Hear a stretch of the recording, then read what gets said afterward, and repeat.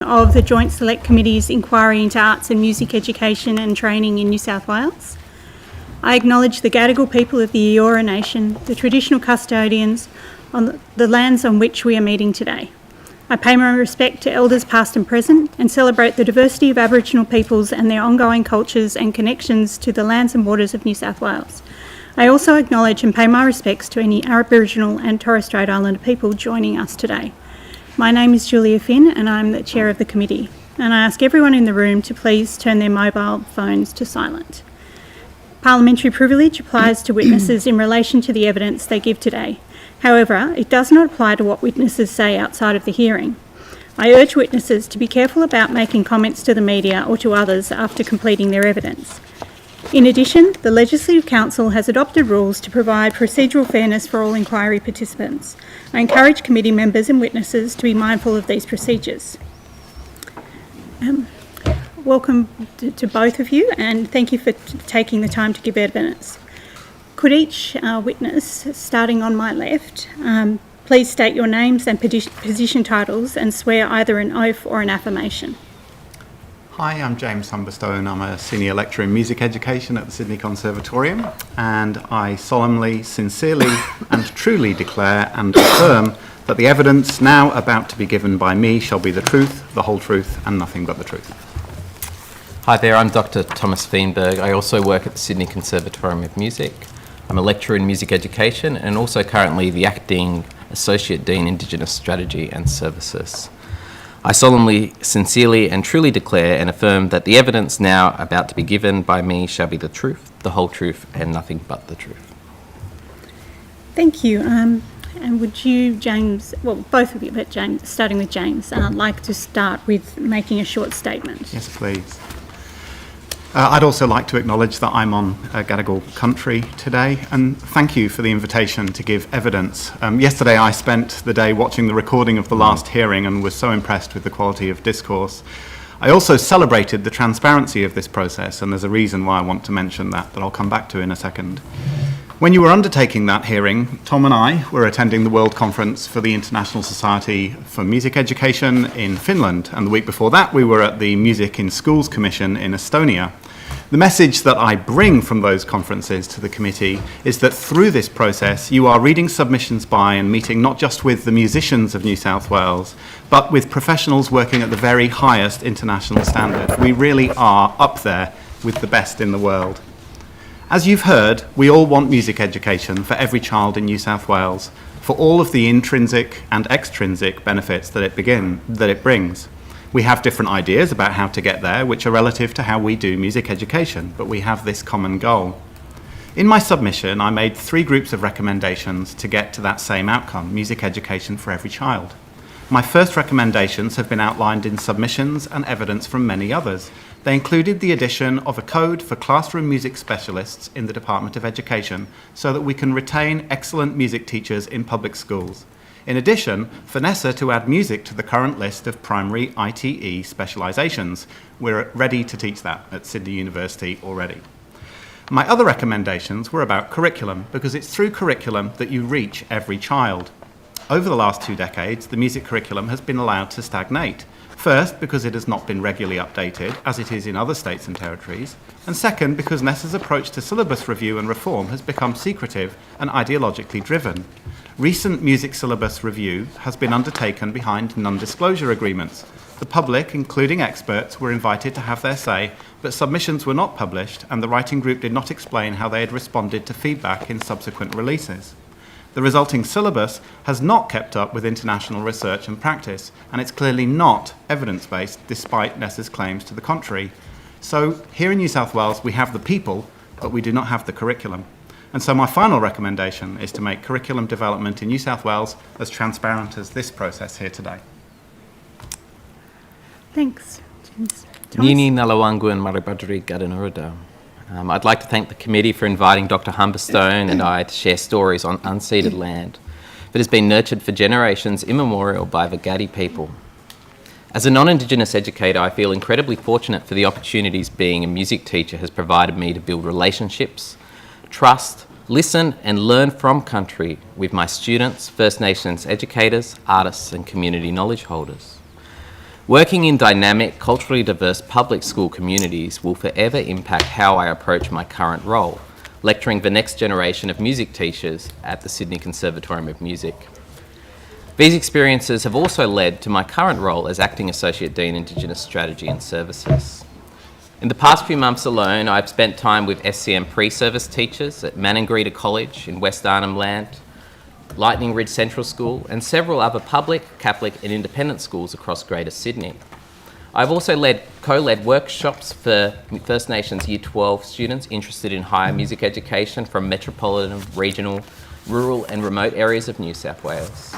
At a local level, our pre-service music teachers have collaborated with Darug language leaders Jasmine Seymour and Karina Norman, helping record songs to assist the reawakening of Darug language in schools and community settings. Experiences such as these leave me incredibly excited about our students leading renewal in the sector, taking up opportunities in diverse settings, and most importantly, responding to the interests, needs and strengths of school communities. In my submission, I tabled a series of recommendations across each of the points of reference, which I am more than happy to discuss further this morning. My colleague, alongside many others, has already addressed an incredibly important change that will make a significant difference to enabling employment pathways and security for primary music specialists in government schools. To conclude, I would like to acknowledge that while SCM students are building partnerships, there are many diverse voices underrepresented in our music teaching community. In 13 years of classroom teaching in low ICSIA settings and numerous success stories, only one of my former students has successfully graduated as a music teacher and is making an incredible impact in her Western Sydney school. This is not from a lack of talent, ability, commitment, or poor sight reading skills, but it does reinforce the need to shift from outreach to inreach. We need systems to change, beginning with revising a senior curriculum written in the 20th century to be a world-leading, culturally responsive, inclusive, and industry-relevant one. Further, tertiary music education needs to catch up to the increasingly diverse teacher workforce by increasing scholarship opportunities, creating new entry points, and a collective effort to hold a culturally safe and nurturing learning environment. Thank you. Who would like to start with I might. questions? Is it a... Yeah, no, please go ahead. Dr Humberstone, you've made a couple of remarks in your submission, and I think you've highlighted them again in your opening statement. And Dr Feenberg, you may want to comment on this. There are two that I want to focus on. The first is the fact that you've actually said that the primary syllabus is mostly only taught properly in independent and Catholic systemic schools. And then secondly, I think both of you have referred to the curriculum, but Dr Humberstone, you've actually talked the process, said the process is secretive, and you've actually referred to the fact that it's not even close to being evidence-based. So I think those are pretty important items. I wonder if you could expand on those. Yeah. I guess both of you actually, but starting with yourself, Dr Humberstone. Yeah. As Deb, the president of ASME New South Wales, said in the last hearing, the issue is that most schools don't have teachers who feel confident to deliver the syllabus when we're talking about primary. You mentioned the primary syllabus. And the problem that we have is that we don't have an accredited specialisation for music. I know several people also talked about the recent reports that have been done by the Alberts Group about the very small number of hours of training that primary teachers get to teach music. And so they don't feel confident to teach music in their curriculum. As Asme said in their submission,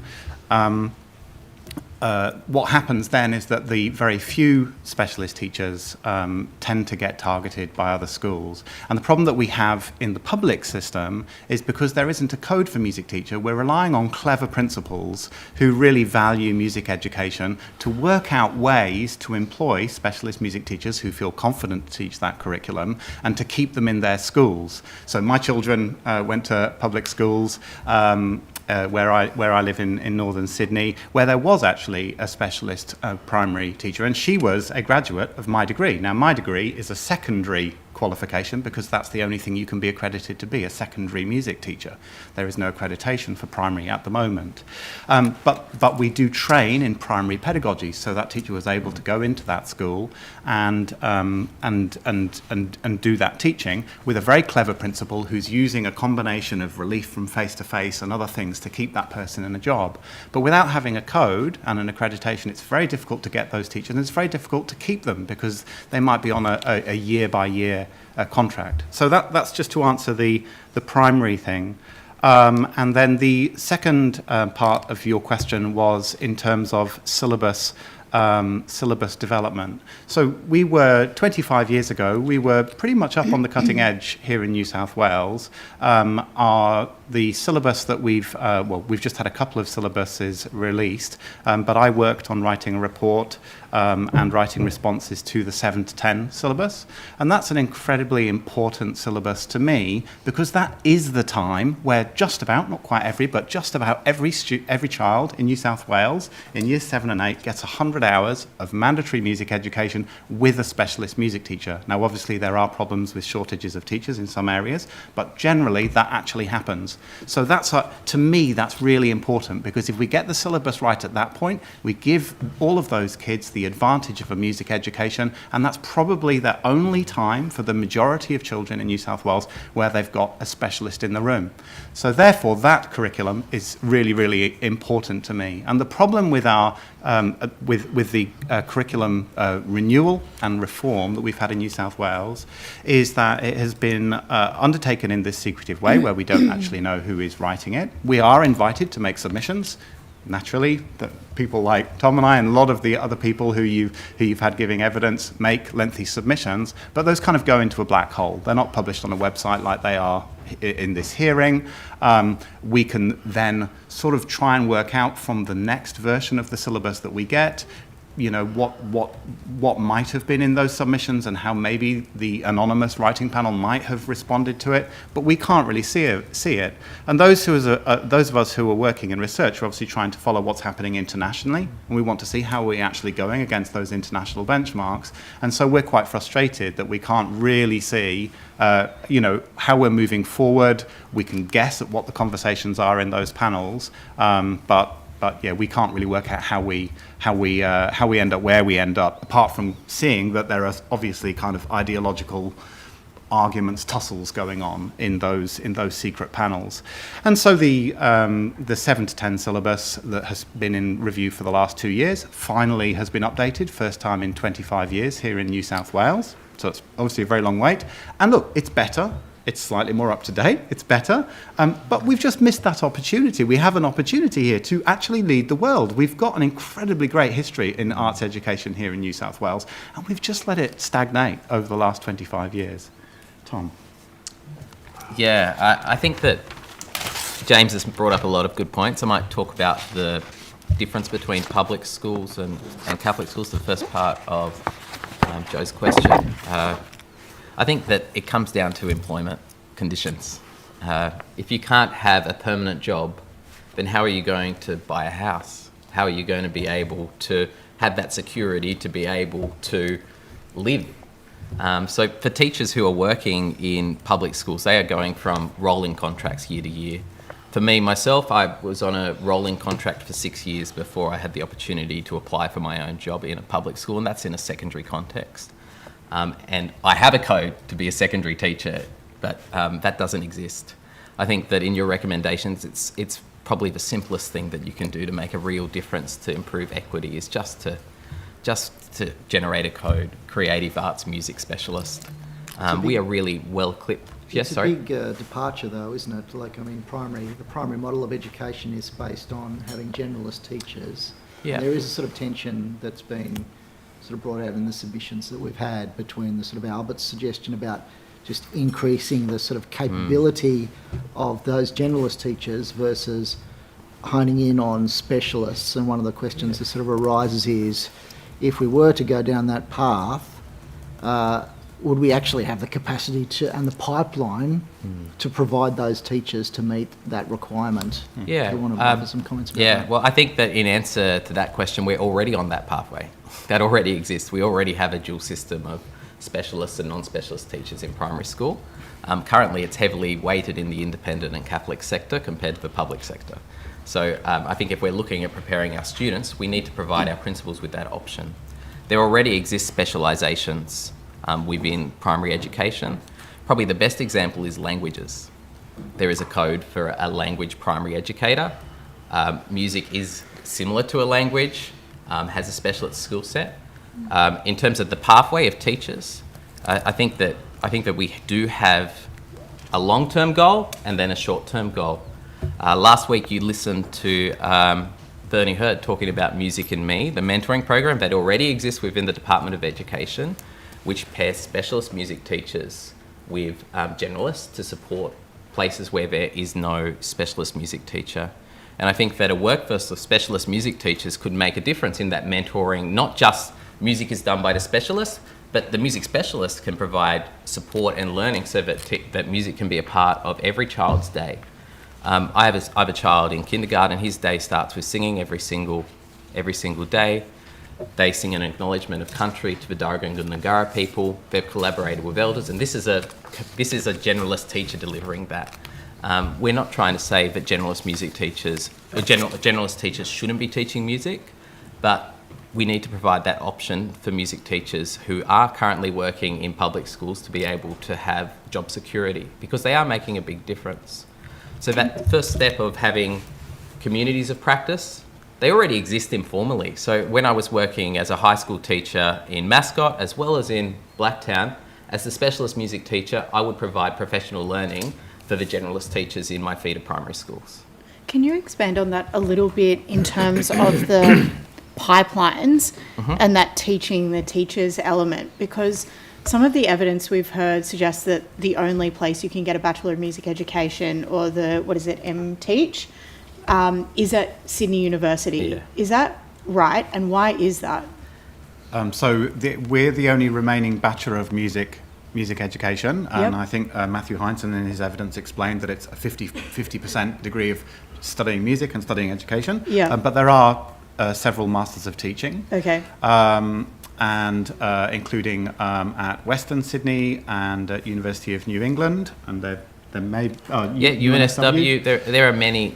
Even in Lismore, there's pathways for this. I think that there are many universities providing a pathway to being a music teacher, but there are many institutions who are providing primary education which could have a specialisation of music embedded within it. So it's not just our music education degrees that could train this future workforce. It's actually within the Bachelor of Education primary.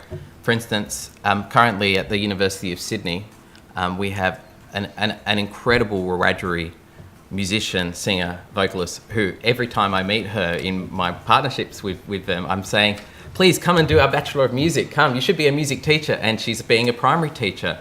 And in reality, her being a primary teacher is going to have a far bigger impact on her students probably than she would if she was a music specialist located in one school. So someone like herself could get that specialisation within her primary degree and then be able to go and lead change and as a primary educator. So there are multiple options to this point. Okay, so do you think there are options for those types of courses to be provided through TAFE, or does it require a university environment? I think that the university environment is really key. We have a lot of conversation about quality. How do you, we could potentially write a quality framework like they have in Victoria, but that's a piece of paper. Quality can be embedded within our syllabus, and it can be embedded within the accreditation process that exists in schools. And I believe that having that ability to accredit music teachers to respond to the teaching standards is the best way to ensure that quality exists. In my submission, I spoke about having funding to support teachers to do a graduate diploma in primary music teaching, which would just be us running our courses as an intensive over 4 weeks, and they would fill those credit points up within a year. It's not, I don't see that it would be, I think there would be plenty of teachers who would be really interested in doing that training. One of the benefits of going for a university system is that we have an obligation to be able to embed research-informed teaching. So you would have heard about the Kadai method before. They're coming here later today. Yes, that's part of our program. But we also have the ORF method embedded in that program. We also have culturally responsive teaching embedded in that program. We also have cultural diversity and music education embedded in that program. We also have informal music learning embedded in that program. So teachers are provided with a broad sweep of pedagogical approaches so they can make the best decision about what works in their local situation. Thank you. Yeah, Sorry, can I just add one teeny weeny yeah, little thing? of course. Just to be really clear about this question about the patchwork nature of how we have at the moment and what we're proposing today. So we're using the word specialist, but in a way we're using it about two different things. So we're talking about the person who's been to somewhere like the conservatorium and is a highly educated musician and has that background to go into a primary school and just teach music, which happens at the moment, but it's just a very insecure career, and therefore they tend to end up in independent schools where they can at least have an ongoing job.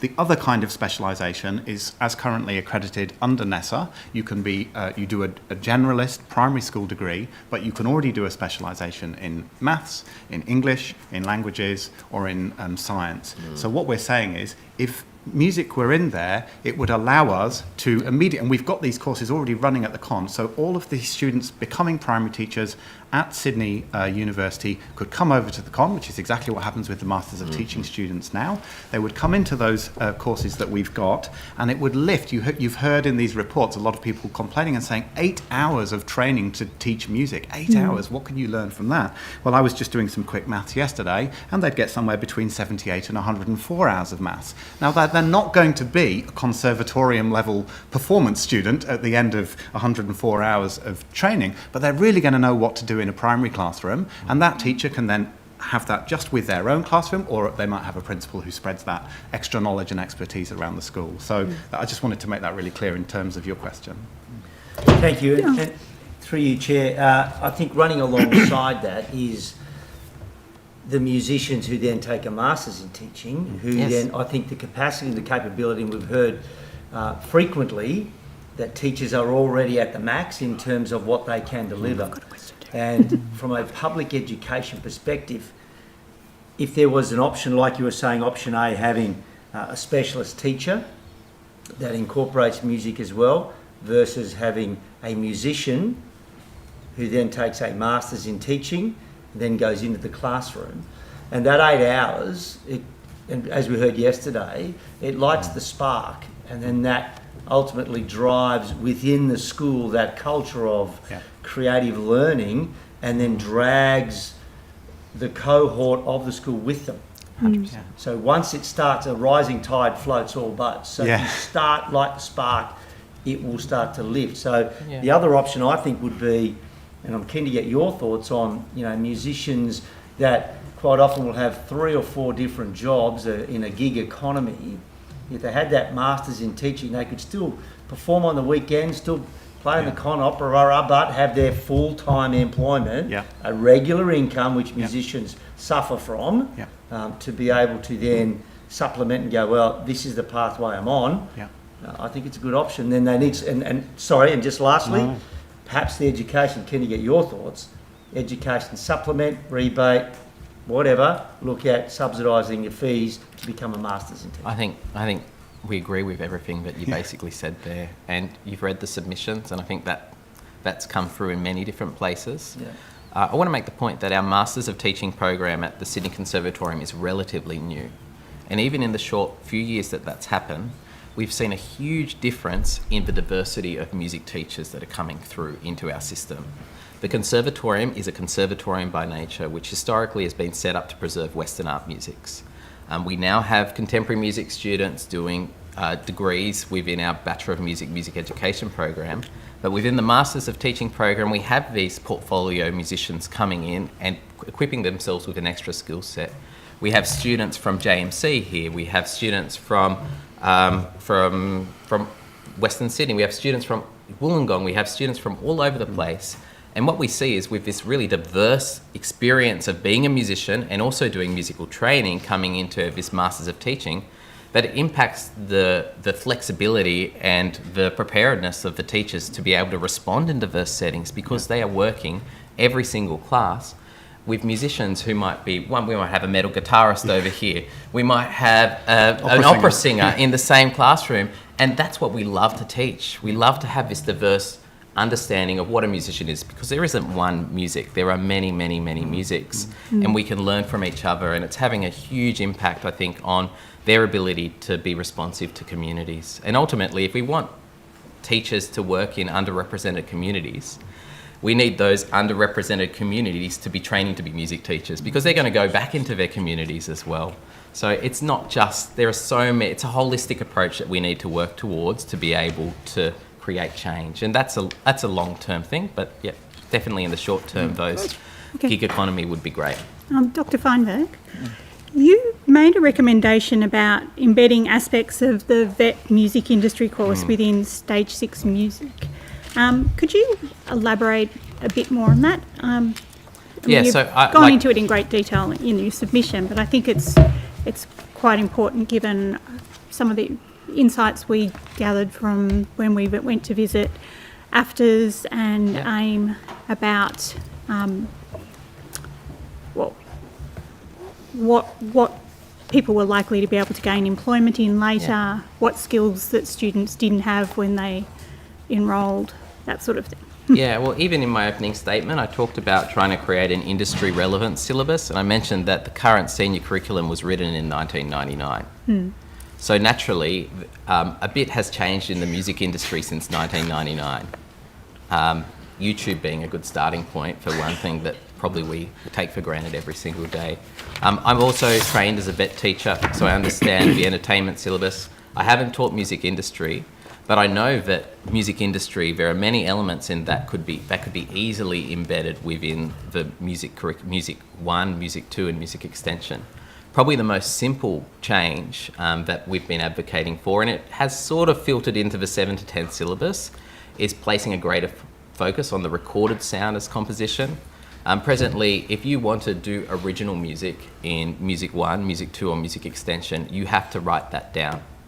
So for my students in Blacktown, if they wanted to submit a song to be assessed, they had to transcribe it, which is just not culturally congruent with the music.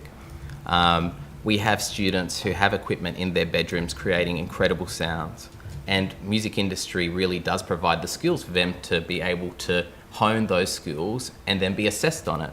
But presently, our Music 1 and Music 2 and Music Extension course do not assess the recorded sound. They assess the notated sound.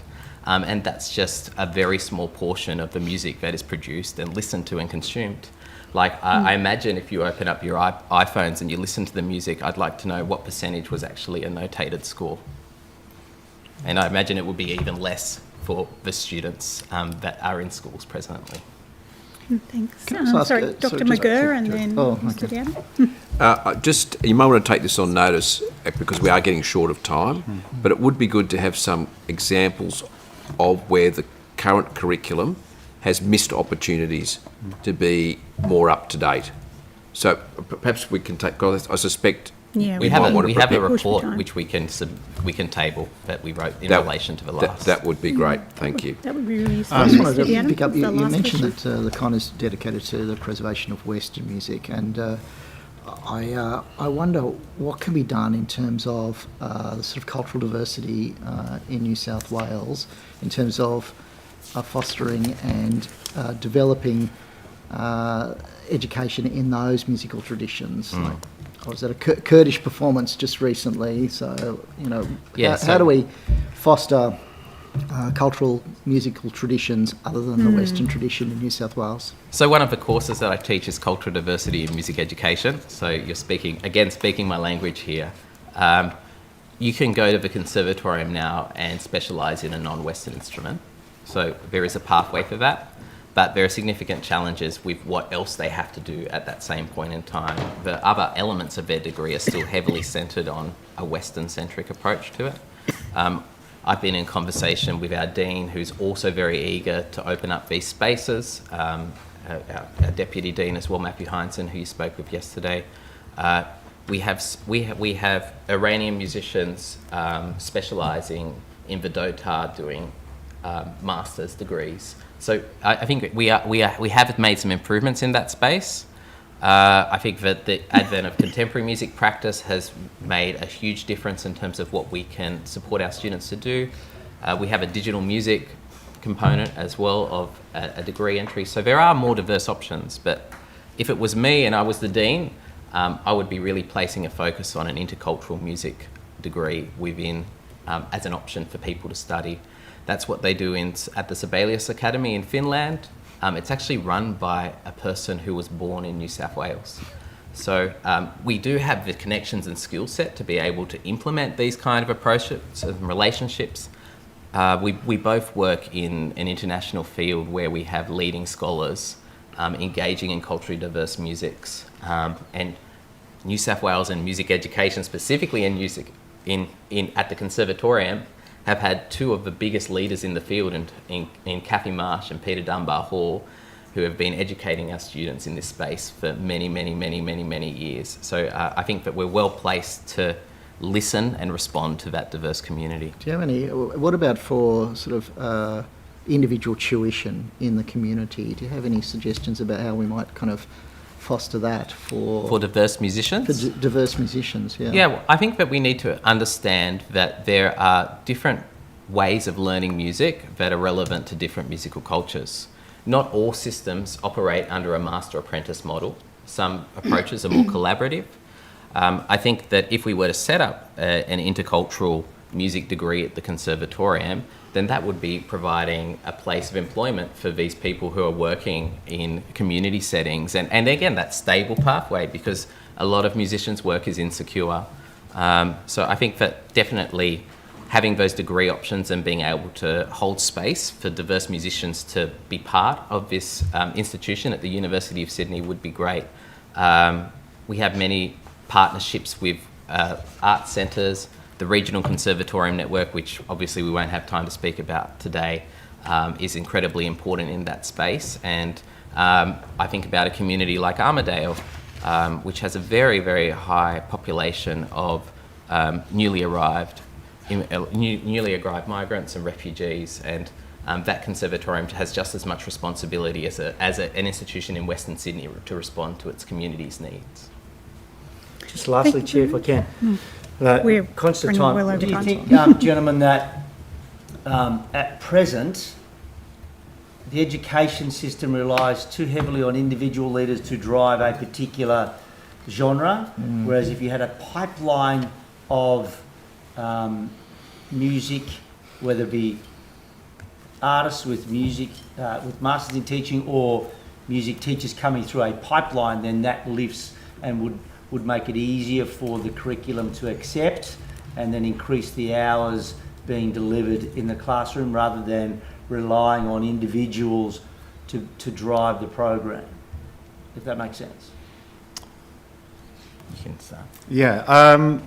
Look, just to come back to what I wrote in my submission and what I said earlier on, to me, I think we need to start with curriculum. I completely hear what you're saying, and that is definitely a part of the work that we're doing and we're trying to encourage in terms of pipeline. And I do think that whatever recommendations the committee makes, we're going to still have a patchwork of music, and I think that's okay. I think we actually do very well. But we have Tom's just been talking about a syllabus for our HSC students, our year 11s and 12s, that was developed on thinking in the 1990s that needs to be up to date. That syllabus is actually still really successful. We were talking to one of our colleagues at Melbourne University this morning, and she was saying, man, I wish we were as good as you. They're struggling to keep up at 3% of students engaging in music education to the end of year 12. We're over 7%. WA is well below us, Queensland is well below us, so we've got this fantastic history. However, as Tom just said, a lot of the practice that's in the curriculum is very much behind. So we can't ask teachers to, the way that we ask teachers to sort of lift themselves up and to have those kind of expectations and to pull the pipeline along, to me, is through curriculum and making sure that our curriculum is right up there with the best in the world. And as I've said, I hate to repeat myself, but I just don't have faith. That's being reviewed right now, so this is urgent. Our Stage 6 curriculum is in review right now at NESA. I'm afraid I don't have any faith that that's going to be done well. Okay. Yeah, it's also very hard with I guess how that syllabus is being reviewed. The syllabus review process is written by teachers for teachers is the line that NESA gives. So it makes it hard for people like ourselves, even though we are teachers, to be able to provide support in that space. And we'd love to have a greater level of involvement in the curriculum writing process, but it's just not set up as it is. I'd like to just make one final point that we have a national cultural policy, and at the centre of that national cultural policy is First Nations First. Presently, I haven't heard many First Nations voices in this panel here or meeting in this curriculum even today. In my role as Indigenous Strategy, I'm a non-Indigenous person, but I'd be very happy to organise a meeting for the panel with First Nations musicians and music educators to provide some perspectives in that space. So very happy to follow that up into the future. Thank you. Thank you. Thank you both for your evidence, and the Secretariat will contact you in relation to any questions on notice and also follow up about your suggested meeting. So thanks very much. Thank you. Thank you very much. Appreciate your time and your submissions. Very Yeah, detailed. very helpful. helpful submissions. Yeah.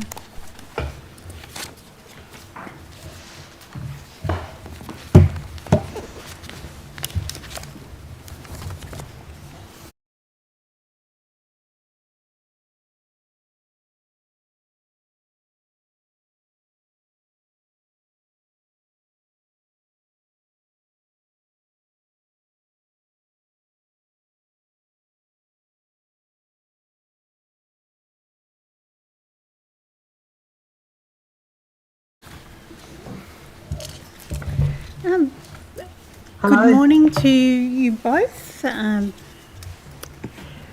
So to you, Ms. Leonard online, and to you, Ms. Martin, here in the room. Could each of you, I think, starting from Mrs. Leonard, begin by stating your name and position title and swear either an oath or an affirmation? Absolutely. Hello, I'm Michelle Leonard. I solemnly, sincerely and truly declare and affirm that the evidence now about to be given by me shall be the truth, the whole truth and nothing but the truth, and I am the founder and artistic director of Murrumbilla Voices. Thank you. Good morning, everyone. My name is Elizabeth Martin. I'm the CEO of Accessible Arts New South Wales. I solemnly, sincerely and truly declare and affirm that the evidence now about to be given by me shall be the truth, the whole truth and nothing but the truth. Thank you. And would each of you, starting with Mrs. Leonard, like to begin by making a short statement? Certainly. I'm not my mother. I'm not Mrs. Leonard, but thank you very much. Sorry, it's written as Mrs. in the She'd be delighted. Good morning. I come to you from Gomeroi country, sitting here in the veranda of the top pub in Barradine, a very small rural community. Murrumbilla Voices is a regionally based multi-art form youth education and capacity building program that commissions and creates choral, dance, visual arts and taiko drumming workshops, and works reflecting the worldview of the participants and their communities. We work incredibly diligently to embody the spirit of walking together with Australia's First Nations people with inclusion and respect in the spirit of Yinjamara. Since 2006, I have personally seen in workshops over 47,000 children and young people representing the 22 local government areas in the footprint that Murrumbilla serves. And I've done that through workshops, residency camps, recordings, tours and performances. Murrumbilla Voices has direct, on-the-ground experience to inform our recommendations, building on an evidence-based approach that is adaptive, sustainable continually reflective. Thank you. And Ms. Martin? Thank you. And I'd like to acknowledge that I'm speaking from Gadigal land this morning and pay my respects to elders past, present and emerging. Accessible Arts is the peak arts and disability organisation in New South Wales. Established in 1986, we advance the rights of and opportunities for people with disability or who are deaf to develop and sustain professional careers in the arts and have equitable access to arts and culture across New South Wales. I want to flag that recent ABS data has shown that the number of Australians living with disability has now grown to 5.5 million, or 21.4% of the population. Further statistics outlined in our submission demonstrate the barriers and discrimination experienced by artists and audiences with disability within arts and culture across Australia. The statistics also demonstrate the passion and enthusiasm many people with disability hold for the arts. Accessible Arts provides a range of opportunities, programs and services which focus on career advancement for artists with disability, often presented in partnership with arts and culture organisations across New South Wales. Accessible Arts also provides broad industry support and education across all arts and cultural industries and art forms. And in 2023, Accessible Arts provided 84 training sessions to 2,133 attendees, demonstrating strong sector demand for increased practical knowledge regarding access and inclusion is required for the industry and ensure pathways for artists with disability, as well as events, performances and programs for audience with disability are accessible.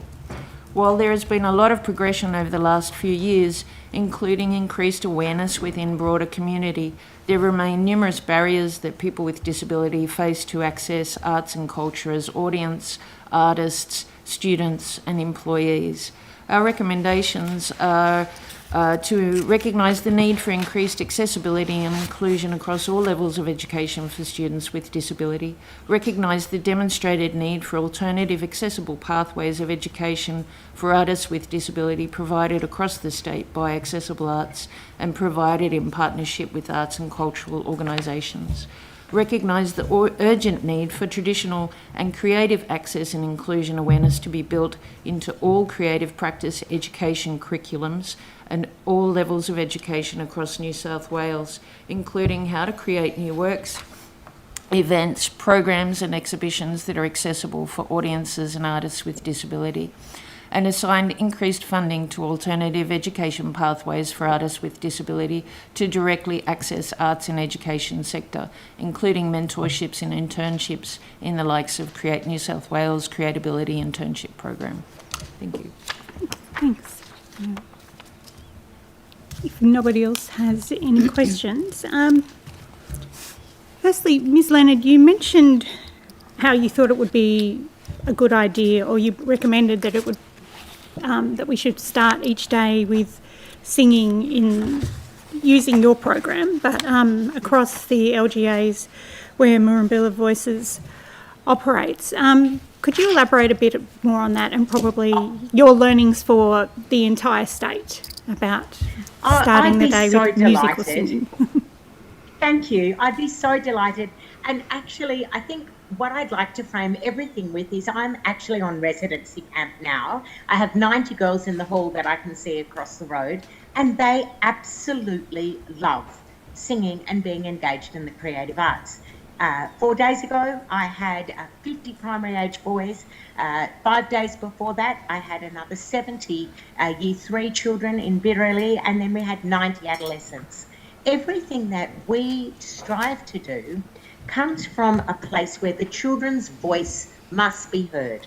It is our first instrument. It is cheap. Everyone owns one. They do not have to make a financial investment. It is also something that speaks directly to our shared experience, intergenerationally. And as far as I have seen in the last 20 years next year, children and adults who can start their day with something that gives them a connection to each other, particularly when they're singing, have a better likelihood of being able to concentrate and approach with a positive worldview any of the challenges that many of the educational environments that our children work in, they are able to have more resilience, or the Americans would call it grit, to be able to continue. Every child that I have seen in my workshops, in some capacity, has been able to give themselves a voice. Not all of the children sing like angels, but as we know, not all of the adults sing like angels. But it is in the pursuit of it, and the tenacity and the normalisation of making music as a basic human right. That is, I think, what I would like to sort of frame everything that we're doing. I listened very briefly to the previous speaker from the Conservatorium of Music, who drew everyone's attention that within our national artistic framework, we are hoping to have a First Nations voice embedded deeply in everything that we do. It's an extraordinarily positive worldview. And it is one that has always been done through an integrated, collaborative, artistic approach that is intergenerational. So we're just normalising what's always been there. Thank you. Okay. Good. After you. I had a question. Thank you both for coming today and for the submission. I was curious about the Murrumbilla Voices Magic Online modules and how they've been taken up so far. Well, I would have been delighted that those nationally award-winning, I think there's 175 25-minute modules that are all mapped to the New South Wales educational curriculum with extension exercises. We did make a submission to the Department of Education after they won their national award at the APRA AMCOS. We received feedback very, very late after that submission. I think it was nearly 9 months until they were able, sadly, to get back to us and others. They have not been taken up by the Department of Education. We have had individual teachers in the 22 LGAs that have used those successfully. I've gone out and iteratively tested them in the skills development workshops.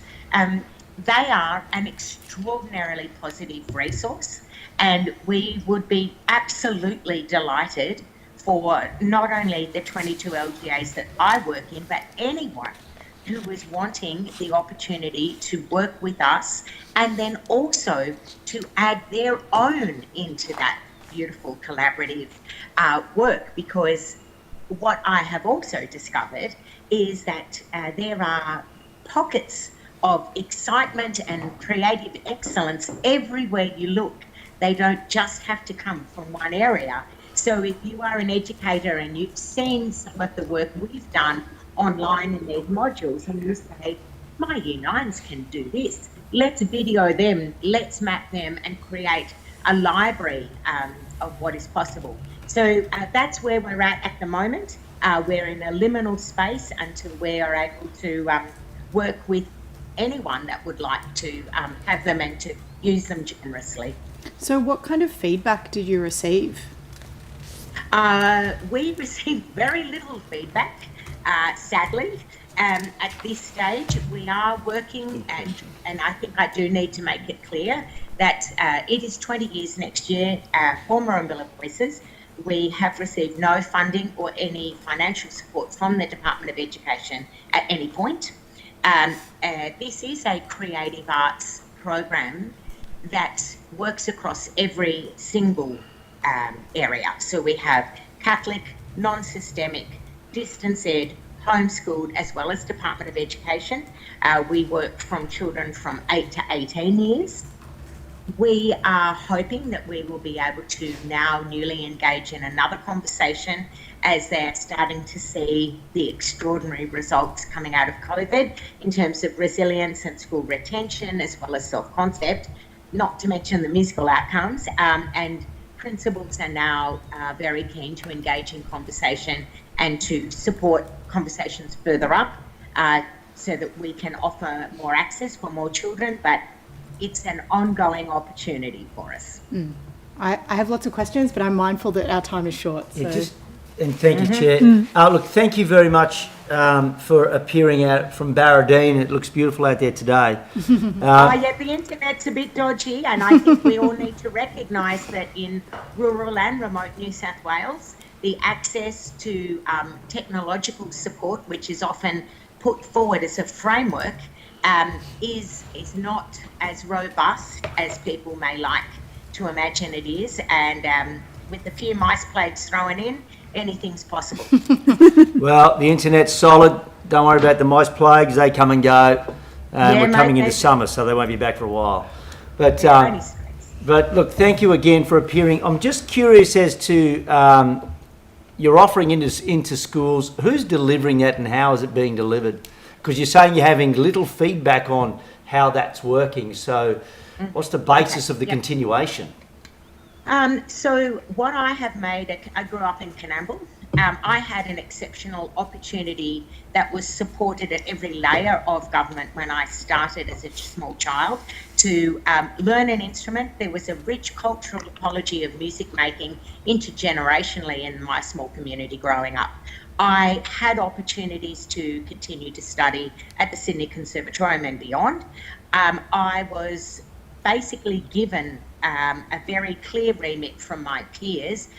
When I was at the point where I was having children, their children did not have the opportunities we had. We were going backwards. So it was, Michelle, can you please go and deliver skills-based workshops into the schools where you would teach the children how to read music.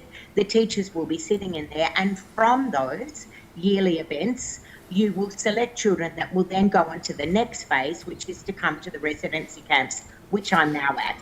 From that point, we will co-create the repertoire. Then we will bring back the best chamber orchestral musicians and tech people to do a performance that will then be recorded. And we have continued to repeat that, adding in extra tours and intensive outcomes. What I have noticed, sadly, is that the skill set of the candidates that are entering educational workforce in this third of New South Wales are not being supported in their degrees. They have a will, but there is not the skill, and there is a very real lack of support for anything other than the absolute basic that is happening out here, and that is very, very little. So there are, as far as I have seen, no orchestras, no bands, no choirs, very, very few musicals, and even less instrumental tuition, which is why you have a portable instrument in your human voice, and every international program that I have noticed, and I've just come back from 3 weeks in Stockholm, has excellence achieved for children with human voice, and then they overlay everything. I hope that answers your question. Yeah, so sorry, just to duck back a little, how is it delivered in schools? It's not, mate. And those that are trying to deliver it are doing so against the odds in a crowded curriculum, which is why I suggested that we start with a way of supporting children's ability to focus and connect with each other and their educator in a 5-minute moment, which is what we, and I'm assuming you're just as young as I am, that we all had the ABC songbook. And there would be a wonderful opportunity to integrate something like this back with the ABC. People can listen to it like they still do at BTN. You've got a repertoire of pieces that are pedagogically sound. They do one a week. By the end of the year, they've got 40. They're cross-curriculum if that is required, but they form part of their cultural DNA and a repertoire of pieces that will give them the opportunity to engage in a practical musical sense. Music is meant to be done, not passively received. And the human voice has the most fabulous opportunity to do that without any barrier. Just one, can I just have one more? Sorry, and if it's not being delivered in the schools, as you're saying there, Michelle, how and where is the referral pathway? As you're saying, you had 90 girls, 50, 70 in your residency camp. How are they learning of what you do in Murrumbilla? So they first engage with me when I go and see them free into school in their school workshop. So I see 3,500 children and deliver free educational workshops so that everyone gets at least 1 hour of excellence in their school year. And we have the staff that are observing that at the same time. Some of those young and older staff members connect with me and say, can I have access to those repertoires? May I have a look at some of the modules you've created? For the vast majority of the children, it is highly dependent on the teacher, who may or may not be transient. It is highly dependent on where they are at school. And we have a 98% retention rate from August residency into September. And we are watching a cohort of children now come through post-COVID that are going from 8 to 18. And I suppose for many of people who are sitting in Sydney, they would have realised the excellence that is capable when we performed recently with Botches 8 at the Opera House, and then recorded for ABC that was, played internationally. So the capacity is there. It is the ecological, artistic infrastructure that is ephemeral. Thank you. We Mr. appreciate Deanna? what you do. Yeah, Thanks, Ms. Em. Martin, I wanted to ask you about, so is your organisation primarily focused on arts educators, or on, is music within the ambit of your organisation, or? Yeah, look, Absolutely. Sorry. Yeah, so we Sorry. are... No, sorry, it's to Ms. Martin. It's to Miss Martin, to the other Sorry, witness. Sorry. Sorry. Yeah. sure.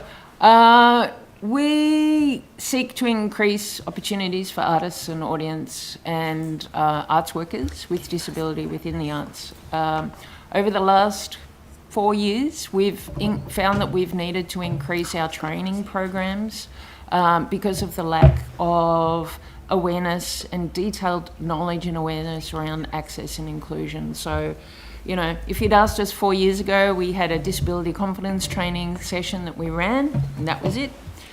Since then, we've started training accessible exhibitions and design, accessible festivals and events, a detailed workshop on access riders for performers and artists with disability to be able to talk about what they need to be able to work with companies. We've now got 10. We've just concluded one masterclass in screen. And we've just been funded by Sound New South Wales to develop a masterclass for the music industry. So that's a two-sided training session, one for the general music industry to learn how to work with musicians with disability and crew with disability as well, and then one focused for musicians and crew with disability, how to negotiate contracts, how to negotiate your access riders and those sorts of things. So we can start seeing a real positive, practical kind of dialogue between both sides. So what more can government do to support artists with a disability? I think definitely some specific funding, increased funding into the areas of providing specific pathways for artists with disability, but also a review of the curriculum to see what's being provided there.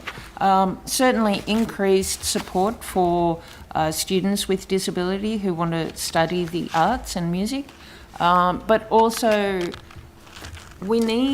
people are coming out of their courses without detailed knowledge about how to embed access, about how to work with artists with disability, how to make their gigs, performances, works accessible. There's a real growth in this space at the moment. Certainly in the last 5 to 10 years, we're seeing that community want these things, both in terms of performances. They want to see stories, they want to see performances by people with disability. They want to hear those stories and see those works being made. But there's a real lack in the knowledge across the sector and how to support, how to provide events that are accessible. So we've been touring a comedy show called Are You Pulling My Leg, which is hilarious. It's like 5 comedians with disability talking about their stories. We've been touring that across the country, and it's been quite amazing to realise the lack of awareness in venues for how to support artists with disability and audiences and ensure that the works are accessible. And I'm talking about pretty standard things like how to set up captioning in-house, how to set up an Auslan interpreter, where to place them on the stage. There's a real fundamental lack of knowledge, and it's not embedded, as far as I can see, within curriculums. When we've been working with a lot of tertiary education spaces, it seems to be left up to the goodwill of people on staff as to whether or not these things are taken up and presented. I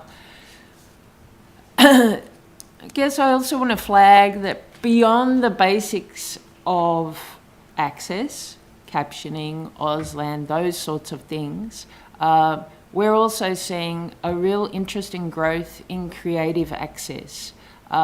You can look overseas into the UK for really great examples of that, but we're starting to see them in Australia as well, where you start to embed access within the work at the time of creating the work.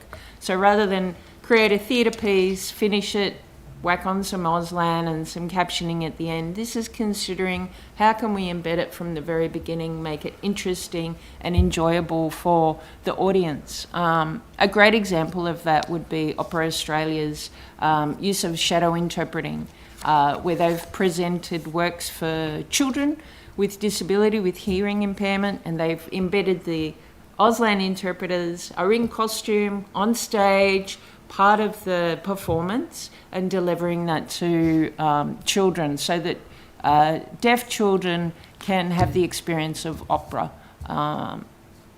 So with major performing spaces, is there resistance to this, or what's the sort of barrier to these kind of inclusive practices being embedded in the work of these institutions? I would say that it's time and funding restraints, everyone working very busily, a lack of knowledge, people not being aware of the options, people not receiving the training in the rest of their training, in their formal training, so they don't realise. If it's not embedded within the curriculum, it's often seen as a nice to have or an extra. Is there something specific in, say, the vet entertainment curriculum that addresses this? Are you aware of that? Or What's that, sorry? the vet entertainment course that's run in schools. Yep. Is there something in that curriculum that specifically addresses this, or is that a gap that we need to look at? Yeah, I think it's a gap that needs to be looked at. Thanks. Are there any further questions? Good. Okay. Thank you both for your time this morning. Sorry we were running a little bit late. If there are any further follow-up questions, the Secretariat will contact you in relation to any questions on notice. Great, thank Could you. I just say thank you on behalf of the wonderful children and the grown-ups that are here as volunteers and educators. We are so delighted that you're allowing our voice to be heard, and it's wonderful to have the opportunity for someone who's been working to amplify children's voices and their connection to country to be able to speak on this occasion. And I won't get you to come in and have a listen, but they sound glorious. Children love the arts. They love it. It makes us human. So thank you for giving us a voice. We really appreciate it. No, thank you both. Thank you.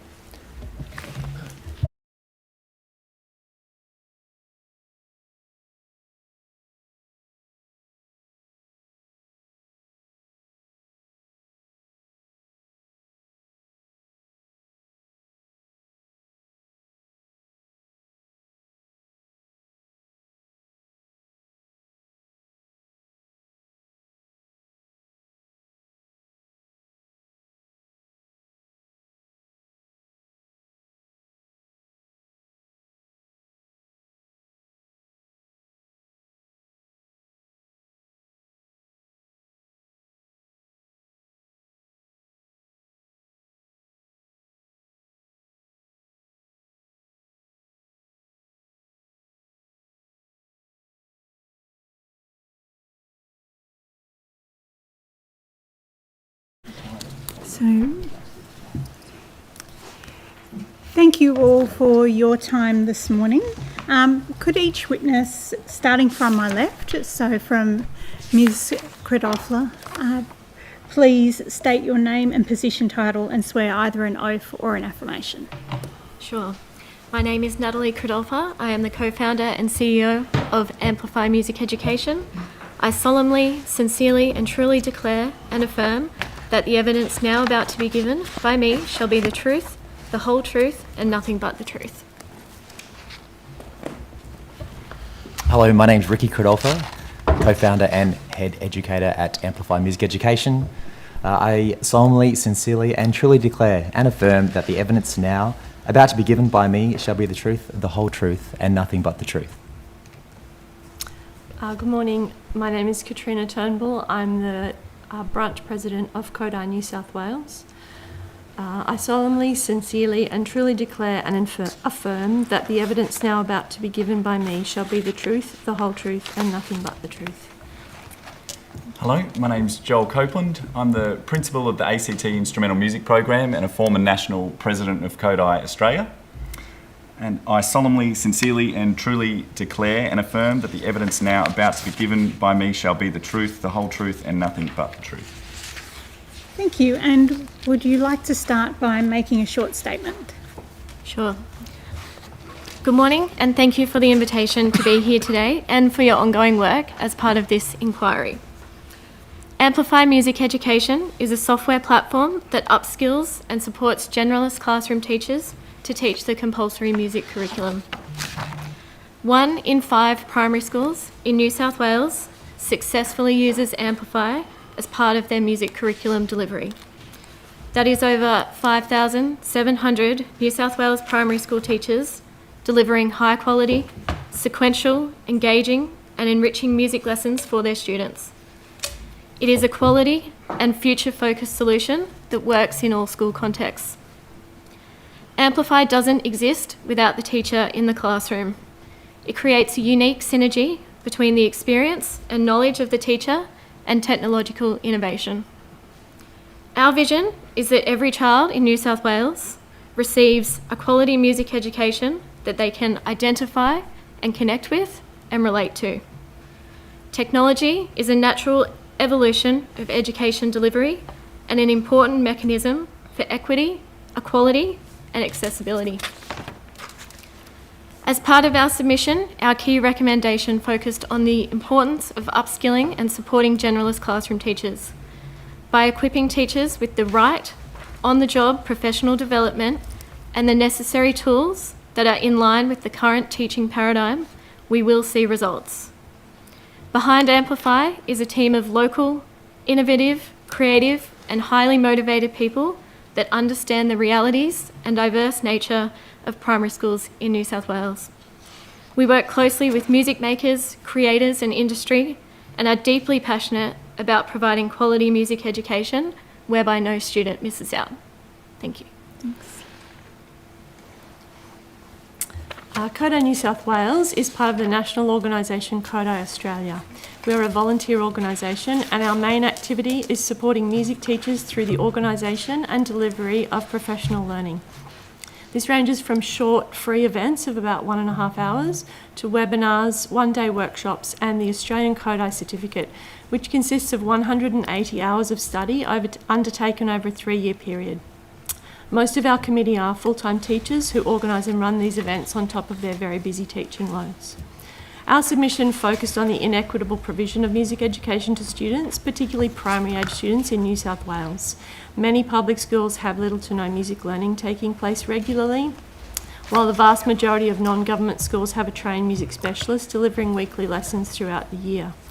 Our 2 recommendations were that students in every primary school be given equitable access to music education via weekly lessons throughout the year, from kindergarten to year 6, delivered by a trained classroom music specialist, and that undergraduate primary classroom teachers receive extensive training to attain the same level of confidence in music education as all other KLAs to support the weekly lesson delivered by the music specialist. Music is a skills-based subject that cannot be taught by reading a book or following a lesson plan. It requires the teacher to have a certain level of musicianship in order to be able to teach it effectively. The current situation is that most general classroom teachers do not have this level of musicianship. This is simply due to a lack of opportunity, experience and training. We recognise that training enough music specialists to deliver music in all New South Wales primary schools is something that cannot be achieved overnight. However, we believe it should be a long-term goal. As a skills-based subject, music education is most effective when practiced daily. We would recommend that all students receive 30 to 60 minutes per week from a trained music specialist supported by the classroom teacher in their daily teaching and learning. The classroom teacher is well placed to be able to integrate short 5 to 10 minute moments to practice a music skill. The other recommendation that we would like to make is that funding be allocated to support professional learning organisations such as CODI New South Wales to deliver training to more teachers, both specialists and general classroom teachers. This is currently taking place in South Australia under the Music Education Strategy. Currently, many of the teachers who take our Australian CODI certificate course fund it themselves, and these courses take place in the school holidays. One of the perceived barriers to implementing a music program is the cost of resourcing it, particularly the cost of instruments. Instruments are expensive to purchase and require ongoing maintenance. However, every child already has an instrument, their voice. A CODI music education program is focused around singing. Singing is such a valuable skill because it engages inner hearing. In fact, you cannot sing unless you can imagine the sound and hear it in your head. This is not the case with other instruments. This is why we believe all music training should begin with singing. Instruments add great value to a program, but you can certainly have a rigorous sequential music program with a great variety of engaging activities without any instruments. A CODI music program requires nothing more than a well-trained teacher and the voice. Dr. McGurk. Thanks very much. And thanks to all the witnesses for appearing. My question is to Ms Turnbull and Mr Copeland from the CODI organisation. In your submission, you actually point to research that says that nearly 2 out of every 3 Australian primary schools offer no classroom music. Yeah. And you also point to research that compares government and non-government schools, and I think the figures here are 88% essentially of non-government schools would offer good music education compared to 23% of government. Those are pretty startling statistics. And you also point to the fact that later in your submission that countries with high PISA scores have a much, much greater level of music education early on in their careers, in the school curriculum, I beg your pardon. I wonder if you could just expand on that research around performance more broadly and the presence of music education, particularly early on in the school curriculum. Sure. Do you have anything to? No. You go. Okay. Sure. Those figures were from some research that was done by, I think it was the Music Trust. And so those countries such as Finland and South Korea, the music is placed at a very high level. In those countries, it's highly valued. And so because it's part of the music education it has been for some time, then the teachers, when they're going into their education training, they already have had a rich music education, but then they also receive a much greater, many more hours of training as part of their undergraduate training to become a teacher, and it's placed at the centre really of what they do, and these are the countries that are coming out highest on these PISA scores, and I guess music education is highly valued in those countries. I suppose the point is association's not necessarily causation. True. So I wonder if you could just take us through the thinking around linking those. I mean, this is a context in it. We're talking about music education, arts education here, but there's a lot of interest in NAPLAN results and performances around literacy and numeracy. Sure. And I suspect we spend a lot of time focusing on literacy and numeracy and not the broader, and that may be counterintuitive, but it may actually be producing worse outcomes. So I'm just interested if you could take us through Sure, your thinking around those links. I guess I don't have that at my fingertips, but I would certainly point to the research that Anita Collins has available on her Bigger Better Brains website. And I guess that's something that I could provide at a later date. I don't have that at my fingertips now. Okay, thanks. And just to add on that as well, I think we're obviously passionate music educators, and we believe in the power that music education has, and that teaching music is a great thing, and a great thing for children to be able to engage in.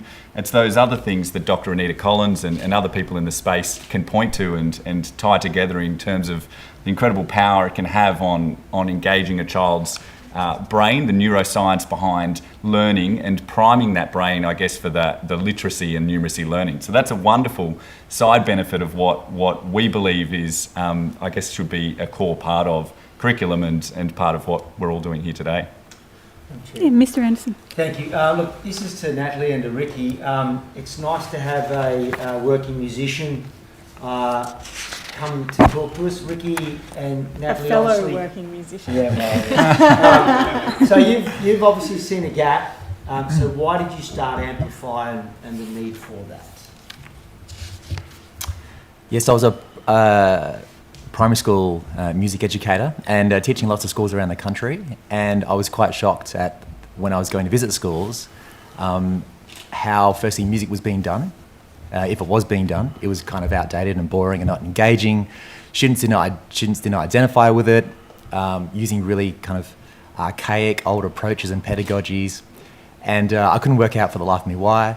And I was quite shocked that it really hadn't evolved since when I was at school, and I didn't really enjoy music at school, but I went on to be a musician, so I saw a bit of disparity there. But I also realised how music just actually wasn't being done. I presume when something's compulsory in the curriculum, it gets done. But music seems to be this thing that is the first to get chopped out of school schedules and timetables. And I came to realise that it wasn't so much because schools didn't want to do it or principals didn't want to do it, it's just they didn't know how to do it. And as we've heard, a lot of teachers, generalist classroom teachers, don't feel confident to do it. And there's still this reliance upon having music specialists come into schools to teach something that's actually compulsory in the curriculum. But there's not enough music teachers or specialists to do it in a global teaching shortage crisis. So what we do have in our classrooms are highly skilled generalist classroom teachers who understand the context and how the students learn better than anyone else coming to the classroom. They build a relationship with the students feel comfortable with them. The classroom teacher knows how to get the best out of them. So we wanted to create something that essentially upskilled and empowered the classroom teacher to be able to teach something that is essentially compulsory in the curriculum, but do it in a really fun, dignified, contemporary, engaging way.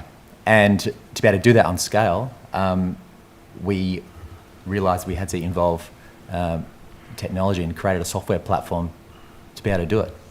Do you want to add to that? No.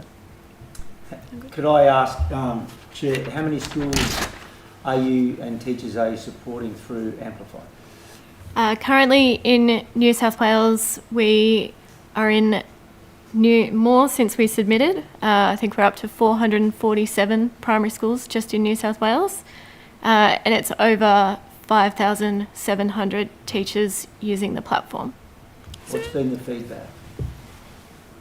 That it's changed the lives of teachers. They've built their capacity and efficacy, and they feel really good about teaching something that they never thought they could teach or never thought they had to teach. That students are extremely engaged and they identify with the content, but more so it helps develop a love and a passion for the arts and music. It fosters a love of learning in music. It drives their engagement, not just in music, but in the classroom, which is really important in a time where students' well-being and disengagement essentially from school is at an all-time high.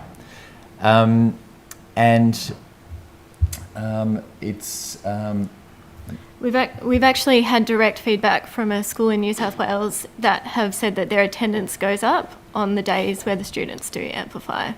So students are coming to school because they know that that experience is ahead of them and they want to be there. And for a school that struggles with attendance, that's a massive outcome to achieve. How is Sorry. it being offered to teachers? Is it by word of mouth? Is it principals passing it on to teachers, or are they looking for something to help them, teach music, which after only short education at uni, they don't feel comfortable doing? Yes, so we generally work with the principals of the schools, as they are the decision maker around curriculum delivery. And through our service that we offer alongside our platform, we onboard all of the teachers at the schools quite thoroughly and extensively, so that they feel confident to use the technology in their classroom. We have achieved such wonderful school numbers a lot through word of mouth, but also through this growing need of looking for an alternative. As Rick mentioned, schools want to teach music. They absolutely do. They just needed a way to be able to do it in a way that suited the context of their school. Anthony. I wanted to just, I've just been thinking about the observation that you made in your contribution around the nexus between literacy and numeracy, and I wondered, it kind of, this is a sort of much sort of broader question about what we can do to elevate the valuing of music, because I think music should stand on its own rather than have to have some instrumental benefit for something else that society thinks is important. Yes. And so how do we, and I assume that kind of lack of value is part of what's driven the situation we're in, where music actually isn't given the priority it needs in the school context. What can we do to actually elevate or engender a greater appreciation of the importance of the inherent importance of music? I think there's a perception that you need to be particularly talented to do music, and that it's often associated with playing an instrument at a particular level. I think giving it more value in the pre-service teaching, pre-service training would help. Obviously, the main benefit of music is for its own sake, but it has all these other wonderful benefits as well. And because of what happens in the brain when you engage in music learning, that is active music learning and not learning just about music. So oftentimes the teaching of music can be reduced to the learning sort of facts about music, because that's what people feel comfortable with. But the actual learning of and doing of music is what does amazing things in your brain. As I know Dr. Anita Collins has done a lot of research into that, into what it does in the brain as to how it activates both sides of the brain at once and creates these connections, which then put the brain in a position to be able to be more receptive to learning, and are actually essential for things like learning to read. And so I guess it just needs to be, its importance for its own sake needs to be elevated. I guess a good start would be in the pre-service music training, and as Ricky said, it's compulsory. You would assume that means that it's being taught, but in a lot of places it's just not, and it's because they don't have the skills to do it. And as Natalie said, there's teachers out there wanting to do it, but I guess it's also full cycle. I've lots of principals that I've worked with and other teachers in schools that don't seem to have that support that we're talking about in terms of the value of music education for music education's sake. They haven't had a music education themselves. So when we look at potentially implementing strategies that can support the development of a quality music education for every child, we start to then get adults who have had wonderful experiences in themselves, in their own learning journeys, and they go on to become great teachers and potentially great music teachers and great school leaders as well, that can engender that particular culture of valuing music and the arts in the education space. Do you think it's a question of maybe an emphasis in the curriculum around music production? Like, so, I mean, only a small subset of society are ever going to be music producers, musicians. But, like a very large proportion of society are music consumers and appreciators. So do we need to shift the emphasis in the curriculum around more of a focus on appreciation of music as opposed to focusing on teaching kids the production of music? No, I don't think so. I think music making is making music together is such a valuable thing. It's got social value. It, as I said, it's got these brain benefits, and making music is what music is about. Appreciating it is certainly a part of it, but making it doesn't mean that we all have to become professional musicians. But I'm so pleased and impressed when I see someone who's a doctor or a lawyer or an accountant and they still play the instrument that they learned at school, or they're in an orchestra, or they're in a choir, so that they're getting that nourishment from making music with other people in their professional lives. That's what I would like to see. So these children that we're teaching now, growing up, not to all become professional musicians, but to become amateur, I guess, musicians who love making music with other people and derive great benefit from that. Yeah, I'm just echoing what Joel was saying, particularly around positive feedback of it, where if we have every child having a music education, they're going to become adolescents and then adults who appreciate and understand the value of the arts and music. But unfortunately at the moment we have children going the whole life through primary school without having any education in music at all, then go into high school, and by that time if they don't really value it, they're not really engaging with it, and then we've kind of missed this whole opportunity to have youth value music. For me, really, for the last, since NAPLAN came out in 2010, we've focused on making every teacher a numeracy and literacy teacher. And I can't see why we can't make every teacher a music teacher. Yeah. They just need the empowerment and the tool and the resource to do it. And then we can encourage creativity in the classroom. No, please no. Well, I think Do we need a NAPLAN for music? But I think I don't want to not coming back to this point. And I think it's a good point Mr. Adams made about music and the arts should be valued in their own right.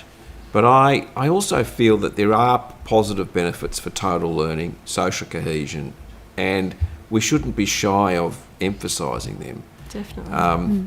Look, it's a bit about using that, I suppose, to try and put pressure to emphasise its importance within the curriculum. But they are important things in our community.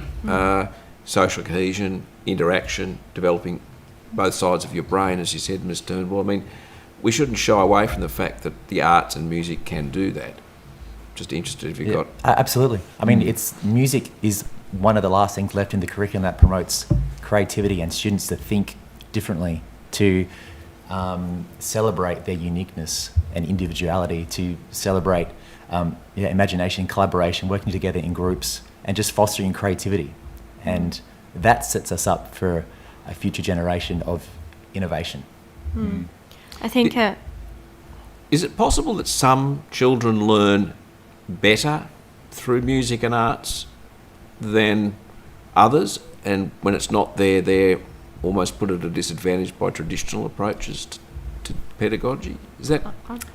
I think it comes back to teacher training. I mean, we know every child is different. Every child learns differently. Every child's going to have different interests and passion points. So for a teacher, it's about unlocking that. And we know that teachers are phenomenal professionals in their own right.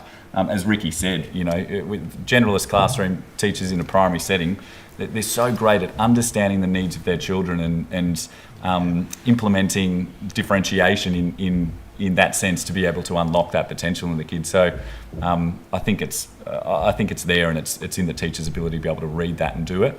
A traditional approach to music education versus more contemporary, I think a great mixture of all of those things to be able to appeal to all children is absolutely possible and within the realms of what teachers are capable of doing. Can I ask a quick question about funding? And this can go to everybody, anybody.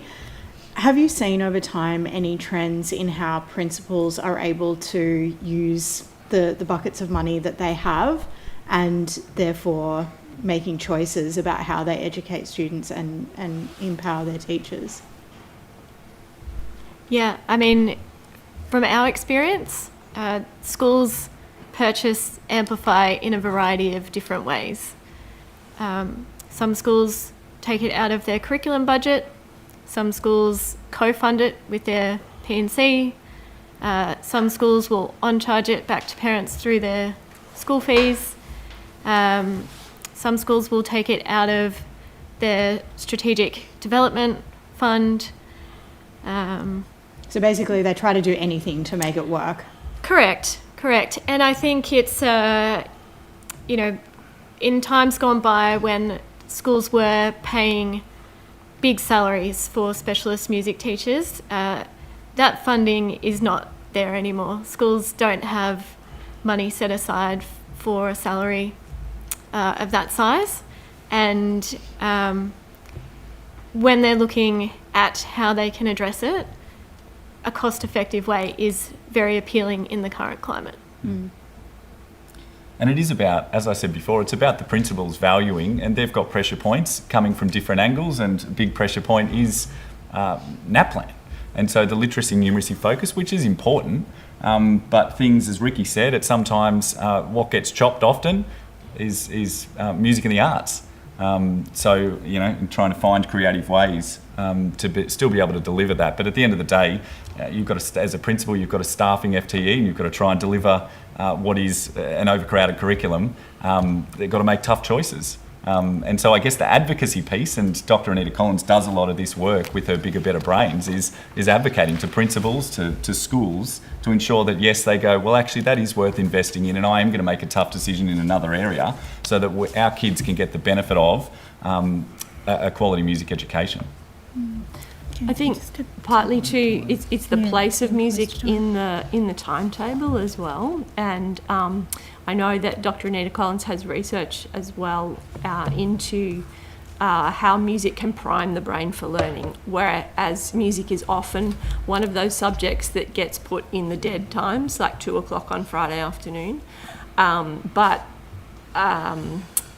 if it were placed in a priority, and it doesn't have to be for an hour every morning, but if those 10-minute segments were there in the prime learning time before you begin your numeracy and literacy, then that would be of great benefit as well. Thank you. Okay, thank you. We'll need to wrap up, but I want to thank you all for coming in today and for your evidence. The Secretariat will contact you in relation to any questions on notice. Thank you. Thank you. Thank you very much. Thank you very much. Thank you. Yeah, and we're going to adjourn for 5 minutes for our morning tea. Nice.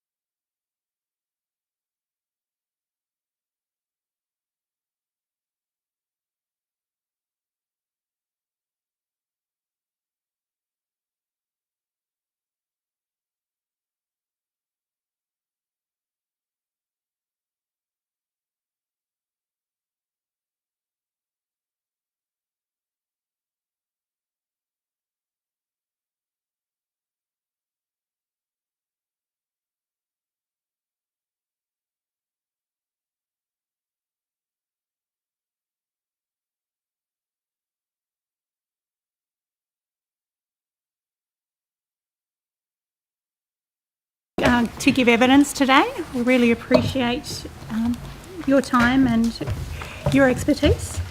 Could each witness, starting from my left, please state your name and position title and swear either an oath or an affirmation.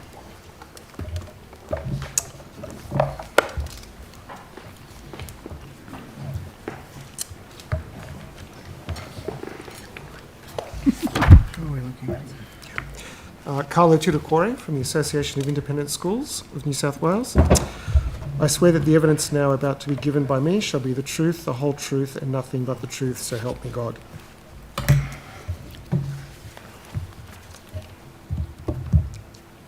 I'm Kelly Borg from the Association of Independent Schools of New South Wales.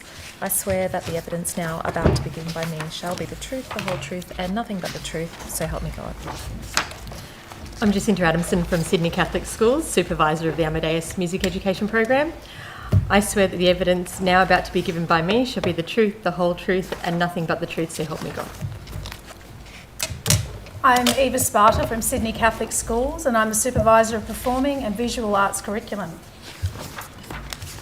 I swear that the evidence now about to be given to me shall be the truth, the whole truth, and nothing but the truth, so help me God.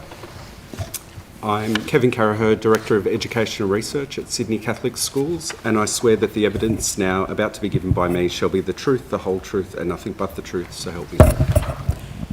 Thank you very much. Would you all like to start by making a short statement, starting again from Mr. Tudacore? Do you want me to do that? Yeah. Thank you for allowing us the opportunity for participation in this inquiry into arts and music education. For a bit of context about our organisation, the Association of Independent Schools of New South Wales is the peak body representing the independent school sector in New South Wales, around 426 independent schools which currently educate 237,000 students. That equates to to about 1 in 5 New South Wales students currently attending an independent school, and there's around 38,000 people employed by independent schools. Our sector is incredibly diverse. We have a very wide variety of schools. Around 80% of schools in our sector are faith-based, so there are approximately 20 different faiths represented. These include the Anglican schools, Catholic schools, Muslim schools, Adventist, Orthodox, Jewish schools, Hare Krishna schools and Buddhist schools. There are also around 80 schools who provide a non-religious education based on a particular philosophy or educational approach. So these include schools such as the Montessori schools or Steiner schools. They educate, and other schools who educate specific cohorts. Examples of these are schools who educate students with particular disabilities or students who are at risk of disengagement from education. Almost 3/4 of New South Wales independent schools serve low to medium socioeconomic communities, and around 37% of independent schools are outside of metropolitan Sydney.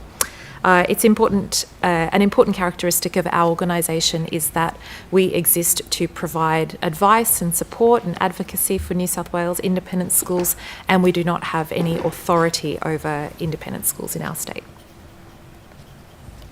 Thank you.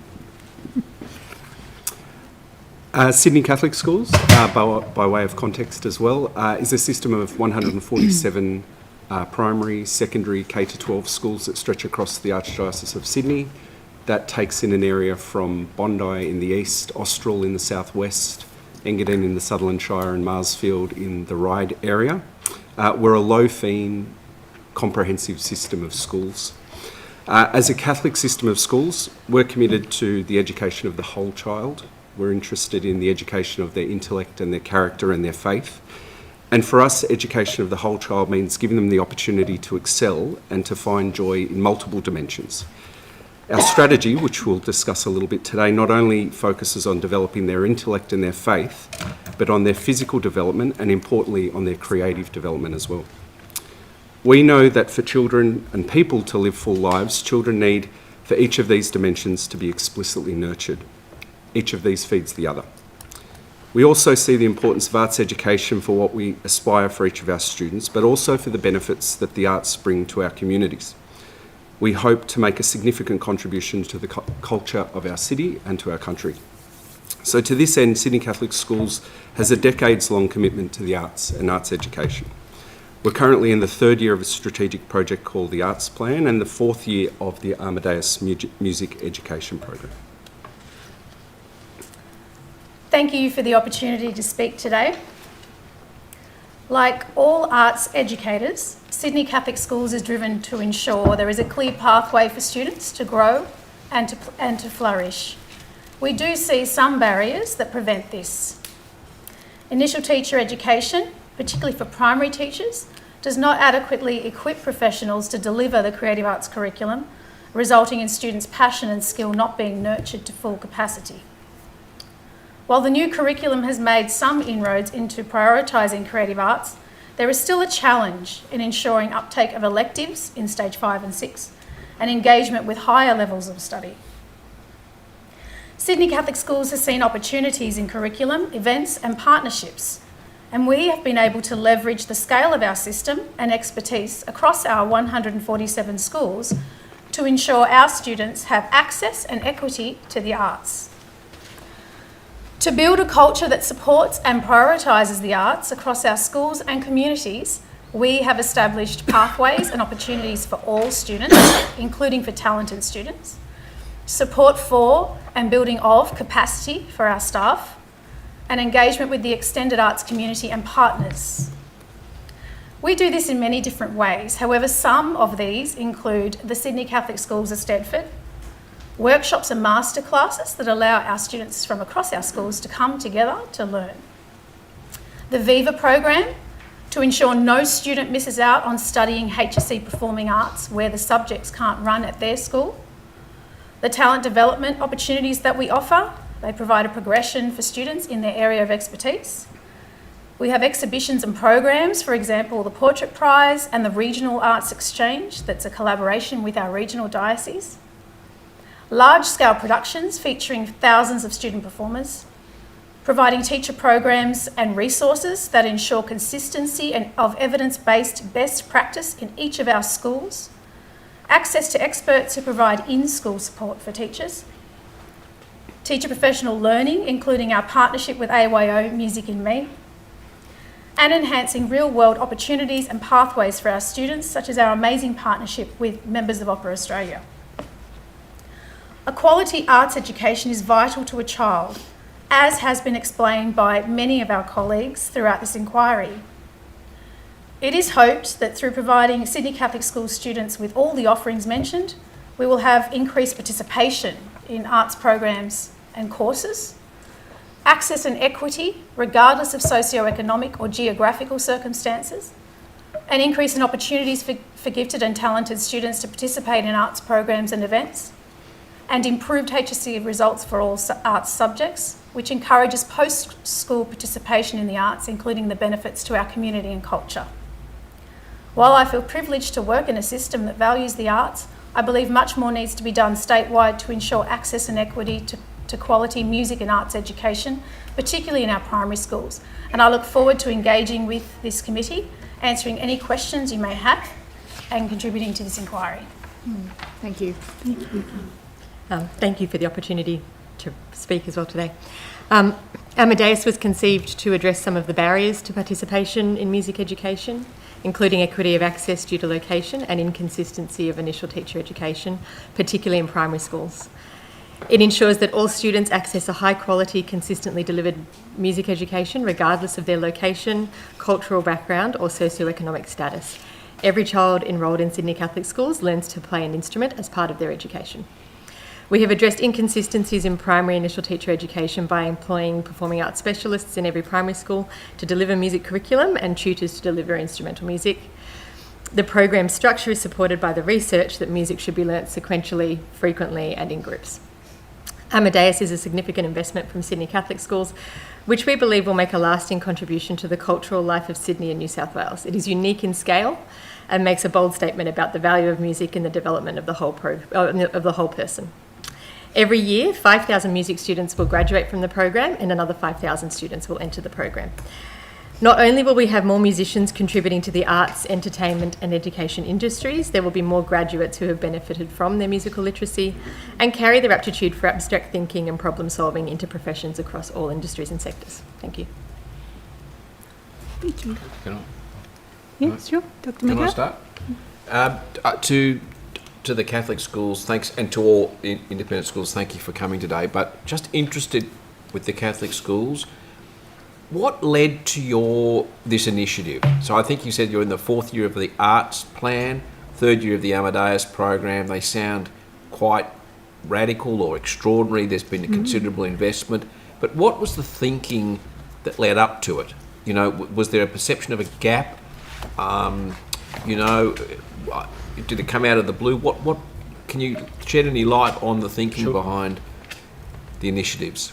Yep. So to address the barriers that we were witnessing, so barriers to participation, so around equity of access. So not necessarily every child, as you would have heard in proceedings, not necessarily every child in primary school is receiving music education from a specialist. So that's the first component, and then equity of access to instrumental music education, the opportunity that every child has a right to learn music education was what we were essentially tackling. And before we started the program, we did a survey of all of our 110 schools, primary schools, just to see what was happening and whether they had primary music teachers and what sort of music programs they had at the time. So we had about 45% of those schools had a music teacher or somebody who was trained in teaching music, was delivering the music syllabus. And then we had about 37% were relying on the generalist classroom teacher to deliver. And then we had a few other sorts of programs going on, so band programs coming in, engagement with Opera Australia's schools tours and visiting musicians that would come in and run workshops. So there was a variety. So we decided that was the strategy. Would it be fair to say that as a result of that, you felt the program wasn't being run properly, that the children weren't receiving adequate instruction and opportunity? You said there were barriers, but someone must have valued it to actually even look at that. Someone must have become aware that there was a gap and decided to act. Yeah, I think the leadership certainly identified it as a gap, but I think a view of education that's shared not only across Catholic schools, but we spend a lot of time reflecting on what the outcomes we're looking for our children. And certainly there's the intellectual outcomes that NAPLAN would point to, as we heard a little bit earlier on, but the intellectual development of the child is not the education of the child. The formation of children requires their physical development that sports programs tend to, as well as creative development, relationship development, trying to take a much broader view of what education is and what it should point to, I think was at the start of that decision. But certainly, as Jacinta and Eva have pointed out, when you look at the capacity of teachers to deliver beyond the things that there is an emphasis on, being literacy and numeracy, particularly on primary school, it seemed to have left little other room for things that are valued, and certainly the syllabuses point to their value, but it did create a need for a disruptive exercise to put the emphasis that we have put into it. Mm-hmm. So what were your findings in relation to the other creative arts subjects? Were the deficiencies as pronounced, say for visual arts and... So we found that more primary music teachers more primary generalist teachers were confident in teaching visual arts out of the 4 art forms. And we found less confidence in drama and dance generally. We found a mix, so there were more music teachers employed than any other specialist creative arts person. So in some schools you will find they might employ some dance teachers that will come in and deliver some classes for their schools, and even less drama. So music was the most popular in terms of specialist teachers that were coming in out of the 4 art forms. In terms Ms. of, Monroe. thank you so much, and it sounds like the Amadeus program is really exciting. And I do have a question about that, but just quickly, I wanted to ask about some of the specialist schools that you referred to in your submission. The Richard Gill School and the Giant Steps School in particular were really interesting case studies. Are those schools coming back to you and reporting the success of their programs and then allowing you to share that success amongst your members? How does that, reporting and sharing of information work? Those schools are responsible to their boards and their communities, and they would be emphasising the educational outcomes that are being achieved within those particular schools and sharing those more broadly with the community. One of the things that we honour is that when we have opportunities to bring teachers together, particularly as part of our professional learning support, that there are opportunities to showcase what schools are doing, and diverse schools across the sector, to illustrate the quality of teaching and learning and how it's tailored to meet the particular needs of the students that they're supporting. And have you found that that has occurred with music and arts? Music and visual arts particularly have very, very strong, robust community of practice. Dance and drama I suppose, represented, but not in the same way, because they tend to be the subjects that are included as part of the Year 7 experience or Stage 4 experience.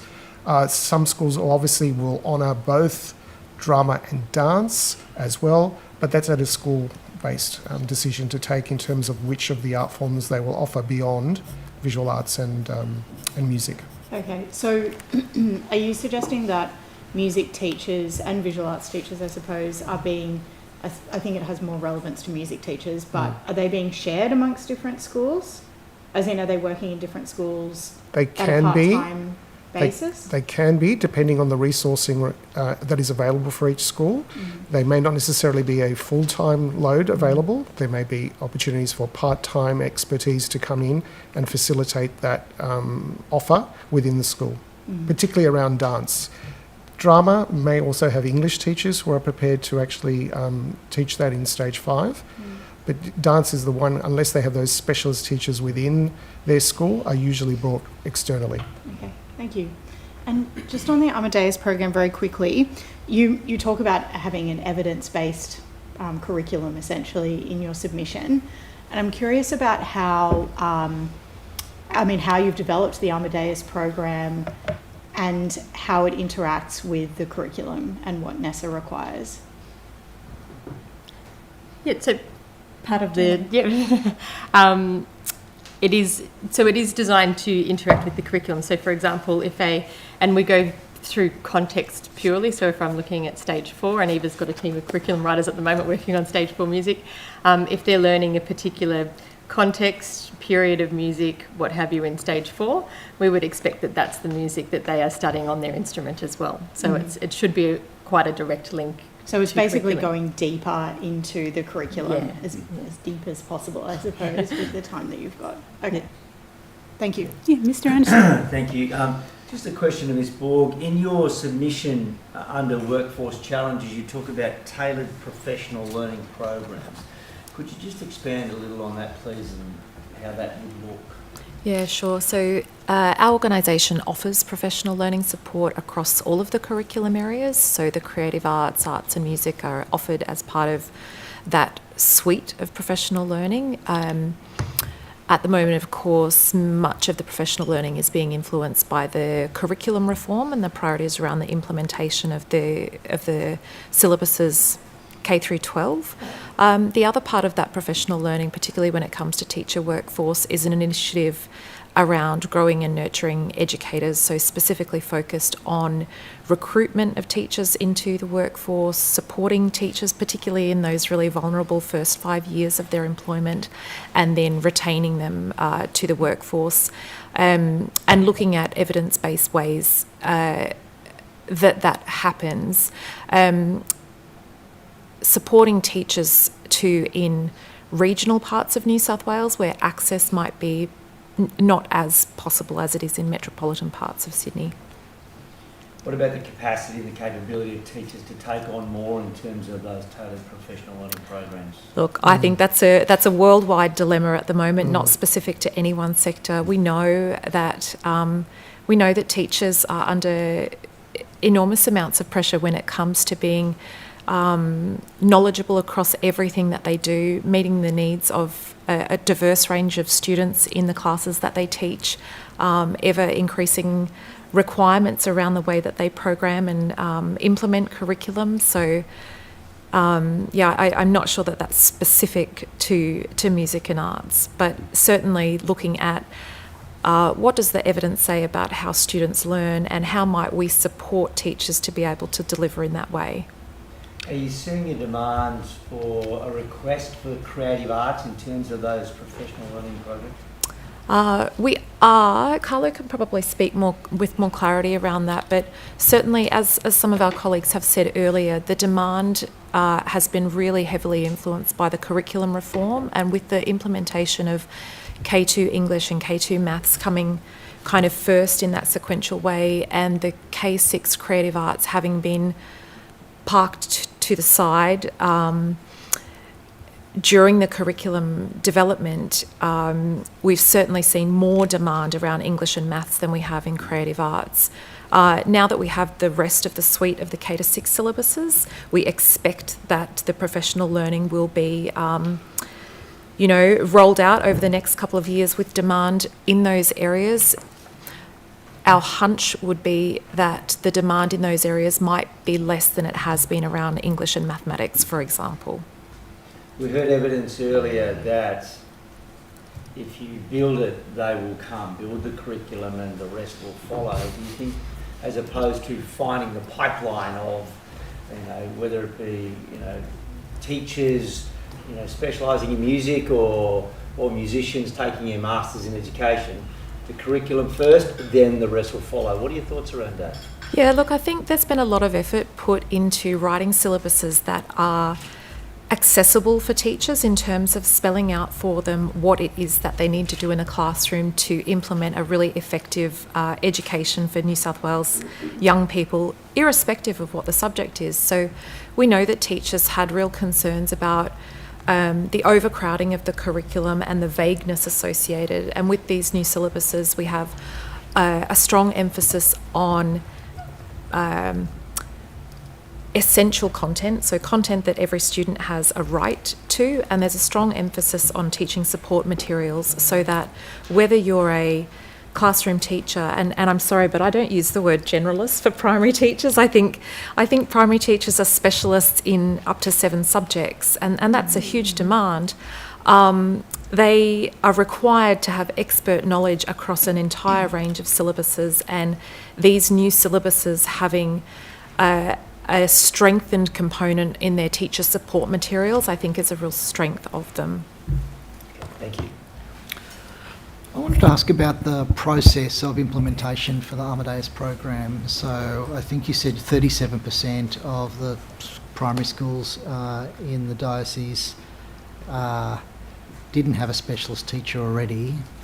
Did you encounter problems in terms of recruiting those additional teachers? Was it all done in kind of 1 year, or and I suppose the sort of parallel question is, there's the Sydney diocese, but there's other Catholic systemic areas. They're not running the program.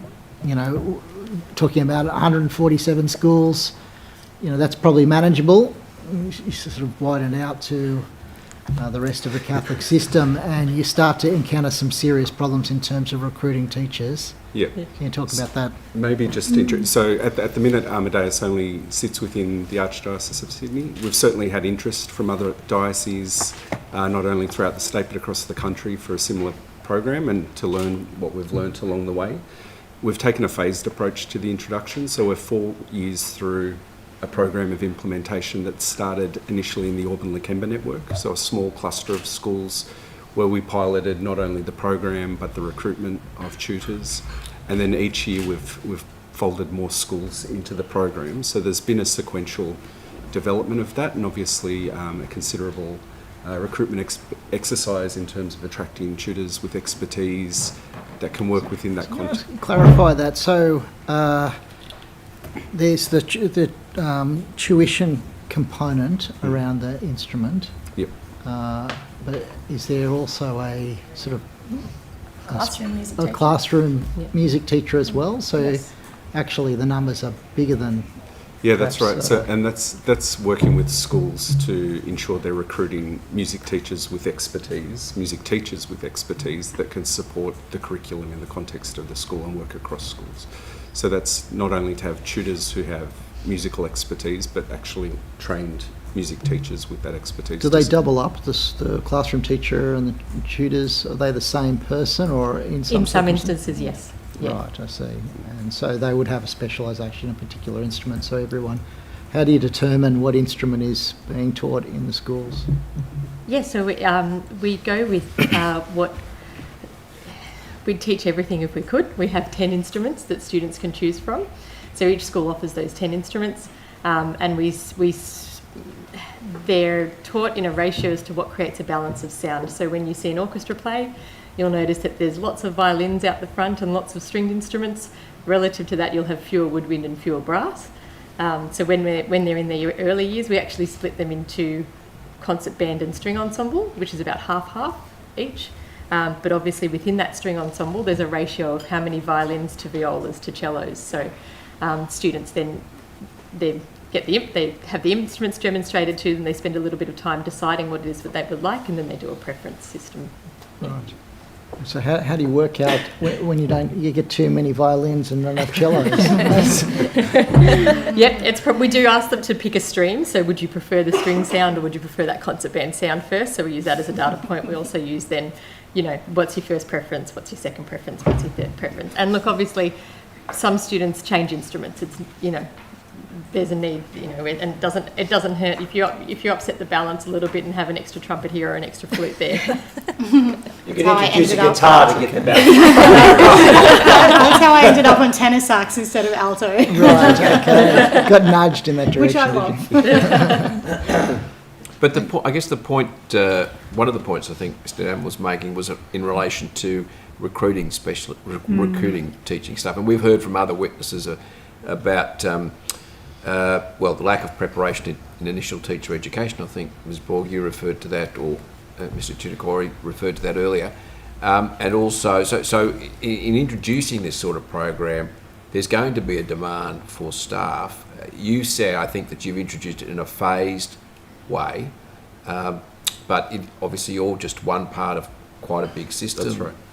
And a small part of the total education system. So have you got any reflections on how you attract people into these roles or recruit them across the state if we wanted to do something like that? I think that there are certainly different models. I think historically there's been music programs that have sat in schools where tutors come in for parts of days, work across many number of schools. Our approach has been to incorporate the tutors and the workforce as much into our community as we can, and to work in full-time capacities across a number of schools, and so to work to support communities. I think by offering employment that represents full-time roles, and we certainly have tutors who work full-time in our schools and who are still able to gig and engage in the music industry as they otherwise would, has been a significant point of attraction. And for them to be part of our workforce, belong to our communities where they're known and they're understood and loved, is an important part of it. I think the feedback that we've got from our tutors is not only to have employment within our system, but to be part of a community is quite important, and I think pretty special as well. And also, just to add to that, the classroom performing arts teachers, the specialist music teachers, this gives them an opportunity to have a full-time position by joining together schools in a network. So they might teach at 3 of our schools, not far from each other, and that creates a full-time position for them. Where traditionally you might get 1 day in this school and you'd have to find some other work somewhere else to supplement your income. So this is a really attractive offer to sort of say you could put together a full-time position as a classroom teacher. And I think, Mr. Anderson, you made the point earlier that this is a way of supporting careers in arts and music. That there's a side benefit as well. Absolutely.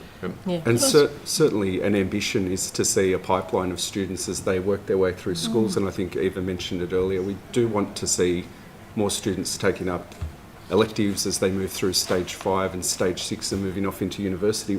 We're hoping that this replenishes our supply as we move through, and that feeds... Early days yet. After 4 years, you might just start to see an impact at Year 9 elective.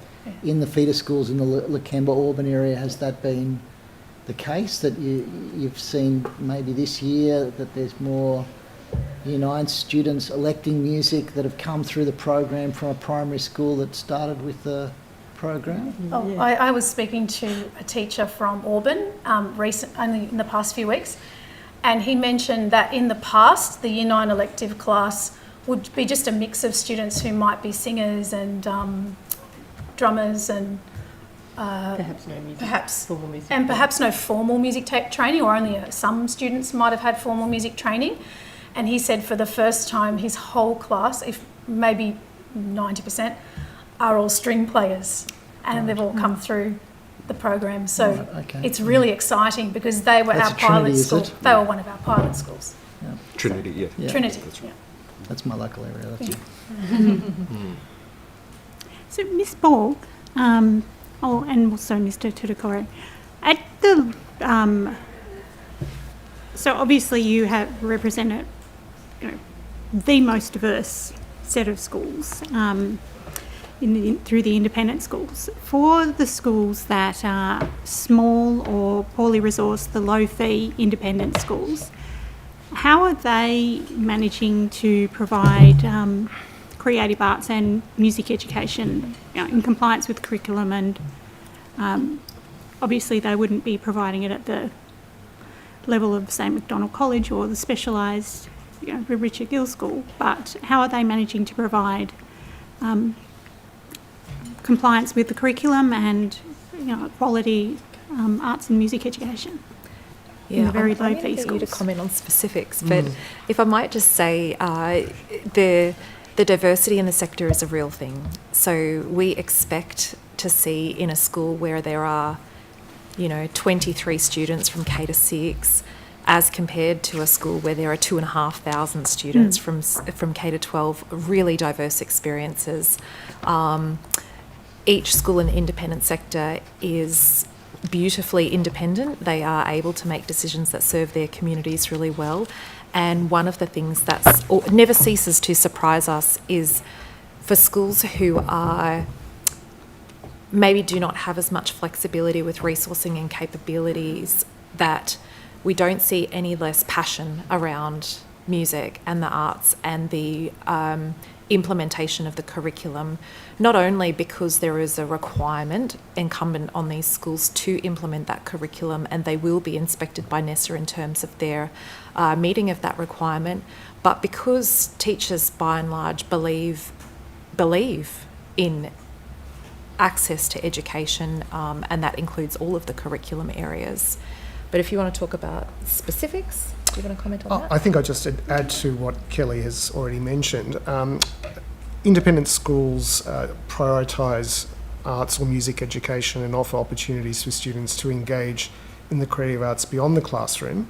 So they have autonomy and are not reliant or bound by decisions of a larger school system, like we've heard from our Catholic colleagues.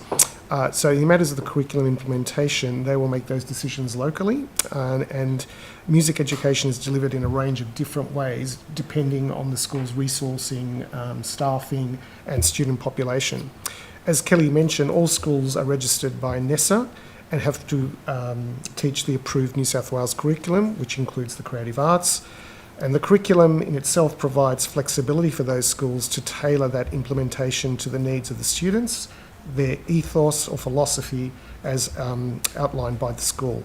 This flexibility also shows opportunity for teachers to scope and choose how students will explore and learn the curriculum content. So teachers within our schools are able to design learning in the arts and music that is contextually relevant, and that meets the needs, interests and abilities of students.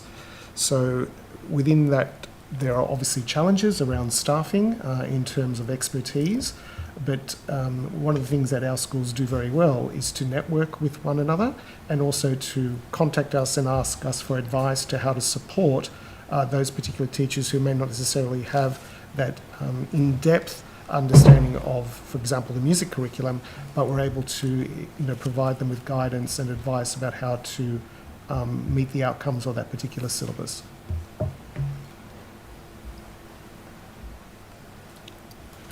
Is there any further questions? Okay, thank you very much for your time this morning. If we do have any further questions, we'll place some questions on notice and the Secretariat will be in touch. Thank you. Thank you very much. Thanks very much. Back on track, Kelly.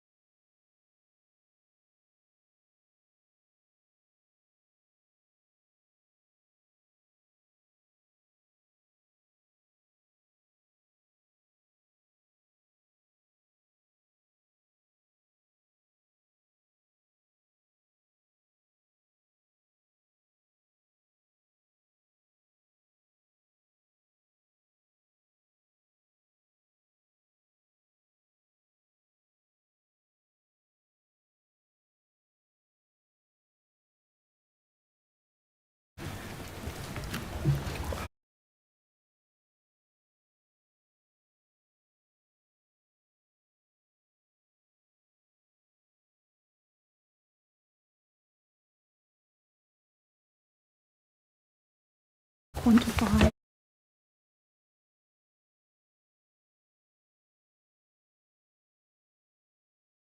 She's, yeah, horrified, and that's why she's so bullshit.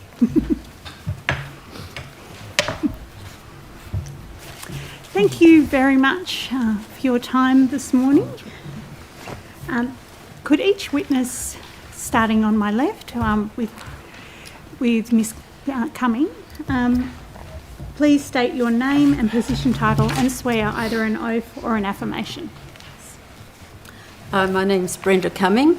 I'm music coordinator K-12 at Redeemer Baptist School, and I will say the oath. I swear that the evidence now about to be given by me shall be the truth, the whole truth, and nothing but the truth. So help me God. Good morning. My name is Tom McCorkadale and I'm a music teacher at Cronulla High School. I solemnly, sincerely and truly declare and affirm that the evidence now about to be given by me shall be the truth, the whole truth, and nothing but the truth. Thank you. Would you like to begin by making a short statement? Yes, I'd like to... Good morning, Madam Chair and committee. I'd like to begin by thanking you for your wholehearted commitment to this inquiry right across the political spectrum and for inviting me to give evidence at this hearing. I was very pleased to be given the chance to forward a submission in response to such a unique and long sought after opportunity. I take it as a privilege to have been invited to present at this hearing in the company of so many distinguished educators and amazing arts and music associations.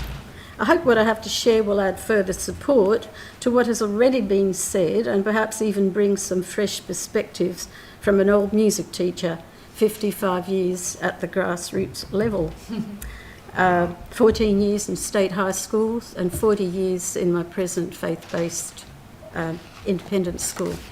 I'm presenting as an individual. I'm not presenting for an association or even a school. Further to this, it's been a joy to have had the opportunity to read the submissions and hearing transcripts of so many others invested in this inquiry. Thanks again to you, the committee, for giving attention to my submission. While I recognise that my responsibility is to be prepared to answer any questions that you may have already decided to put to me, I would like to ask if you'd allow me to elaborate on the value of music education for all especially as it relates to the welfare of our students, not just the intellectual capacity that it has, although that's extremely important, and the welfare of students for the whole of life. I'd like to provide some anecdotal reference rather than statistical, if you would allow me, which has been so expert. The statistical evidence for things has been expertly provided by so many other excellent contributors. Thank you. Thank you. Good morning, committee. Thank you for inviting me to give evidence this morning. I would like to acknowledge Mr. Tony Ibrahim, Principal of Cronulla High School, and the Honourable Mr. Mark Speakman, Member for Cronulla, for their unwavering support of my work and for allowing me to be here this morning. I'm a proud public school teacher. As outlined in my submission, I'm advocating for every student in every New South Wales public school to have access to 60 minutes of classroom music each week with a dedicated teacher from kindergarten up to year 8. Although this cannot be achieved overnight, I believe that with a well-considered change of policy, this can be achieved over the next several years. Although I am a high school teacher, I'm trained and have success and experience in music education from kindergarten up to year 12. I have a vested interest in the success of music at our public primary schools, as their students of today are my year 7 students of tomorrow. In preparation for this hearing, I've conducted research at 6 primary schools in the immediate catchment of Cronulla High School. This included teacher interviews, lesson observations and data collection. I'll be pleased to present a summary of my findings to the committee, tender a summary document, or answer any other questions that the committee might have. As you will already be aware, there is wonderful music education happening across all corners of New South Wales. However, as NESA and the Department of Education do not recognise Music K-6 as a teaching code, there is considerable inequity. In particular, students in smaller and more isolated primary schools are at a considerable disadvantage for access to quality classroom music education. In addition, I'll be pleased to answer any questions that the committee might have about my work as a full-time music teacher at a comprehensive co-educational high school. Although I am a trained pianist, conductor and music director, and one of Australia's leading Argentine tango piano specialists, and I draw on this experience every day, I'm first and foremost a musical pluralist. This means that as a classroom music teacher, I acknowledge and give a voice to a wide range of contemporary music styles and genres in my classroom, and I continue to learn every day. Although I'll only speak directly to my context at Cronulla High School, I'm confident that my evidence will be a voice for thousands of students and teachers across our great public school system. Although I will be identifying barriers to cumulative, sequential, and quality music education in our public schools, I would like to speak from a position of optimism. Once again, I believe that with a well-considered change of policy, New South Wales has the potential to lead the country in classroom music education. I would like to commend Ms. Julia Finn for establishing and chairing this committee and the progress that has already been made. Thank you. Thank you. Mr. Deanna? Yeah, I wanted to ask you about, so in your submission you talk about the sort of dwindling uptake of music in your context. So I wanted to ask about whether at HSC level at Cronulla you are running Music 2 or Extension, and if not, how long has it been since the school's run Excellent Music question. 2 or Extension? Yes. We don't have the capacity to run Music 2 or Extension as a class on the timetable at full time, but every couple of years we'll have 1 or 2 students willing to take up the course, and we have that conversation in Year 10. This year we have 1 HSC student doing Music 2. It's with my colleague, the head teacher of Performing Arts, and the arrangement is off the school timetable, so he's given a small allocation to be able to deliver that, but he's going above and beyond to give this student his time to access that course. We had Music 2 candidates in 2024 this year, 1 candidate in 2020 who also studied Music Extension, and 2015 was Music 2 and Music Extension as well. So we're an exception. A lot of public comprehensive high schools don't have the capacity to do this, but we have staff that are willing to go above and beyond to deliver this, because access to Music 1 and access to Music 2 is important, and students should be able to make that choice when they're in Year 10 and deciding what their future ambitions might be. Can I ask about, so in your submission you also say that the Amadeus program is not the solution for, in a general sense, it seems, certainly in the public education system. Can you kind of elaborate on, I mean, we've heard evidence from Amadeus just earlier, so Absolutely. can you perhaps elaborate on why you think that's not the way forward? I commend the Amadeus program for setting an agenda and setting a very high level of music access for every student in every school within their system. However, it is limited to 10 orchestral instruments, and I believe that students should be able to choose any form of music making that is relevant to them, be that contemporary music, guitar, singing, music production and composition. I believe that rather than one size fits all approach across public schools in the state, it's about having that teacher on the ground that's well equipped to decide what instrumental and vocal opportunities are best suited to their context. In short, I believe that students shouldn't be forced to learn certain instruments or voice, but to have that choice themselves and for the teacher on the ground to be the one making that decision. Music education is nuanced and unique to each local context. We need to be culturally informed about what policies we implement, and I believe that it's about the teacher on the ground making that decision. Final question from me is just in terms of the interaction with the feeder schools, the primary schools. I've had advice that the absence of band programs in primary schools is a major issue in terms of generating sort of uptake in terms of music at a high school level. Can you perhaps elaborate on the sort of issues you've encountered with engagement with your primary schools? So concert band programs are a wonderful opportunity for music education, but they're not the only component of a quality music education. And I've found especially post-COVID-19 lockdowns, those 2 years, schools weren't able to continue to run their concert band or instrumental tutorial programs or contemporary music programs, and that's had a bit of a flow-on effect over the next few years. So if I'm thinking about 2020 and 2021, those students are now up to year 8 and year 9. I do have numbers for my concert band and instrumental ensemble programs at my school, but broadly speaking, there are a lot of students in year 10, year 11, year 12 in these programs, and the uptake in 7, 8, and 9 has dwindled over the past few years.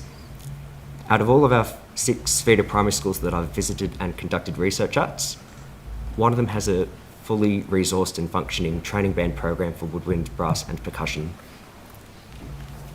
Thank you. Ms. Numbers? Thank you. Thanks so much for coming and for your lifelong dedications to music education. It's excellent. I enjoyed reading both of your submissions. Ms. Cumming, I was curious about your comments on the quality of education at a tertiary level and how you're perceiving a possible decline in the standards that music teachers have to actually uphold to even enter the course. I'm wondering if you've seen that, like an outcome of that on the ground, and whether that quality has shifted over the years that you've been teaching yourself. Well, I can only speak from the experience of meeting people who come into the school and knowing some young people that have done degrees. There is only one place. I mean, when I write in my submission that I learned to teach at a specialist music course way back when, and some of it was a bit dinky, you know, some of it was interesting, and we didn't always think it was terribly relevant, but we came out with the understanding of pedagogy, etc. And I think the only place that really does that nowadays is still the Sydney Conservatorium, along with its education degree. I note that sometimes these days I remember when there was a change where it was important to do more than one thing, never to be quite sure what you were going to do because of the changing economy and, you know, job market and so on. So it was very good to have more than one thing and not really concentrate on one subject, which is what we really did, even although we did have a second teaching subject which we didn't expect to teach. But they come out with minors in music and want to teach music, and yes, some of them are very good and they can learn and they can upskill, But this is one of the reasons, I think, why there's nobody jumping in to teach music 2 and music extension. You have to have certain skills for that. You also need to understand, even when you're teaching high school, the pedagogies that come before high school. And they're missing that. People come out with no understanding of well-known musical pedagogies. They come out with topics that they've learned. They haven't had very much experience in practice teaching. I think a couple that I'm very close to, they did their Masters of Teaching after the Bachelor of Arts, and they had 2 practice teaching sessions, and only one of them was in music before they came to teach. So, yeah. Thank you. And you are a graduate, Mr. I'm sorry, how do you pronounce your surname? McCorkdale, thank you. You're a graduate of the Bachelor of Music Education from the Con yourself. Did you find that that was an appropriate level of teaching? And do you have any comment on the fact that the Con is the only place that you can get that level of education, and whether it would be beneficial to have that available throughout the state? Thank you. It probably is the only place you can get that level of education within a 4-year degree. There are still quality music teacher training courses all across the state at other institutions, but the rigour at the Con, the focus on a range of methodologies, as Brenda made reference to, the focus on performance, composition, musicology, oral skills, that integration is quite unique, and I'm very grateful to have gone through those 4 years. It was rigorous, but it was rigorous for a reason. Mm-hmm. And did you make a really conscious choice to go and teach at a public school we've heard that a lot of independent or Catholic schools are really taking a lot of the talent that's coming out of that higher level of education and offering often more secure work or higher salaries. How did you make that choice yourself? I went to public schools myself. Yeah. And I didn't go through my 4-year degree with an agenda to only teach in public schools, but upon graduating, the opportunity did arise, and in the time since, I've come to understand the importance of it. I don't have numbers on hand, but I know that from my cohort, about 25 graduating students in 2019, the vast majority have gone into the private system. Yes, Dr. McGill. Thank you. Mr. McCorkdale, you mentioned your survey of your 6 primary schools, Yes. I think, and I think you might have a document. Yes, the Secretariat might be able to tend to that. Thank you. I just wonder if you could describe a little bit more detail what the state of music education is like in those schools as Absolutely. a sample. Out of the 6 schools that I've visited, 3 of them have a teacher that's dedicated to teaching music at the school. The other 3 schools, it's up to the classroom generalist teacher, for lack of a better word. And interestingly, all 3 of those schools that don't have dedicated music time with a dedicated music teacher have the Amplify program that you heard from this morning. Thank you. If you all have a copy of my documents, I would say that School E was in the best position to deliver music. There was a permanent member of staff. She's been at the school for several years, but she has some music experience outside of school, sings in choirs, has completed AMEB, and just this year she's been allowed to implement a music program of her dreams. There's a music classroom. Each student in the school accesses 1 hour of music each week. And there's a wonderful choir program as well, and they were involved in events just over the past few weeks, and I'm very grateful for this school and this teacher for allowing me to visit during such a busy time. If I look at School F, this is another wonderful program, but it was a range of approaches to make sure that each student got their access to music, and it wasn't 60 minutes across the year, it was at least 60 minutes a week for a term. There is some RFF staff at that school, but there were also some lesson swap arrangements. The lesson that I observed, it was a kindergarten teacher swapping with a year 3 teacher to deliver a music lesson. And some students at that school just have music from their generalist teacher. So it's really about schools making the best with what resources that they have. If we go to School A as another example, this school is quite remote. and they've found it difficult, even when trying to establish their own instrumental tutorial programs or music opportunities, to have people willing to travel that distance. And also to be able to engage in events such as combined school choirs. The cost of transportation on a bus was a significant factor. I would say that from these 6 schools, schools C, E and F were the most advantaged, and schools A, C and D were the most disadvantaged. And although this is only a small sample of what's happening right across our great public school system, I believe that it is clear that schools with smaller enrolments are disadvantaged in terms of having the economies of scale and access to deliver music to their students. And I'd be interested to see a study of this type deployed across our state to see exactly what's happening in schools. As a teacher, I'm in a unique position to have access to any local school. It's just a phone call away, and had a wonderful time. And just whilst I'm speaking, I'd like to thank all of the principals and staff that allowed me to visit and to observe their music lessons. It was wonderful. Which were the advantaged and disadvantaged? The larger schools. Which ones? Oh, I I thought just you said that for named one record. twice But yeah, I just want to yeah, clarify. Absolutely. School B, B. School E, and School F. They were And if the- I had to rank those, it would be E, then F, then B. In terms of disadvantage? In terms of advantage. Advantage, okay. Yeah. In terms of consistency of music across the entire year, in terms of students being able to access music in the classroom and outside of the classroom, in terms of the amount of staff at the school and the breadth of experience to draw upon for access to music. Can I just quickly ask about the School Spectacular program just Absolutely. on this? Because some people, some schools are engaging in School Spec, but others aren't. Are you aware of any changes to that access? I mean, I just assumed that lots and lots of schools participated in it, but Yeah.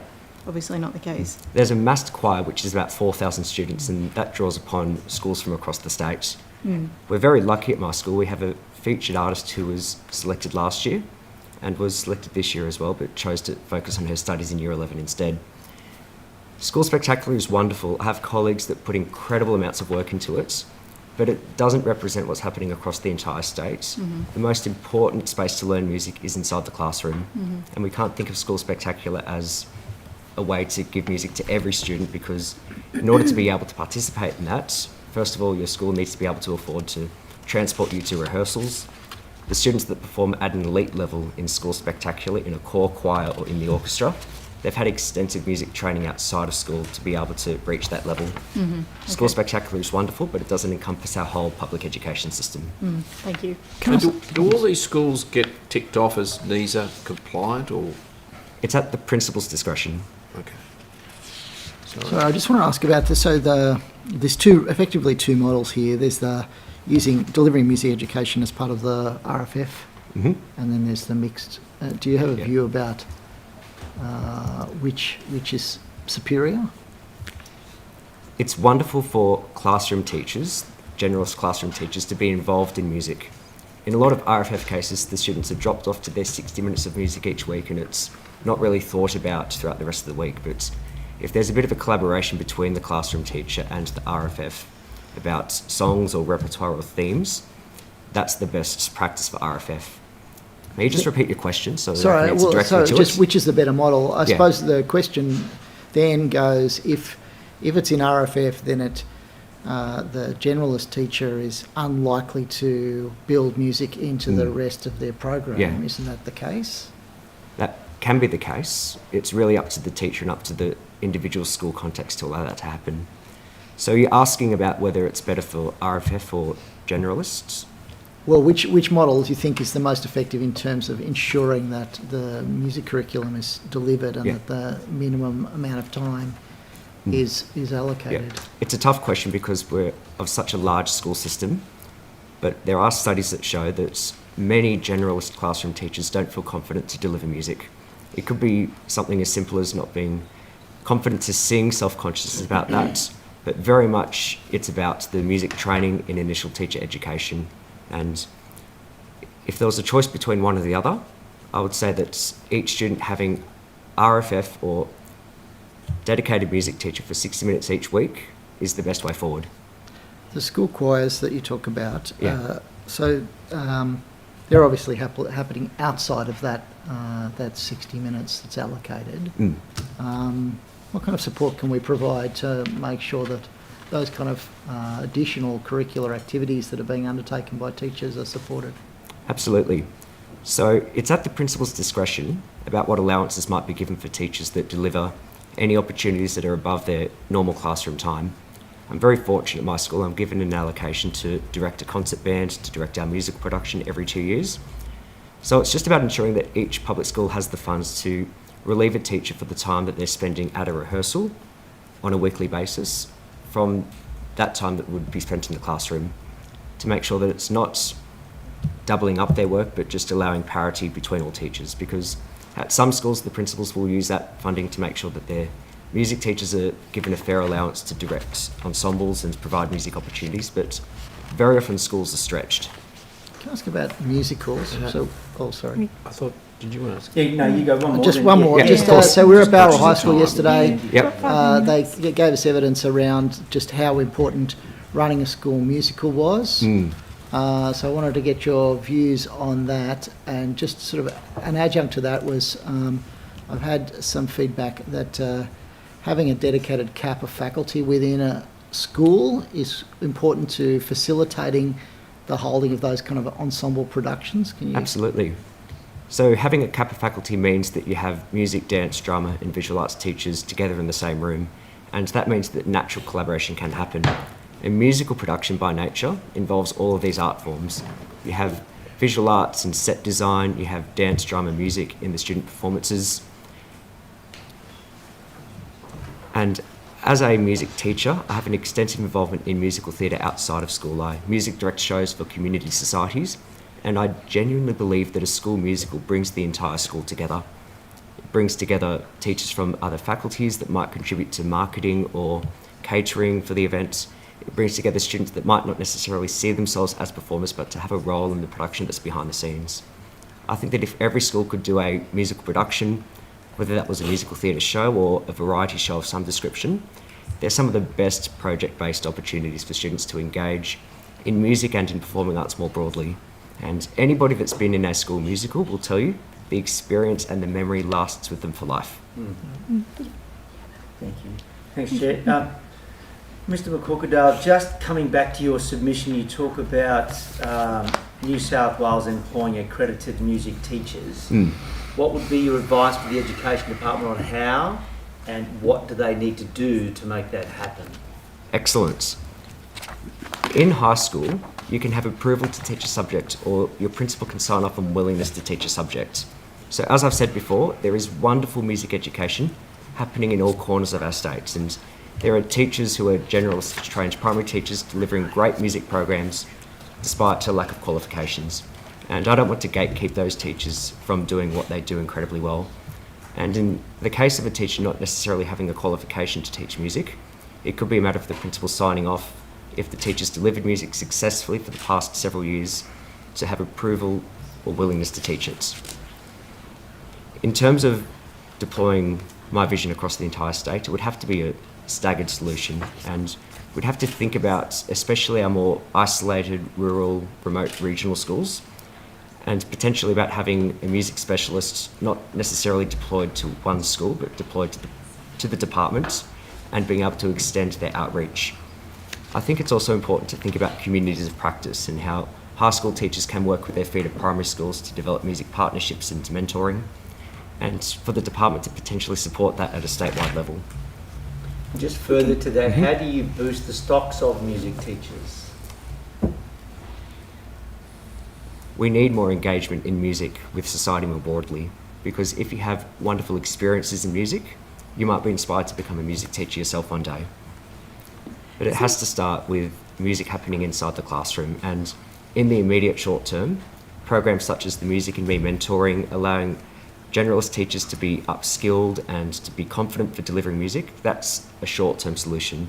I think in the longer term, we should look into deploying music specialist teachers in the same way that we deploy language teachers and library teachers, because musical learning is very much like learning a language. You need to have that continuity to it throughout the years, and you need to have someone that is confident to deliver it. So in summary, Madam Chair, light the spark in the classroom with the students, and ultimately if they want to get into Absolutely. the education system, then they will become music teachers, hopefully. Absolutely. And in my conversations with principals, I talk about the snowball effect. If we get it right at this grassroots level in the classroom, it will only continue to expand. Thank you very much. And thank you for Just your before, service, Ms. Cummings. yeah, Thank just you. before we wrap up, Ms. Cummings, is there anything you'd like to add? I'm conscious that we haven't heard as much. from Okay, you. there is something that I'd like to focus on, and that is the value. I don't think anybody, we all agree that music has value, but over 55 years, I asked myself the question, what's changed? The perception of teaching, the perception of a music teacher. Who would want to teach? Who would want to be a music teacher? And I believe the answer is not. You must know that you're relevant, that you've got something to give, and it's something that they need. It's absolutely essential. And one of the things we haven't spoken a lot about, I think, is the change of the student. The student that I taught 55 years ago presented differently in the class to the students I have today. We had a different society. Students that I meet today, they're anxious, they're afraid, they're in the middle of terrorism, violence, climate anxiety. Wonder if there's going to be a war. Big identity crisis. They always have that as a teenager, but boy, they've got it in spades now. Just had COVID. Is that going to happen again? Screen addicts. They're much more distracted because they might come to school half asleep because they spent the whole night playing games and engaging with social media. We've got mental health problems, anxiety problems in the classroom in a way we never had before. And I believe that the subject that they need most is music, because music has the ability to do what Thomas was talking about here, and that is to bring them together. I've mentioned somewhere in my submission that you can do that with a class. Give them a happy ending to the day. Send them away at the end of the week with a song and something that gives them hope. We in our school have whole school singing. The entire school comes together twice a week, once in chapel, once the school music. They sing in 4 parts. The children, pre-K, can sing the entire Hallelujah chorus, soprano part. So they have a sense of achievement, but they also have a sense of school ethos, which is developed through music. There's nothing better for school ethos than all-in music, music for everybody. I'll just give you a few anecdotes. Just over the last little while, we've had musical productions by kindergarten. They're open days for the parents to come to. Kindergarten, years 1 and 2, years 3 and 4. They put on these, in open day, they love to put on a production, and they can manage it. They can sing. I don't even have to have anything to do with it because the class teachers are right in there. They organise it. The content that they do is great content. The music, the parents love it, the audience love it, not because these little kids are cute and isn't it lovely to see them sing, because what they produce is really quality. The music is quality. Every child is involved, autistic children, children with other needs, children with where English is their second language and some of them can hardly speak English. They're all in there. When we have the whole school together, it's great. There's nothing better for the older, cool kids than the little kids making a big noise and enjoying singing, and it brings them into, it unites them as a school family. And that includes the parents who love it. So that's just school music. You could do that with a class. all those key competencies that we have are covered in music, where you can have this social thing of connecting to other people with dance. You can have sensitivity to other people with music. It's got an emotional thing that happens. So I'm just talking to the welfare of all of those things, to your societal connection, to your emotional well-being. I imagine lots of people here would have similar experience to me. I had maybe a troubled childhood. I would love to go to the piano and just play. And it's the same with children. They're emotionally fulfilled or emotionally helped. I think I've got in my submission here, if you've ever been to, and seen one of your friends with dementia, who can't say a word, she goes, when you get there, you start singing something she knows, and off she goes. She can't say the words, the tune is there, and the memory is there. So music is there for all of life. What you give to a pre-K or a kindergarten child, especially when they do some of those memorable activities, they're never going to forget that. There's an earworm, we say that at school. The last song you sing is going to stay in their head for the week, and then it's there for life. And at a time that you don't know, when they are suffering or whatever happens in their life, something is there, so that's important to make sure that your content is good too, and that the content gives them hope, and it gives them something that they will always remember, that you never know in a difficult situation will. I'll just a personal anecdote. I love Beethoven's Fourth Piano Concerto. The reason being is that it has this really deep joy. We know Beethoven had a really tortured life, but the joy that came out of that composition gives you the hope that there's joy in life, in joy and suffering, and many of those kids are going to need that later on.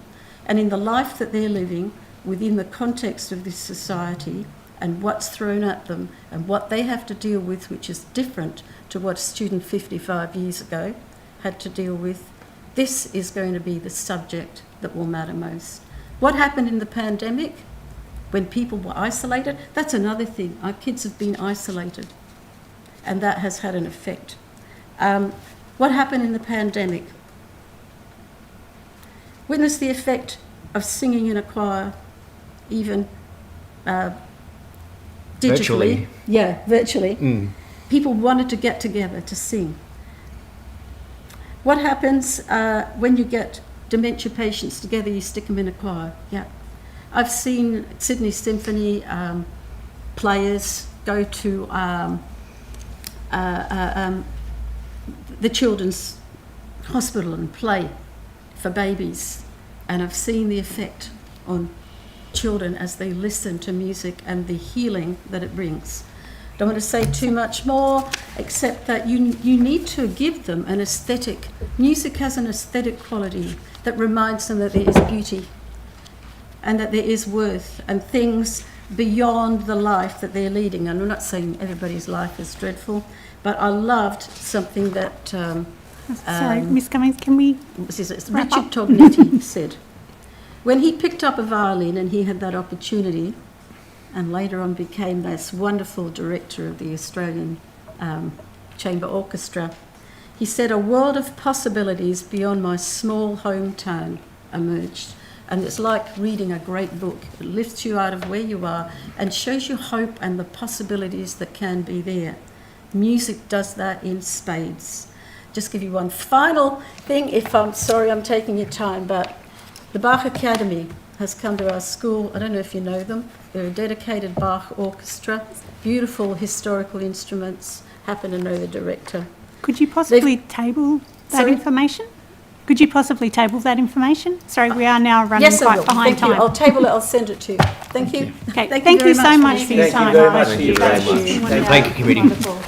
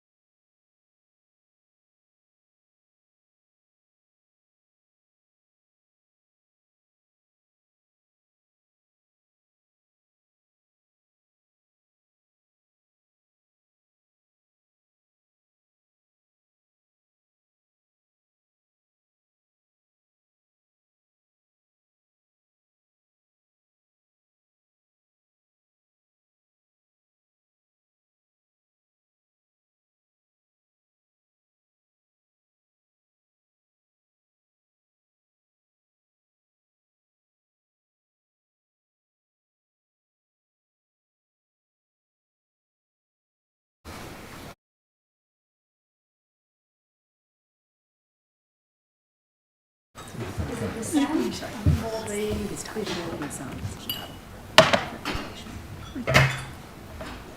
Hanan, is it the sound or the visual you're having trouble with? There is no vision.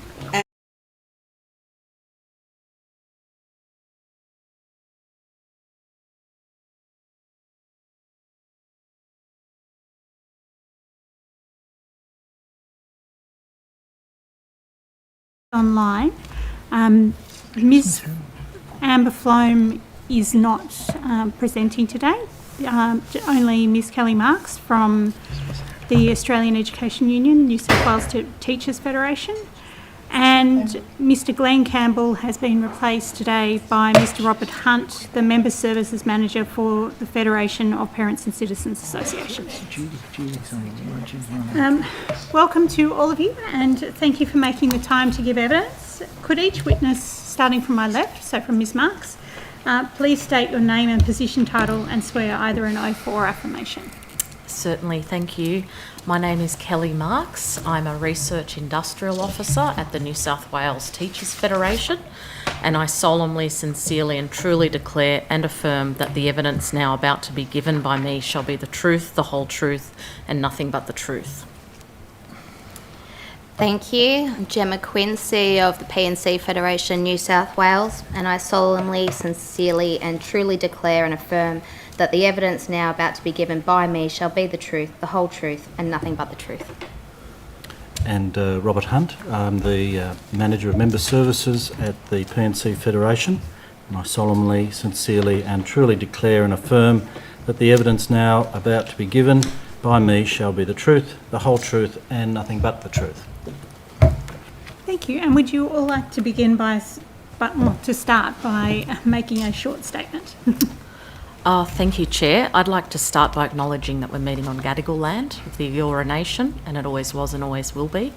I acknowledge their elders past, present and emerging, and acknowledge any Aboriginal and Torres Strait Islander people joining us today. Thank you to the committee members for firstly doing the work necessary to get this joint select committee established, for providing the Federation with the opportunity to make a submission to this inquiry, and for inviting the Federation to be here in person today to elaborate on the same. It's lovely to follow a proud public school teacher. He was a great advocate, I'm sure you'll agree. It's also lovely to be alongside the P&C Federation, with whom the Federation has had a long and proud history of collaboration and joint advocacy on many issues, including but not limited to the proper and full funding and resourcing of New South Wales public schools. And that is where this starts. Right now, not a single New South Wales public school is funded to 100% of the school resourcing standard. Clearly, this failure to fully fund New South Wales public schools is having an enormous impact on the ability of the system to provide high-quality education and a broad, rich curriculum to every student in every classroom every day. And yes, that broad, rich curriculum does include arts and music education. And the evidence says that the delivery of these enormously educationally and socially beneficial areas of the curriculum does differ from school to school. And I'm going to focus here on music education, but I do not want the committee to interpret that as the Federation has no interest in the arts. That is not the case, but the evidence of the educational benefits and the specialisation required for the delivery of high-quality music education does make it somewhat distinct. Despite the promise of free public education, we do have a situation where parents and carers' capacity to pay is an enormous factor. And despite the syllabus being mandatory for all, we do have a situation where geographic location is an enormous factor. But most importantly, our primary school teacher members feel pressure to focus on certain elements of the syllabus for which there is no mandatory minimum time for music.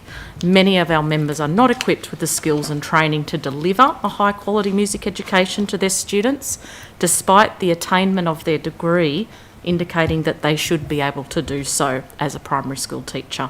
Look forward to the further discussion. Thank you.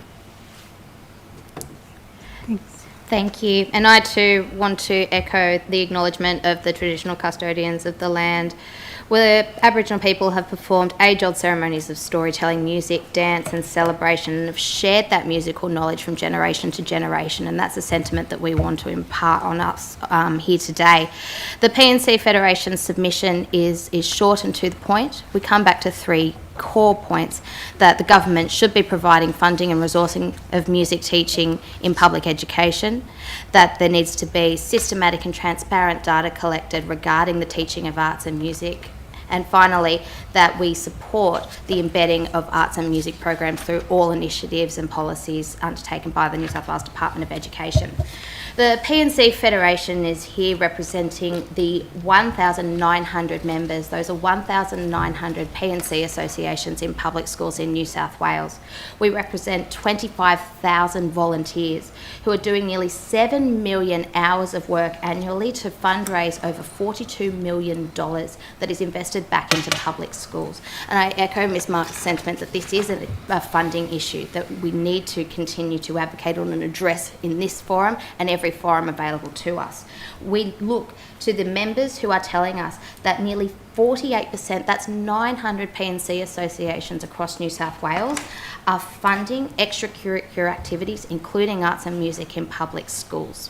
We want to confirm that these are parents who are out there running barbecues, they're turning up on election day, they are running businesses and services in their public schools, they're running out-of-school hours care, they're running canteens, they're running uniform shops, they're running band programs, they are running dance programs, all there with a view to make sure they provide a rich and healthy public education landscape for our children. But we cannot continue to engage parents in the role of the Department of Education providing arts and music in public schools. Thank you. Mr Anderson. Thanks, Madam Chair. Look, thank you very much for coming along to give us some updates today. I just would like to explore, Ms Marks, the contribution that P&Cs make to students' creative arts experience. In your experience and understanding of the need for P&C's contribution to other parts of the curriculum, do you have a percentage in terms of how that sits? You know, the creative arts experience contribution by P&Cs versus other parts of the curriculum? Thank you so much, Mr Anderson. So there are a couple of things that I'd like to say about that. One is that it's not just P&Cs that are coordinated, but it's also just individual parents and carers as well. Yeah. And that is an enormous contribution. So if I just talk about creative arts, that would be private tuition for band. That's very, very common. That still requires our teachers or our members to be a coordinator of the band program, but it almost universally requires private funding from the individual parent and carer. But also our P&Cs do enormous amounts of fundraising for not just creative arts, but for other parts of the curriculum, including books and resources, which is shameful. Those things should be provided by the government, of course. And just elaborating a little further, so the private providers of, say, band and orchestra and so on, if that was provided in schools, then the need wouldn't be there to go down that path. That's what we believe, Mr Anderson, yes. And the real problem, one of the real problems with that is that it creates enormous inequity. As you would know, being from the regions, it's those private bands private band tutors might not be available in the regions. So they might be there might be capacity to pay and there might be availability of those people to come into schools and help coordinate those and offer those opportunities, but not everywhere, that's for sure. Ms Marks, in your submission, you said the only way to achieve that, being quality music education, is to have minimum mandated hours of regularly timetabled music education in primary schools taught by a qualified music teacher. So I just wanted to get your perspective and the Federation's perspective on the Amplify program and on all these philanthropic groups that are filling the void in in our primary schools and how the Federation feels about that. What capacity you think there is to upskill the current workforce to make them feel more comfortable about providing music education, and why you believe that only having a dedicated music teacher is the solution. Well, thank you, Chair. There's a lot of questions in there for me to go through. So it needs to be sequential, because that's what the research says, that it needs to be ongoing, not just one-off experiences, as wonderful as some of those one-off experiences are for our students, but it does need to be ongoing. We're talking about mandatory minimum time, because at the moment, as I we outlined in our submission, there is that creative arts across the 4 areas, and it's not a dedicated time within the dance and the drama and the art and the music. So what we think about the mandatory minimum is that it would then actually ensure that there is required to be a pipeline. So if you set that as a target, then there's a need for trained educators. If I can go to the quality music educators, we're not suggesting for a moment that primary school teachers should not retain their ability to teach across the curriculum, but we are suggesting that potentially there could be a range of options. For example, some schools could have specialist music teachers that have those 2 streams, so they are a primary school teacher and they have that degree, but they are also a music teacher. And they could be employed across a couple of schools. They could be employed as someone that can upskill everybody in that area. So certainly we wouldn't be advocating for our primary school teacher members to be for those opportunities to teach music to be taken away from them, because they just need confidence. In terms of professional learning, it's our absolute commitment that our members get professional learning as much as possible in person, in their hours of duty, rather than online. There is some magnificent resources, I believe, online produced by the arts unit. A lot of those people in the arts unit are non-school based teachers who are our members, and they do amazing amount of work for supporting the entire 2,200 public schools in the system. But that because it's not mandatory minimum delivery, there is really no impetus for teachers to take the time to do those PL unless it's, I guess, unless there's a school-based decision to do so. Thanks. Can I follow on from that, Chair? To both Ms Quinn and Ms Marks. Starting with that last comment about the mandatory hours, or following on that theme, is there mandatory time required in other areas of the syllabus? I believe so. I believe so, that there is actually. I don't have that specifically with me, so I could provide that on notice. Okay. But if you do look at the Federation submission on page 2, this was for the previous. There's a chart there, and that was for the for the current curriculum. As you know, we're in a curriculum reform phase at the moment. So there was a guideline for how those activities should be split up. So as you can see, creative arts is sort of 6 to 10% sort of thing, but there are 4 different areas, and some of what the syllabus requires is quite extensive. Performing, that requires there to be the instruments at the schools. We're not even convinced that the Department of Education has any idea of what instruments and resources are out there in every school. Well, that leads on to question, and it came up in the submission from the P&C Federation about the need for data. So as I read it, we've gone from a situation where there was a guideline on hours per week to one in which there's no minimum standard with this new syllabus. And I suppose that begs the question of how you monitor that music and arts education is actually being delivered. So I might start with yourself, Ms. Quinn, because you highlighted this need for data. I mean, I think we've heard earlier that it's up to the principal to more or less sign off that the standard is met. But that must allow for a lot of variation, I would have thought, across the state. How would parents, for example, know that arts and creative education, music education is meeting a NESA standard at their school, for example?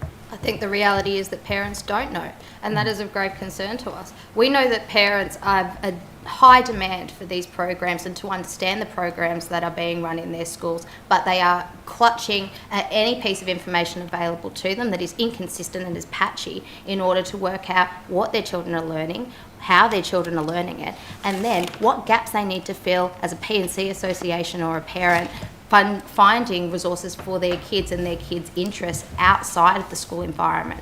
It's not something that is sustainable, particularly when we have a cost of living crisis, particularly when parents are strapped for time.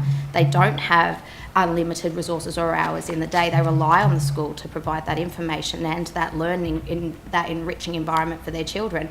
And yet we know that there is a gap in what parents are expecting and what children are getting, and what the department has been willing to provide in terms of resourcing for arts and music.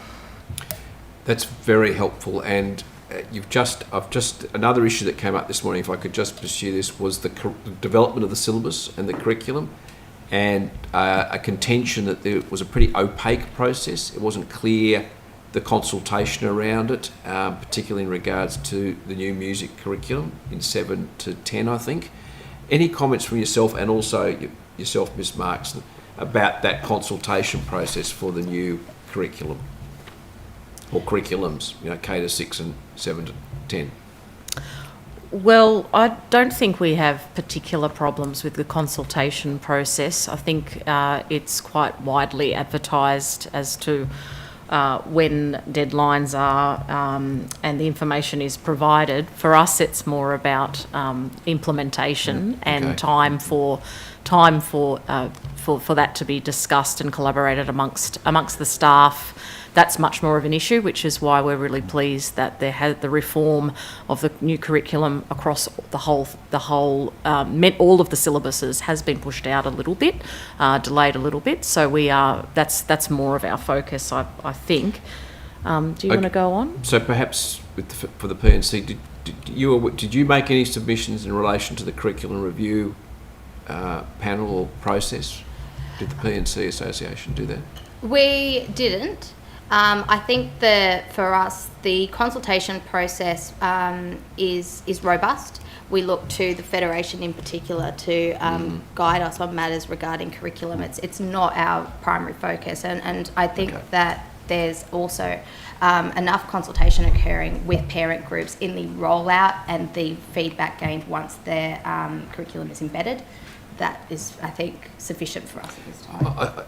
I suppose I understand the importance of the rollout mechanism and getting that right, respect that. What we heard this morning was groups had made submissions to the development of the process. There wasn't clear whether those submissions had been listened to, what part of them had been incorporated. And in fact, we heard that in the view of one witness, the curriculum had missed a big opportunity to be brought right up to date. And so I think that is an important issue. But look, it's not one that either of your groups would particularly be able to comment on, so I accept that. Mr. McGurr, I think you did mention finding out a bit more about what's going on in schools. Yes. Yes. So the Federation is also aware of the survey that is going to be rolled out to about 100 public primary schools in New South Wales. And we are certainly encouraging the schools that are chosen and receive that survey to complete it, to take the small amount of time to complete it. So we have a little bit more hard data. It's only 100 schools, so it's a sample only, but it will be a good start in finding out what is actually happening in our schools and whether it does reflect what we think we know, I suppose. Is that survey for arts education and music education? Or it's for music. It's for music only. It's for music only? Yes. And when was that begun? Do you know? You might have to ask the department this afternoon, because my understanding was it was going live last week. As I said, to a sample of 100 schools, and it was going to a number of areas, so resources, it was going to who is teaching it at the school, are they temporary, are they full-time, are they permanent, are they doing it through the RFF program? I know Mr. Diadam asked about RFF earlier. What way is it happening? Are your staff confident or not confident? Those sorts of things. So it's a good start.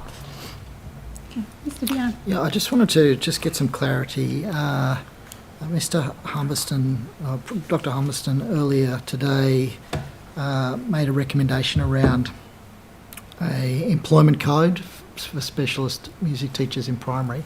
So is it the Federation's position that you support that, or that you don't support the creation of a separate employment code?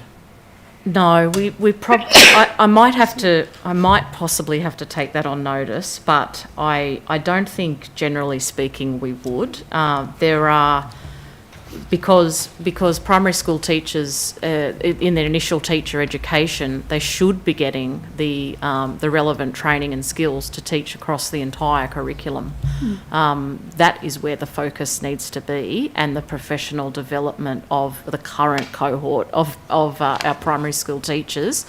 Generally speaking, we're not in favour of those smaller codes, because we have a statewide staffing system, and we want the transfer system to be a robust mechanism. So we wouldn't want people to be coded out of positions. At the moment, there are two strange primary teaching codes, one for maths and one for science. There's very small numbers of people who have members who actually have those codes. So really, we just want K to 6 primary and infants codes. The only thing that I would say is it would be useful data point to see how many members could meet or teachers in the system could meet the requirements. But again, that would need to be a discussion between the Federation and the department, because there's a variety of mechanisms to get additional codes, apply for additional codes to teach, whether it's through your qualifications, which is our preferred option, or through your teaching experience. And that's a very, as it should be, incredibly robust process, where rigorous process, because just because there's a shortage of teachers, the answer is never to drop the qualifications. Can I just expand on that from the university perspective? You do note that the number of hours that are required for music is too small. So just clarifying that you would support an increase in the number of hours that are dedicated to music education in the degree, in the teaching degree. Thank you so much, Ms Munro. Yes, there was a number of elements that I certainly note. One submission, the music from the start, they talked about a couple of different things in the initial teacher education, and I believe there are some questions around that too in the survey that's going out to our public 100 public primary schools. There's a couple of different things. It's not just the quantity of time that's dedicated in their ITE course, but also the quality. Who is actually delivering it to them, and what are they actually being required to do in those 10 hours, 20 hours? So that's quite an important point, I think. Mm-hmm. So, sorry, just following on from that, in the absence of the code, how would you propose the model for a specialist music teacher in each primary school would operate? So I think there needs to be, we are operating in a context of a significant teacher shortage, less so for primary schools than certain areas in secondary. I'll make that point. However, I think there needs to be multiple, I think our submission says that there needs to be multiple factors and multiple stages. So one is addressing ITE, but another is offering pathways where through ITE that you might become accredited and attain to dual qualifications where you are a specialist music teacher but also a generalist primary school teacher. That's certainly something that was actually recommended at some point in the previous government, actually under the Great Teaching Inspired Learning. So I recommend you have a look at that. There is a link to it in our submission. But as I said, I think earlier in my evidence, that it wouldn't necessarily be one of those people for every single primary school. We have such a vast system. We have 25% of our schools are in rural and remote areas, so those people aren't going to have the idea of having a teacher that fits this criteria in all of those schools is absurd, but we need to think of different ways we can. That's why the upskilling of the current cohort is so important. That's why the access to specialist staff is so important. We believe the arts unit should be larger, should be greater. They are operating on, goodwill, I would actually say. Mr. Anderson. Thanks, Chair. Mr. Hunt, just ducking back to your submission, you talk about facilities, space. We had the pleasure yesterday of going down and having a look at a couple of high schools, and there seemed to be adequate space to be able to teach the creative arts. A lot of schools may not have that. What are your thoughts around that? Well, thank you very much, Mr. Anderson, for the question, and thank you for the opportunity. Asset development in the public school environment is a challenge. From the P&C's Federation's point of view and our members, we're challenged all the time about funding facilities and equipment for the schools. That is one of the two major objectives of a P&C. And so our members are regularly challenged about funding facilities. What we've seen from our members and in our submission is that when they're not, assets and principals and the department are not looking, in our view, wide enough about multi-purpose. And when we come to music, of course, well, what are the things that we need for music or performances?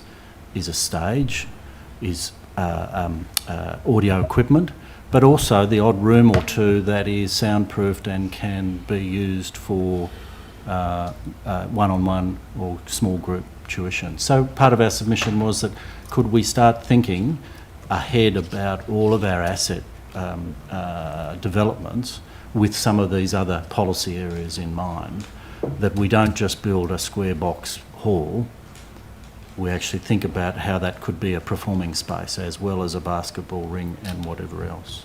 Now, there are some areas that's happening, Mr. Anderson, I'm not suggesting that across the board that's not, but our point is if we're about putting a future plan in place for growing the teacher population, embedding music into the curriculum, we also need to look at those performance spaces. Do you think there could be a barrier to some schools taking up creative arts? Lack of space? Oh, look, well, I think lack of space, lost count of how many portable classrooms are around the schools now, but I would suggest so.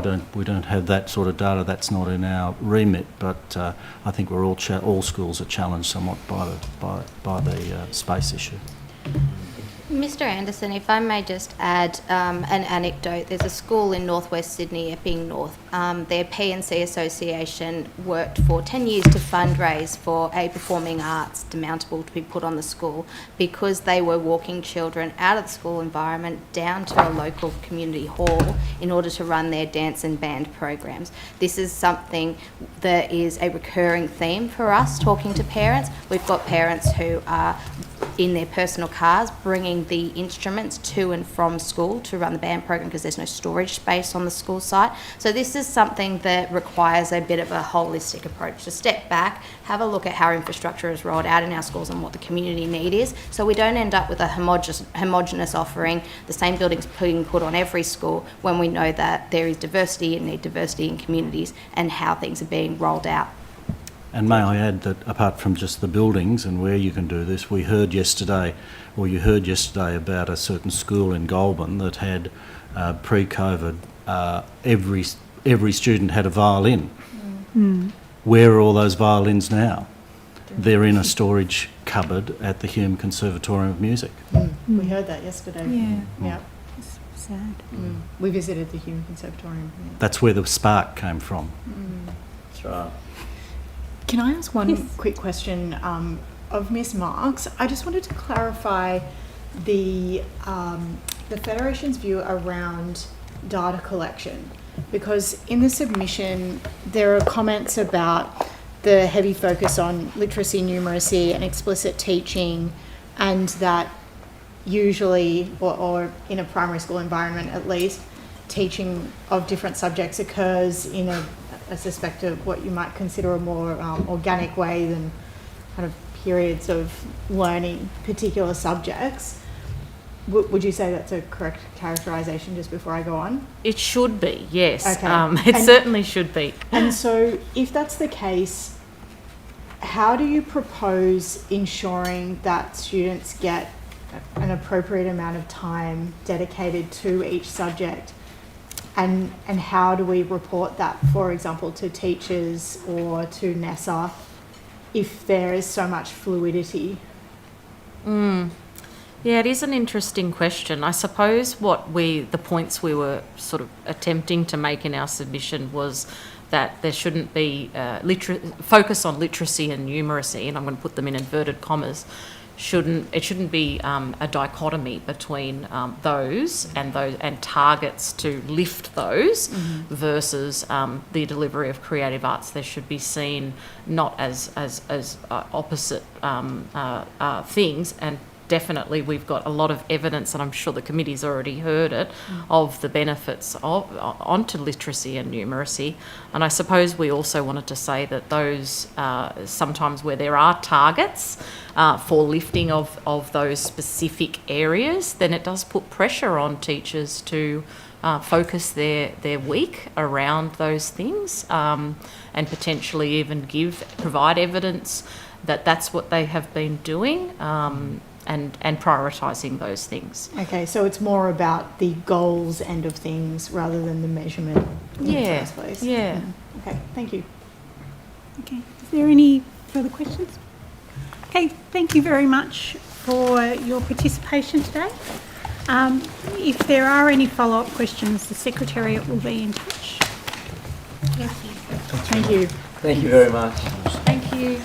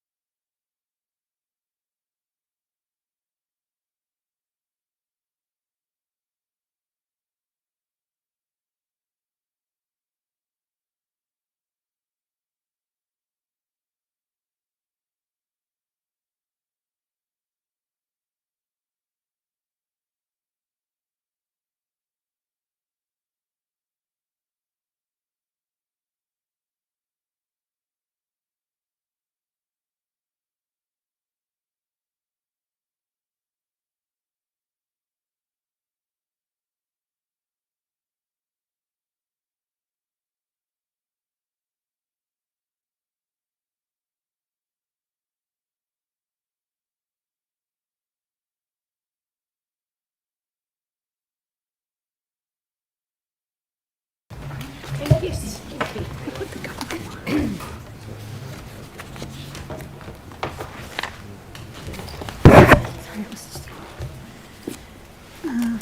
Okay, thank you everyone for joining us again. Thank you, Ms. Payno, for addressing us. Could you please state your name and position title and swear either an oath or an affirmation? Kim Payno, Chief Strategy and Engagement Officer at the University's Admissions Centre, or UAC. And would you like to start by making... Oh, sorry. Yes, sorry. Swear the oath or affirmation. I swear that the evidence now about to be given by me shall be the truth, the whole truth, and nothing but the truth, so help me God. And would you like to start by making a short statement? Well, thank you for the opportunity. I just wanted to provide a very short introductory statement about UAC. We are the body that processes applications for entry into university for universities in New South Wales and the ACT, and one of the key things that we also do is calculate and provide the Australian Tertiary Admission Rank, or ATAR, to New South Wales HSC students. So we're at the intersection of secondary school and university study, typically, but we also deal with applicants that are not coming straight from Year 12, but that's a big part of what we do, and I think the one that the public would know us most for. Okay, thank you, Ms. Payno. I'll begin just quickly. There's often a perception that the creative arts subjects are weighted in a way that makes it very hard for people to maximise their university entrance, their ATAR. Could you give your feedback on whether you think that perception is real, whether it's in some way self-fulfilling? And there was one of the earlier submissions that we went through today pointed out that some really, really talented music students in particular might be put off by the high university entrance required to study education, fearing that they will have their marks brought down by studying music, even if they would love to become a music teacher. The perception can be reality, I suppose, and we're very aware that in schools and amongst the Year 12 community and even amongst parents, there are quite a few perceptions that are not necessarily based on fact, but they're very persistent myths about how certain courses are treated in the scaling process. From our point of view, all courses are treated, as data points effectively. So depending on the results of the students in those courses, that will obviously have an impact on how we scale those courses. Essentially, though, our advice to students is always that they should do those courses in the HSC that they are interested in, that they can perform well at, and that best prepare them for whatever their post-school plans may be. Having said that, of course, particularly in an environment which is more and more common, that students focus their Year 12 study on just 10 units. So if you do more than 10 units, only 10 units are included in your ATAR calculation. So when students are only doing 10 units, they obviously want to maximise the performance of those units if they're looking to achieve a high ATAR to get into a particular course. And the unfortunate effect of this perception can be that sometimes they will choose courses that they think will give them a better ATAR. Whether that is actually true often sort of gets lost, I think, in their decision making. They may also be influenced by schools. We do a lot of work with schools to help them give the correct messaging to students, but some schools, perhaps for other reasons, may want students to study particular courses depending on what they're offering. This doesn't just impact arts and music education, arts and music courses, I might say. We sometimes see that incentives around maximising the number of students in performance bands can sometimes lead to some unfortunate consequences in student choice. So, for example, if a talented English student may be persuaded to choose only standard English rather than advanced, with this notion that that will maximise their band. They're more likely to get a band 6 in standard English and in advanced English, even though they're suited to it. They may only get a band 5. Those sorts of things do come into play. From an ATAR calculation and scaling point of view, we're completely agnostic about the courses that students choose. We simply want them to follow the best advice, because that really is how they will maximise their ATAR. But of course, at the same time, there is a broader context in which all these conversations are happening. Perhaps you might be able to just sort of explain how the ATAR is worked out. So Certainly. And I may add, if it's of interest, I do have a document that I'm happy to table, which provides a bit of this information that I'm giving today. But essentially, there are rules around being eligible for the HSC, and there are rules around being eligible for the ATAR, and they are a little bit different, even though we are using HSC marks when we calculate the ATAR. And the benefit of that, or one of them, there are a few, but one of them is that students don't need to do an additional test to have a base rank on which universities will assess them as whether they're suitable for making an offer to their courses. So when we look at the ATAR, essentially, the key difference between the HSC and the ATAR is that the ATAR is, as the name suggests, a rank. The HSC, as we know, and I just mentioned performance bands, for each one of your courses, you are being assessed against how far you have reached the performance descriptors of each of the bands of that course. So it's how have you measured up against the standards for each of those courses. When it comes to the ATAR, we're trying to rank students in order, literally putting them in order from, as we would all know, the top rank is 99.95 and it goes down from there.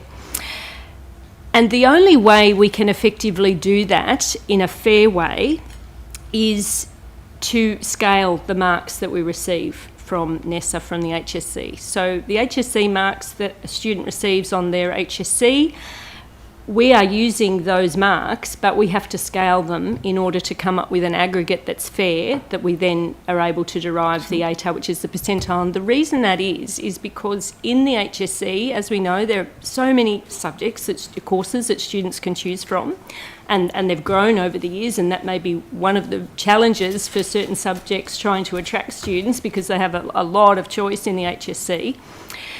And because of that, there are, I think, something like 28,000 different patterns of study presented each year amongst the HSC cohort.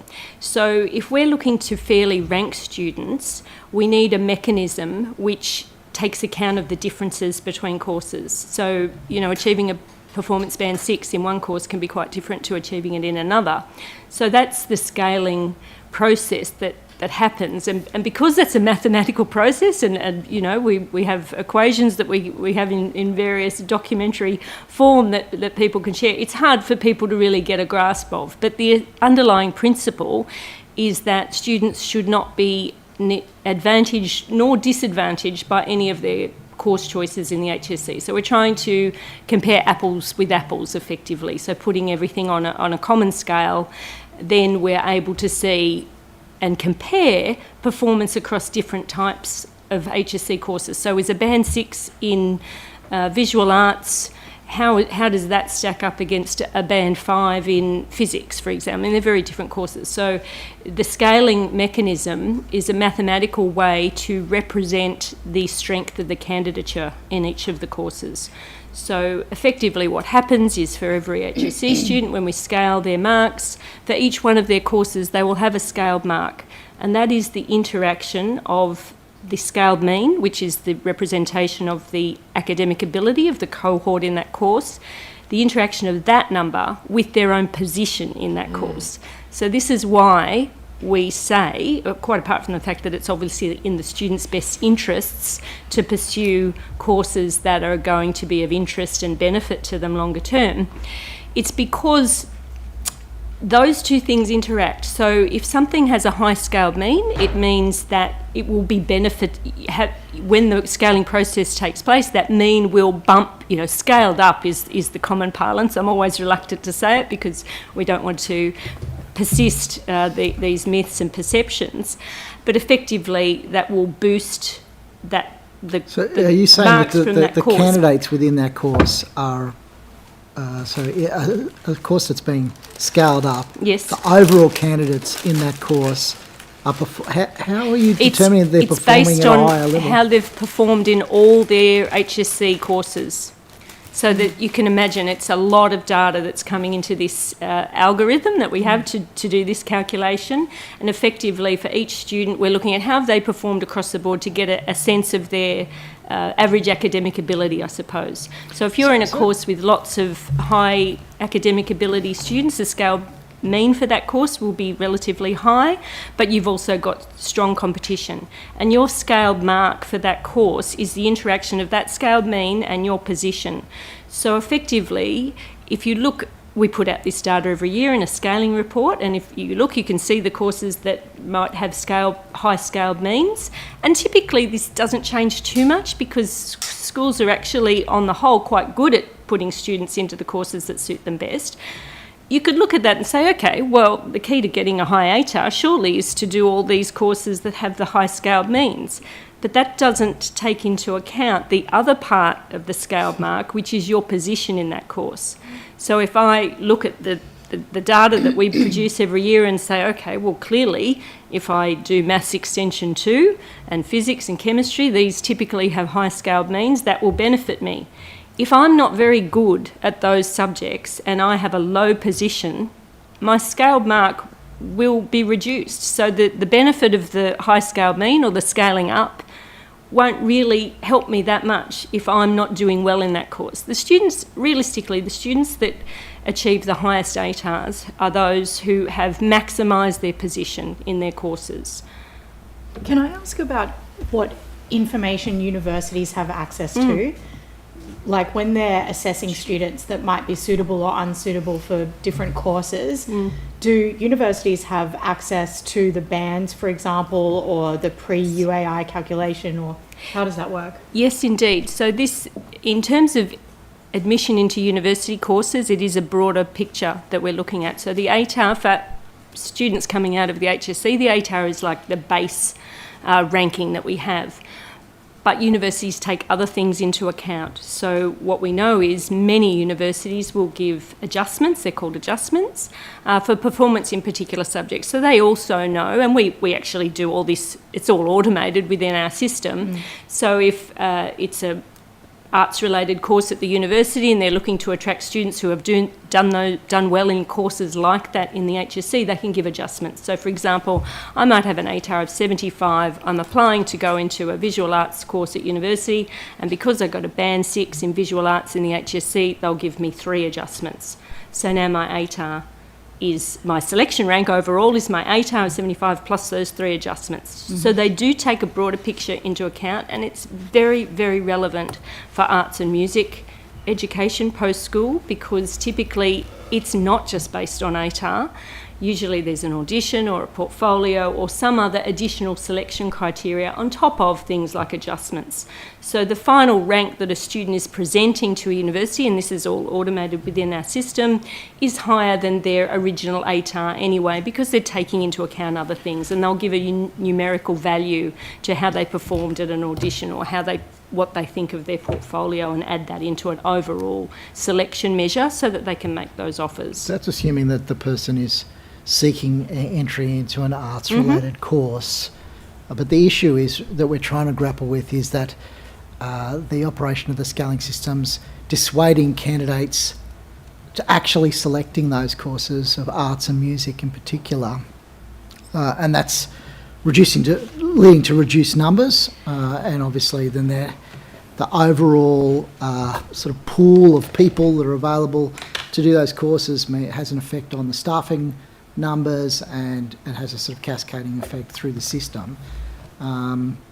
So I suppose my question really is around, is there some form of intervention in the ATAR system that could address that problem around dissuading people from selecting those courses? Well, I think there's 2 things I'd like to say in response to that. One is the communication program that I alluded to earlier, which is it is incumbent on organisations like UAC and the universities and schools to best advise their students when they're choosing courses for the HSC, and our interaction with students does indeed begin in Year 10 for that very reason. But also, in terms of what the data is telling us at UAC, the number of students taking courses like visual arts, music, dance and drama in the HSC over the last decade has been relatively stable. So we haven't seen a decline, particularly in those areas over the last 10 years, because, as I said earlier, the HSC has so many course options. Some courses have indeed had a bit of a decline over the last few years in favour of other courses. So you have something like economics, which has declined, compared to business studies, which has grown a lot. So students are making choices for a whole range of reasons, one of which is whether they're getting good advice, and I think it is, as I said, incumbent on those of us who are providing advice to those students to give advice that will be of maximum benefit to them for their longer term plans. And there is a broader context around which students are making these decisions. So yes, indeed, we're very aware of how unhelpful these perceptions about visual arts being scaled down and these sorts of things are to students choosing. We're not seeing it in the data in terms of how the volume of students at this stage. We are seeing it, however, in the number of applications to arts and music courses post-school. So there has been, in the applications that we receive, there has been a decline in the percentage of students having those kinds of courses in their preferences. And that can, and because they're coming through the HSC with those courses and then choosing other things in their university application. That can be for a number of things. We don't necessarily have all the data ourselves to be able to fully analyse that. One of which that we need to acknowledge is that not all of these types of courses come through UAC. We obviously predominantly service universities, and there may have been a decline in the number of bachelor degree courses that universities are offering in this area. We have some private providers, but a lot of these courses at the tertiary level are handled outside the UAC system. So I'll give the example of NIDA, for example, in dramatic arts. We do not handle those applications, so I would not know if they've had a growth there. Perhaps some students are taking these courses through the HSC and then going down a different post-secondary education pathway that doesn't involve application through us. So that's an interesting thing that potentially could warrant further investigation as to if the data's telling us that the number of students doing those courses in the HSC has been quite stable over the past decade. Whether at the beginning of that decade it still wasn't enough is a worthy question. Then what's happening to them?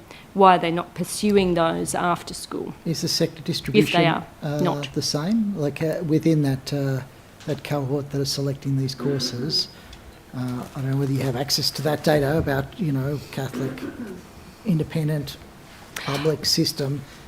We could analyse the data on that basis. We typically don't, but that's something that I could take on notice if that was an area that the committee would be interested in. Useful, I think. Certainly, I don't have that at my fingertips, but we can break down the data into those areas, certainly. And in terms of particularly music, where there's options for a higher level, so a Music 2 or an extension, are the candidacy numbers remaining constant for those?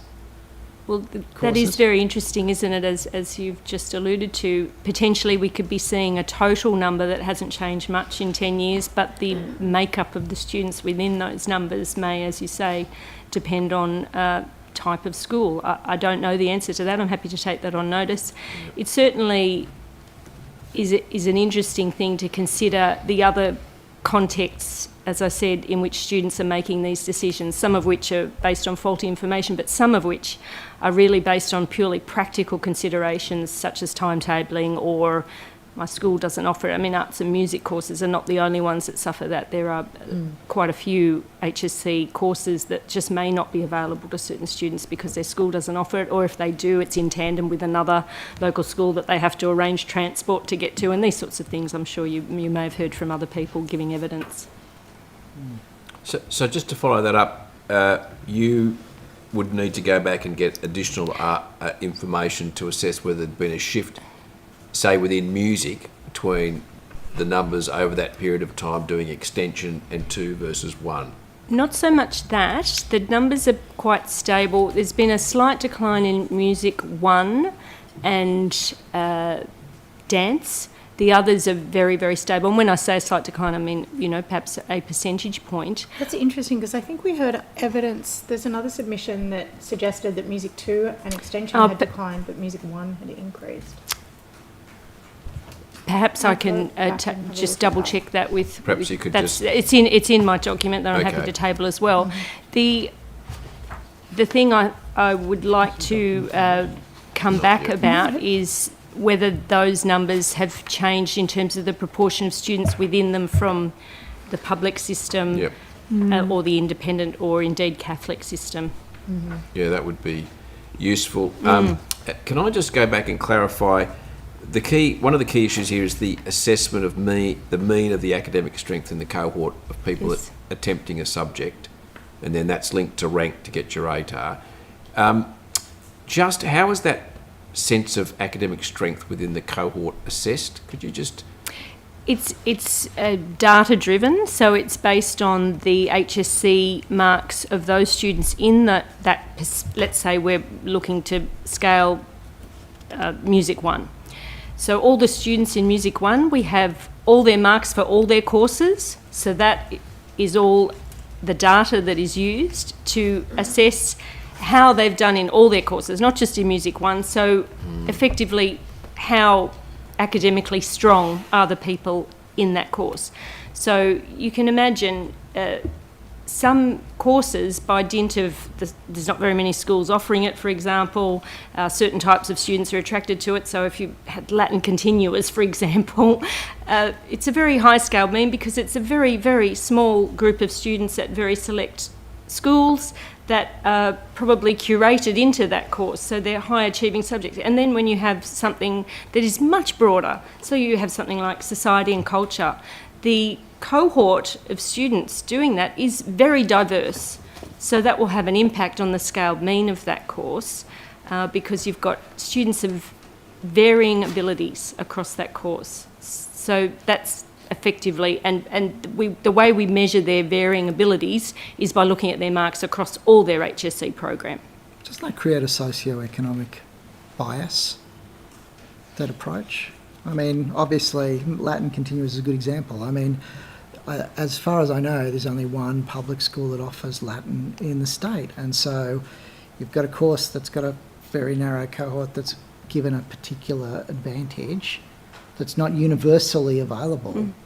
So you're building in a bias there, aren't you, into the UAC? Well, as I said, we're agnostic about courses. We are operating in a wider context that is in some ways beyond our control in terms of what courses are available then to take students. That into account? Like, shouldn't the way... I wonder how it could do that while maintaining its unbiased nature, I suppose. And I think we need to remind ourselves that this is a tool for university entry only, and it is a tool that we calculate and provide on behalf of the universities, and their objective is to have the most suitable students enrolling in their courses and the extent to which they may wish to broaden out. And I mean, the ATAR doesn't exist in a vacuum. I mean, really, you're just creating a situation where... There is a strong focus, certainly at the federal government level, for greater equity in tertiary admissions, and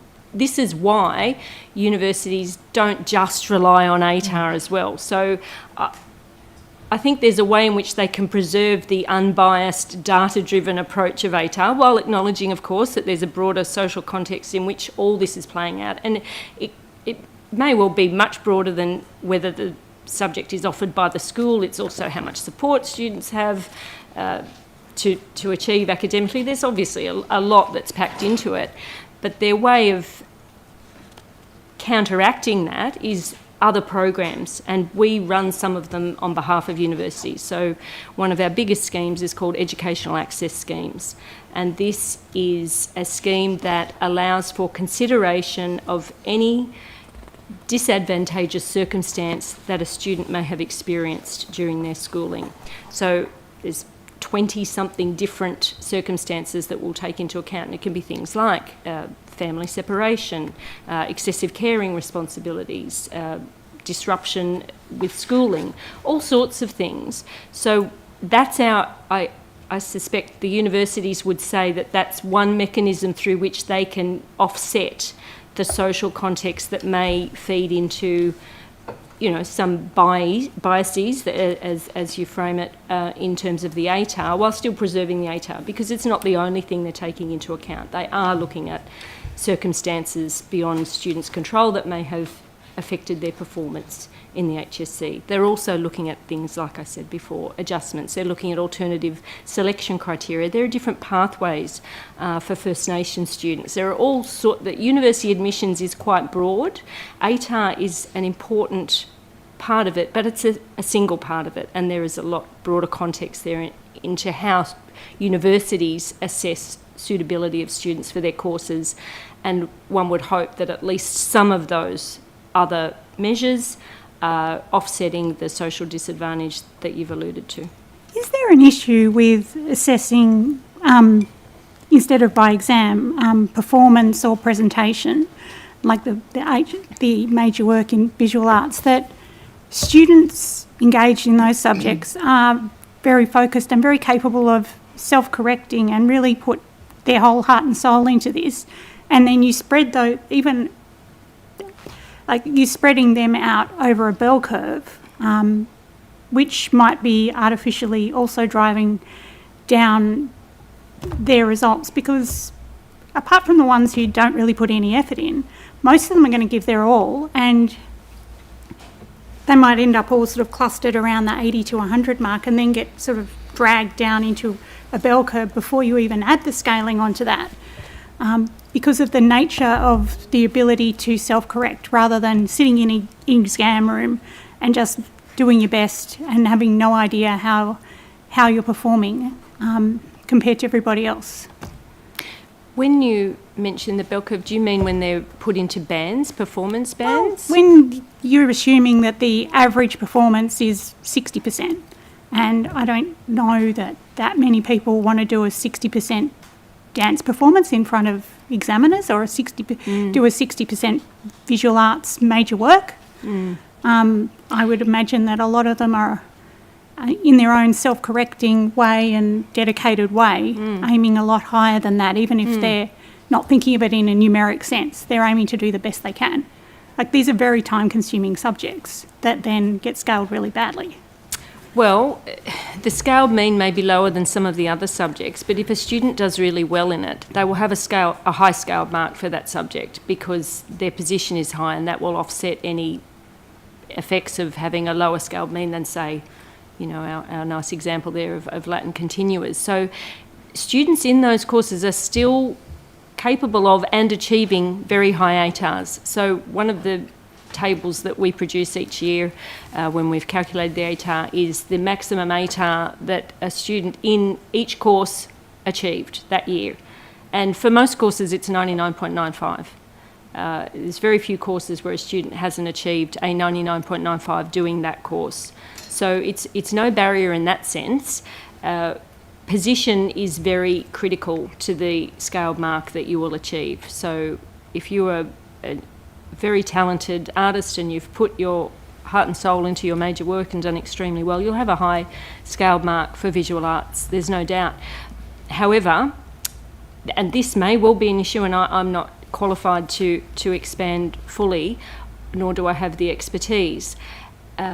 If doing that major work has taken a lot of oxygen out of your Year 12 year and has meant that you've had less time to devote to your other courses, that could be an issue for some students. As I said, our data is showing that we haven't seen a drop in students taking these courses. Whether there's a difference between different types of schools, I'm yet to uncover. But they are time consuming, and there's a student passion involved there. And this is why it is good that universities are looking at other criteria for students wanting to pursue that after school. They've done a fantastic major work. Perhaps they're in Art Express. Universities will be looking at their portfolio, and they'll be looking on that very favourably for those types of courses, and not looking so intently on ATAR in that situation. Thanks very much. Is there any last question? Finally, the assessment of the mean academic strength in the cohort depends on their assessment across all subjects. Yes. Right. Most students in the state will be doing English and maths of some sort, I would imagine. They would be They must include English in their ATAR calculation. That's one of the ATAR rules. They obviously need English for the HSC as well. Maths is not compulsory. No, but just in terms of the sorts of courses that contribute to that assessment of mean academic strength, I don't know the numbers, but I would imagine that subjects with a large number of students doing them would put a whole lot of weight into the assessment of the particular academic strength of a subject. And so it seems to me it would be possible that visual arts, for example, the strength of that's being essentially calculated about how a student does in English, maths, science and other subjects. And it would be interesting to look at the data to see which subjects go to contribute to, in most part, that assessment of strength. And I suspect there's a bit of a bias towards subjects with a high volume of students, and that will include maths, English, perhaps the sciences, I don't know.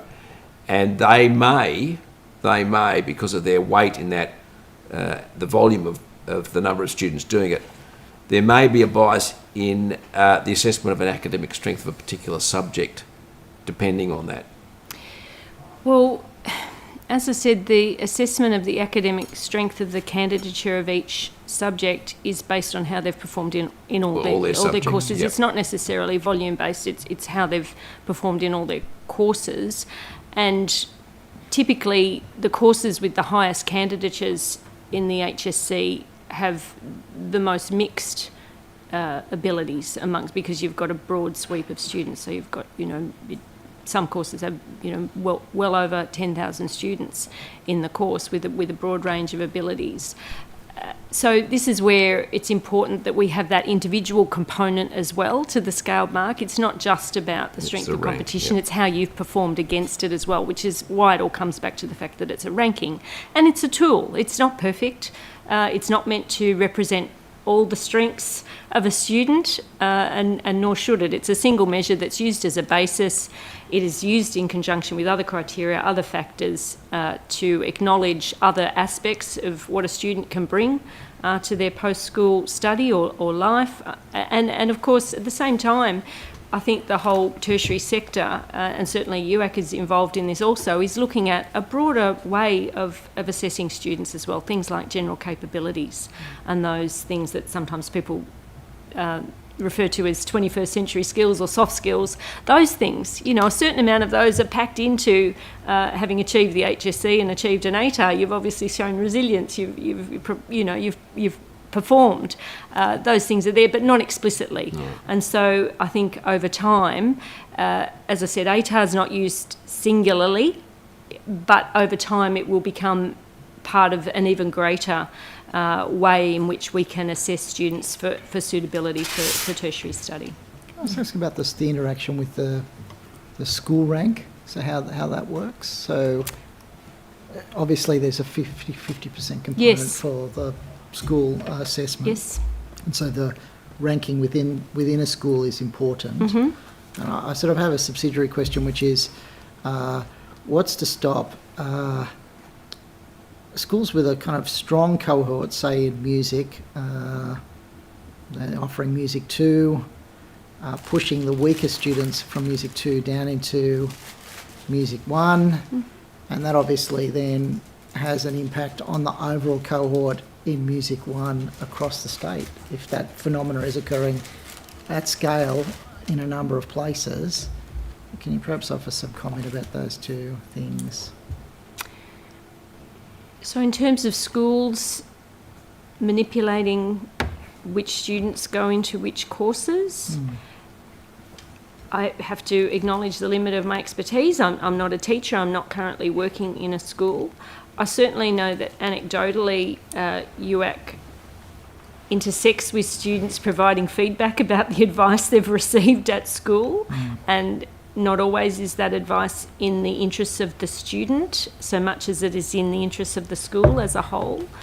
And things like, and it's not just excuse me, the courses that you're particularly concerned with here, it can happen, as I have referred to, with things like English Advanced and English Standard, Maths Advanced and Maths Standard, in the drive to achieve a maximum number of students in Performance Band 6. There's also, unfortunately, some university level requirements that might also drive student behaviour in ways that might not be at the individual student level best interest, and I'm thinking here of criteria for entry into teaching courses have required that you have a minimum of 3 Band 5s, one of which must be in English. So if you are a talented English student who would be perhaps best suited at a personal level to advanced English, you might see an incentive there in doing standard English because you're more likely to get that Band 5. You might be a bit worried about achieving a Band 5 in advanced because that's effectively a harder academic course. So there are some issues there. I don't know if that answers your question. Is there something more that I can provide to help Sorry, with I was your asking question? about the interaction within the school ranking, Yes. how that works. And as I said, I'm not working in a school. I'm not a teacher. From our point of view, as I said right at the beginning, in terms of ATAR calculation at least, which we are literally just looking at whatever the numbers are that we're given. In terms of the school assessment, however, the process of moderation is absolutely key there. So schools may well handle their assessments. They've obviously have guidelines that they're all following, but different schools have different approaches to the assessment of their students to counteract for any differences between schools in the same way as we're counteracting for differences between student choice of subjects. We're using the moderated assessments, and they're moderated against the exams. In terms of rank order of students within schools, that's preserved for their assessment marks, but their assessment marks that we receive from NESA are shifted depending on how they perform in the exam. So that's the yardstick, because everyone's sitting the same exam. So you're trying to provide that consistency and fairness there. One of the myths that we do encounter with this sort of confusion between the assessment that NESA obviously oversees with schools and the exam mark, and then what we do over the top of that, is that sometimes students feel as though the rank that they have been assigned by their school means that even if they achieve the best exam mark in their school, they won't get it. Let's say I'm doing biology and I'm ranked 3 in my school, and then we all go and sit our biology exam and I get the best exam mark. For my ATAR, I'm only going to get the 3rd best exam mark because I'm ranked 3. That's not true. Your exam mark is your exam mark. The thing that changes is the number attached to your school assessment, because that's moderated against the spread of marks within the school. Okay, thank you, Ms. Paino. I appreciate your time and your expertise this afternoon. If there are any follow-up questions, the Secretariat will be in touch with you. Thank you. Thank you so much. Thank you very much.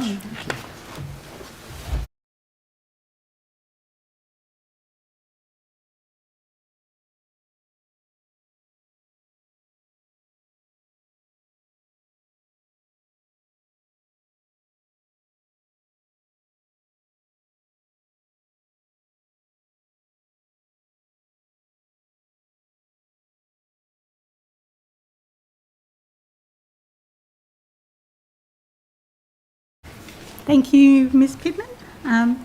Welcome. Thank you for your time this afternoon. Can you please state your name and position title and swear either an oath or an affirmation? Annette Pittman, Chief Executive, Create New South Wales. I solemnly, sincerely and truly declare and affirm that the evidence now about to be given by me shall be the truth, the whole truth and nothing but the truth. Thank you. And would you like to start by making a short statement? I would, thank you.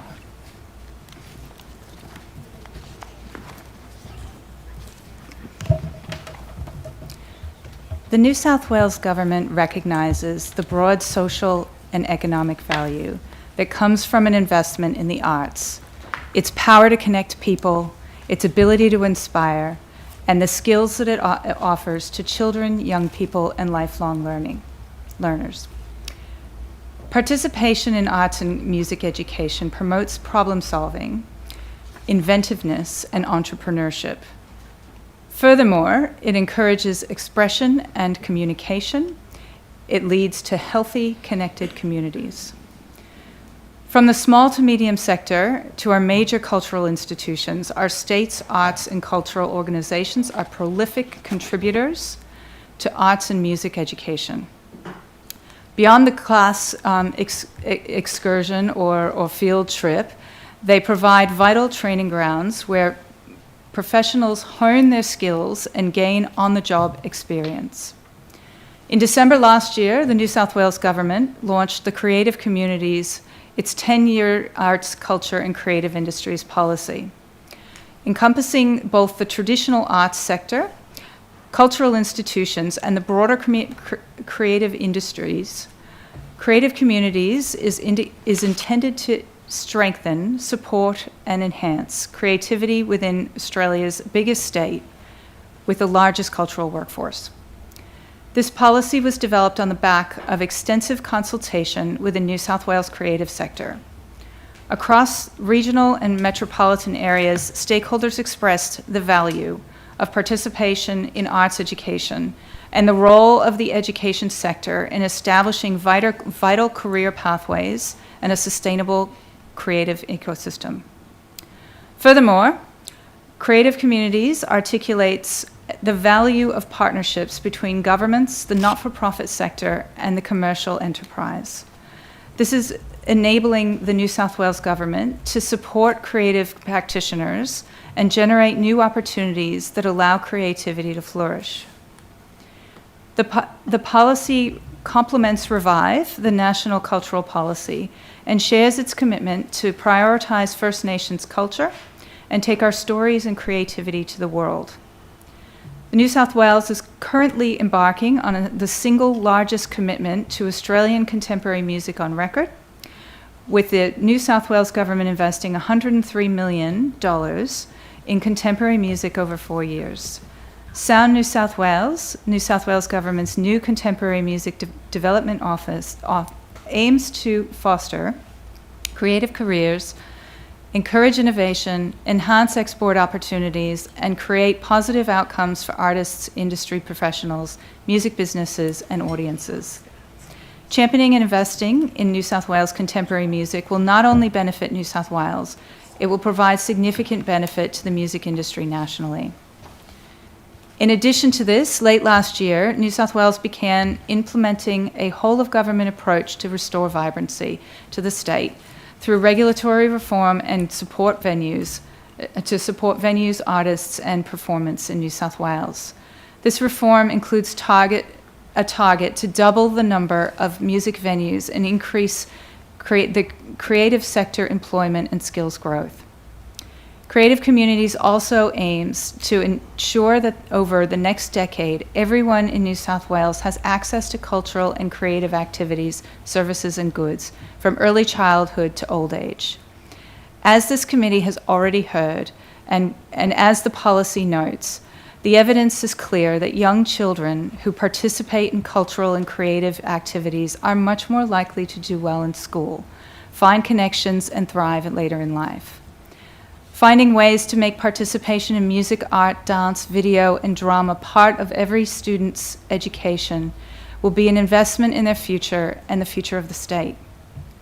Creative Communities commits the New South Wales Government to sustainably grow the size of the creative industries in New South Wales by enabling creative communities throughout the state to reach their potential. Over the next decade, growth in the cultural and creative industries will provide opportunities for education and training, leading to sustainable, meaningful careers for creatives, their professional collaborators, and co-workers. Creative Communities commits to a whole-of-government effort to advocate for and enable and invest in the arts, culture, and creative industries. This will include, but is not limited to, formal partnerships between Create New South Wales and the Department of Education, TAFE New South Wales, the Ministry for Health, Transport for New South Wales, and other agencies to further develop priority streams of work. The New South Wales Government recognises that it will take time to fully realise this broad vision, and that it cannot be realised by government alone. Partnerships will be crucial to ensuring New South Wales remains a thriving and creative place to live, work, study, and visit. The New South Wales Government is committed to being an advocate, enabler, and investor to grow and foster vibrancy and engagement across the state. This will involve partnering with public, not-for-profit, community, and commercial enterprises, individuals, and all levels of government. Thank you. I'm happy to take any questions you have. Thank you. Does anyone have any questions to start with?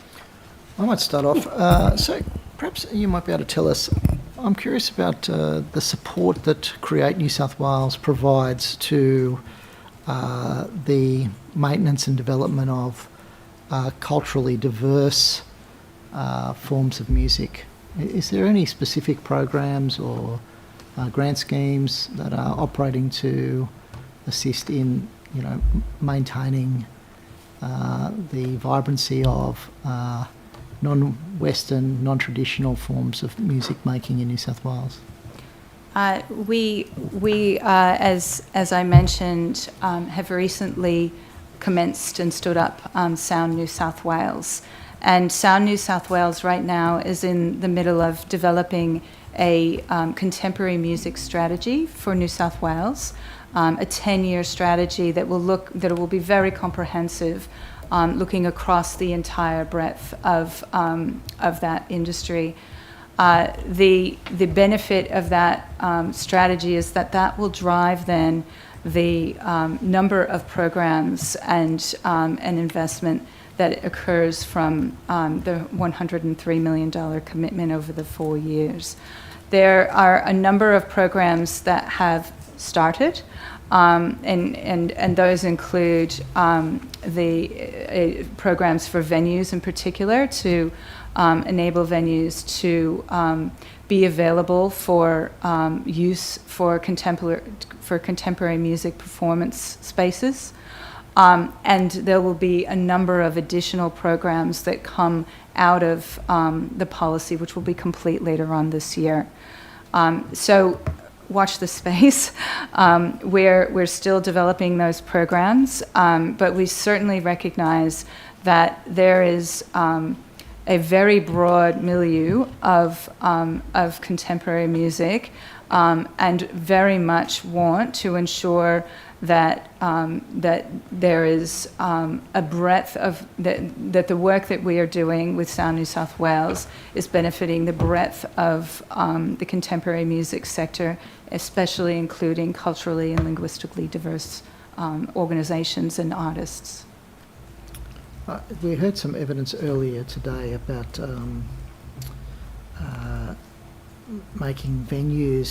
equipping venues to be more accessible to artists with a disability. Can you perhaps speak to whether there's any work being done in that space by Create New South Wales? Yes, there are a number of programs that we have that Create New South Wales has run over the course of the last 5 years or so that is directly contributing to the viability, if you will, and the modernization of venues across the state.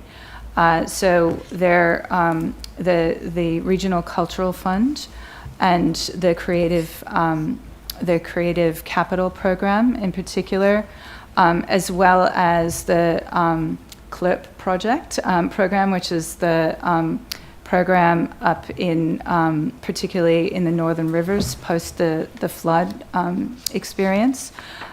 Those programs have worked to modernize facilities, and a big component of that modernization, of course, is providing access and in particular access for people with disabilities, to ensure that there is the equity of access, if you will, across the state in the venues, in people's communities.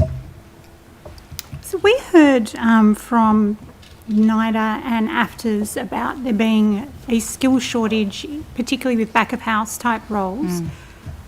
What role, if any, does Create have in sort of conveying that problem that's coming from industry through to the Department of Education to make sure that they realise that there's opportunities for students to pursue creative careers?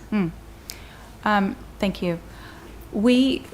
So through Sound New South Wales and Screen New South Wales, both of which sit within the remit of Create New South Wales, there are direct relationships with those individual creative industries. So the screen sector, in particular, has been quite specific around the areas of skill shortages that they're experiencing, and as you say, Chair, those sit significantly in the technical careers in particular.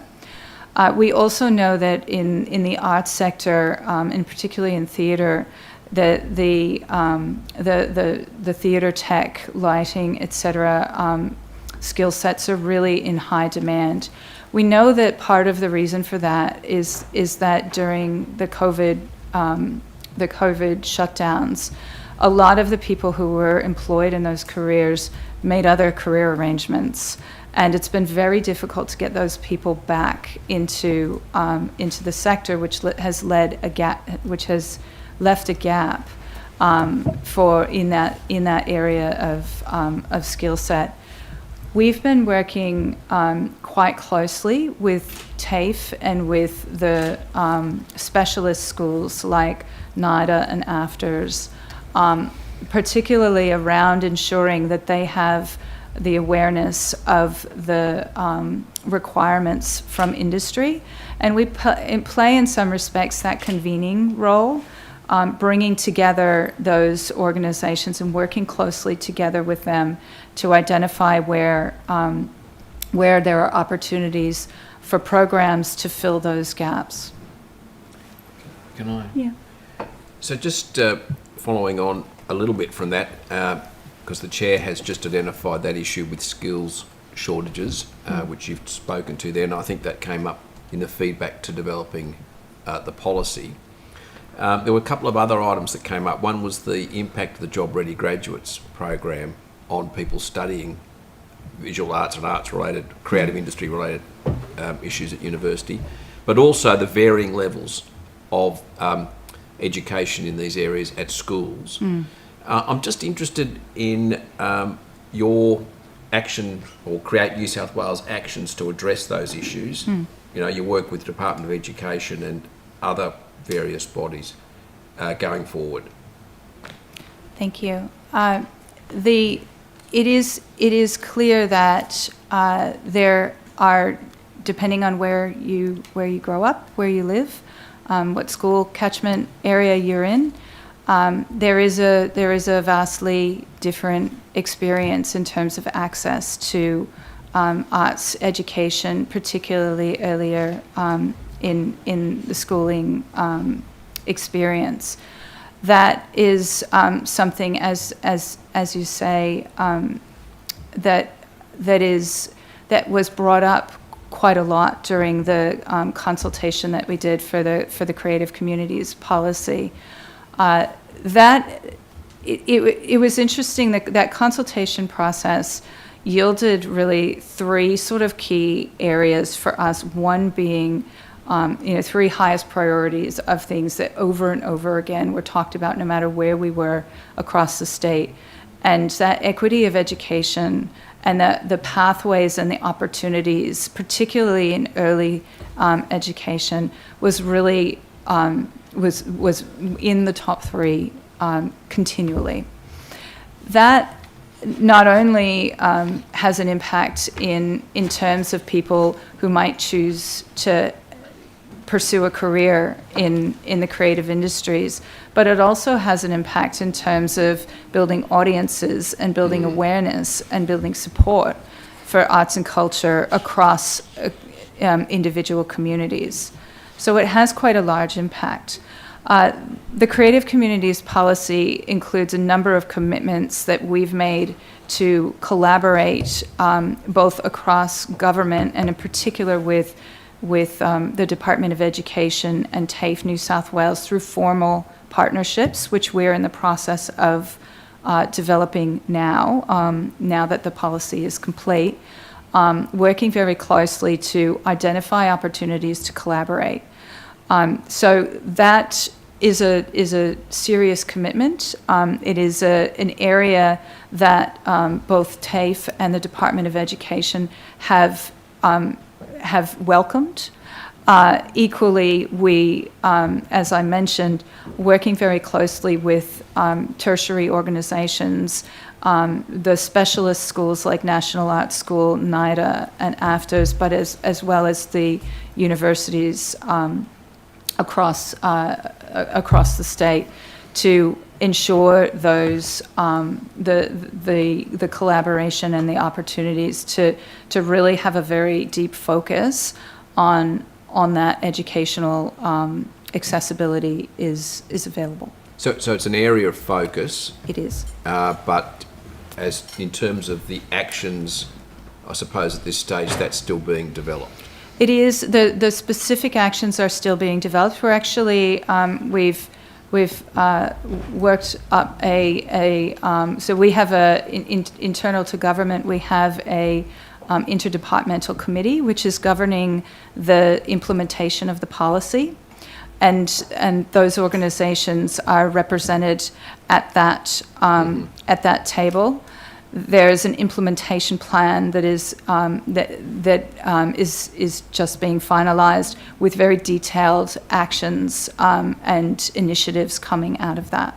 And are those actions as detailed in their description for like work as they are in responsibility? Like, is it very clear who does what? Yes, absolutely. And they need to be measurable to enable us to track our progress to achieving those and to hold ourselves and our colleagues accountable for that. So yes, absolutely. And are they intended to be made public? We're just working through the machinations of that. They'll form the basis of a memorandum of understanding between ourselves and those organisations, and we'll be reporting publicly on the progress for that. Absolutely. Mm-hmm. Thank you. So what's the timeline around that? Sorry, Mr. Anderson. You're right. So each of the individual initiatives, obviously this is a 10-year policy. Each of the individual initiatives will have its own timeline, and we... I'm sorry, my apologies. I meant for the MOU implementation plan to be finalised and made public. Yes, I realise you'll have a number of initiatives over time, but I was just keen to hear when we'd be able to see that documentation, do you think? The implementation plan will be done by the end of the year. Probably much sooner than that. It's just nearing completion. The MOUs will fall off the back of that, and I suspect that in the first half of next year, all of those specific documentation of that intent to collaborate will be in place. Okay, thank you. At least with the key organisations that we've spoken about.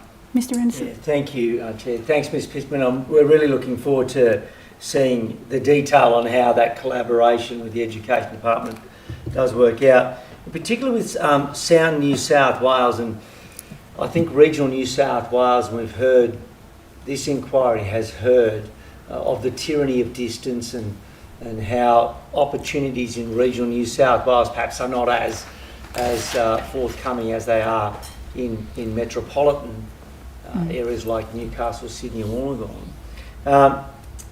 On the Sound New South Wales board, are there any regional members on that board? I believe there are. I don't have the list of members in front of me, so I can take on notice to provide a list of the members to the committee. Thank you very much. And also, as well as that, I think the music side of it that we're talking about, lighting that spark in education, obviously, your organisation has a big role to play on that. On the new music board, any musicians on that board? Yes. And again, I can provide the specifics of that to you on notice. Yes. Yeah, great. And the reason why I'm asking those questions is because some of that expertise around the table can certainly provide valuable insight into how to tap into some of those markets. So thank you very much for that. And the contemporary music strategy.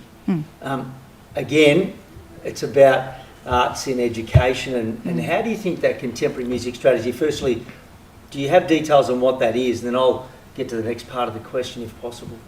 So as I mentioned, we have undertaken to deliver a 10-year contemporary music strategy, which will be complete by the end of the year. That is, so we're just putting the flesh on the bones of that at the moment. One of the things that's really clear with contemporary music in particular is that a lot of the pathways that exist currently for music education don't provide contemporary music education. And so there is a significant issue around the availability of education opportunities in contemporary music generally, and then particularly when you get into regional areas, it becomes even more acute.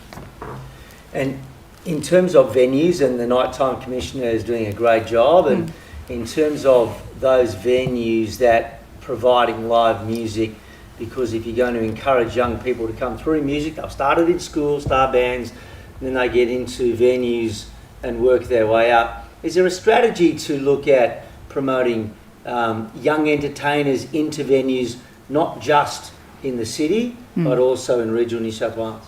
Absolutely.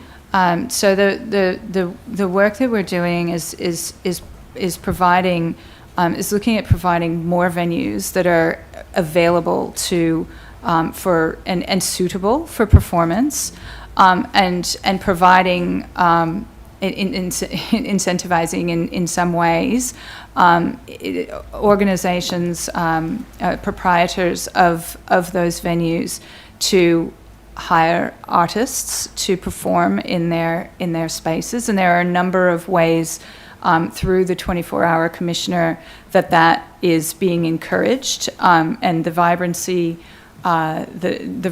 reforms that are on foot currently are seeking to do that.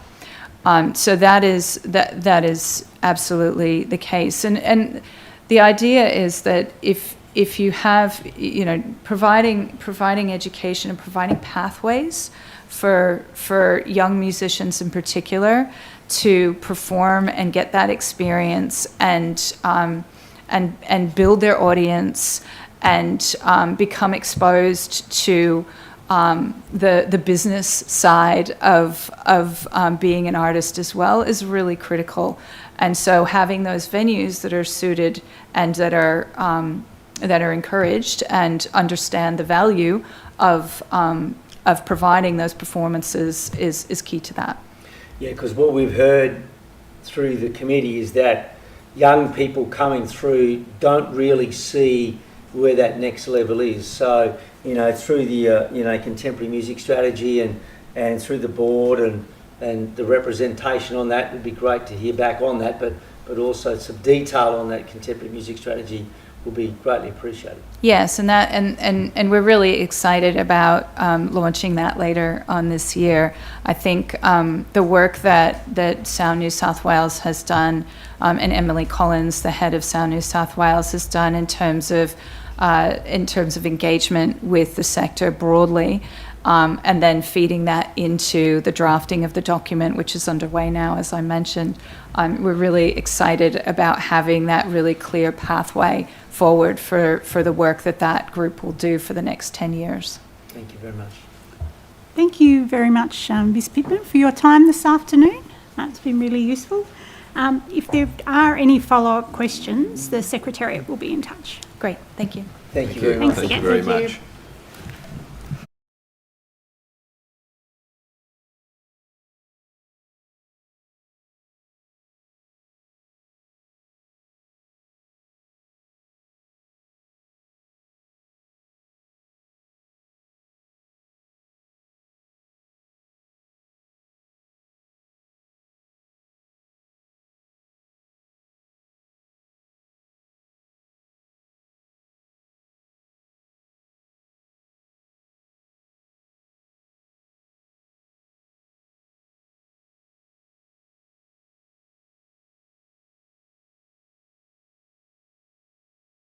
Thanks for your time this afternoon.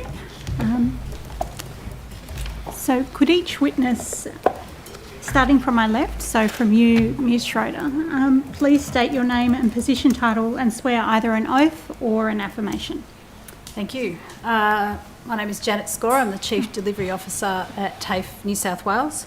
I swear that the evidence now about to be given by me shall be the truth, the whole truth, and nothing but the truth, so help me God.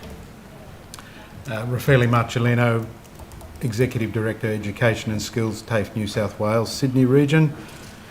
I swear that the evidence now about to be given by me shall be the truth, the whole truth, and nothing but the truth, so help me God. Thank you, and sorry for mispronouncing your name, Ms Score. It's quite all right. Would you like to start by making a short statement? Yes, I would. Thank you. Firstly, I'd like to acknowledge the Gadigal people as the traditional custodians of the land on which we're appearing today, and acknowledge and pay my respect to elders past and present, and to acknowledge Aboriginal people who might be in the room today. I'd also very much like to thank the committee for the invitation to appear today. TAFE New South Wales works closely with the Department of Education, who provides the overall strategic policy direction within the broader education portfolio, as well as funding TAFE New South Wales via Smart and Skilled. I hope that the evidence we give you this afternoon will provide an understanding of TAFE New South Wales' role in providing opportunities for people all across New South Wales to engage in industry-relevant arts and music education and training. TAFE New South Wales is the biggest provider of vocational education and training in Australia, with programs informed by industry and community consultation. TAFE New South Wales' primary role in the arts sector is to train people for employment in the creative industries, making sure they are equipped with a combination of industry-relevant skills, knowledge and attributes to gain and to keep work. TAFE New South Wales supports arts and creative skills development through programs in specialist areas such as sound production, live production and music, in film, TV, screen and media, in 3D animation and games development, production design, fashion, interior design, jewellery, ceramics, visual arts and graphic design. Equipping our learners with the skills needed to thrive in these dynamic fields, TAFE New South Wales recognises the crucial role that the creative economy plays in invigorating industries, connecting culturally diverse and local communities and enhancing livability and wellbeing. In terms of numbers, TAFE New South Wales has over 400,000 enrolments in 2023. Over the years, the creative arts field of education has accounted for about 3% of our total New South Wales enrolments. Between 2021 and 2023, TAFE New South Wales Government funded enrolments in the creative arts field of education increased by 15% to 10,500, 16%, sorry. TAFE New South Wales saw a spike in government funded enrolments in 2023 in the creative arts field, associated with the government's fee-free program, with increases in the Certificate 3 in Design Fundamentals, Certificate 3 and 4 in Screen and Media, the Certificate 3 in Floristry and the Certificate 3 in Music. TAFE New South Wales has a solid reputation in the creative industries and in the community for providing industry-relevant training in the creative arts field, with a focus on industry collaboration and developing job-ready graduates. TAFE New South Wales aims to deliver flexible delivery models and wrap-around support for our learners, which helps learners from all backgrounds to access quality arts and music education and training. Through our commitment to enhancing the skills of artists and practitioners from diverse backgrounds, ethnicities, genders and abilities. TAFE New South Wales is well placed to help embed diversity and inclusion in the creative arts industries. This is evidenced by the demographic profile of TAFE New South Wales students in the creative arts field of education. In 2023, females accounted for 62% of our enrolments. 25% of enrolments were students with disability. 19% of enrolments were students from a language other than English. And 7% of our enrolments were Aboriginal Torres Strait Islander students. 36% of our enrolments were from students from low socioeconomic backgrounds.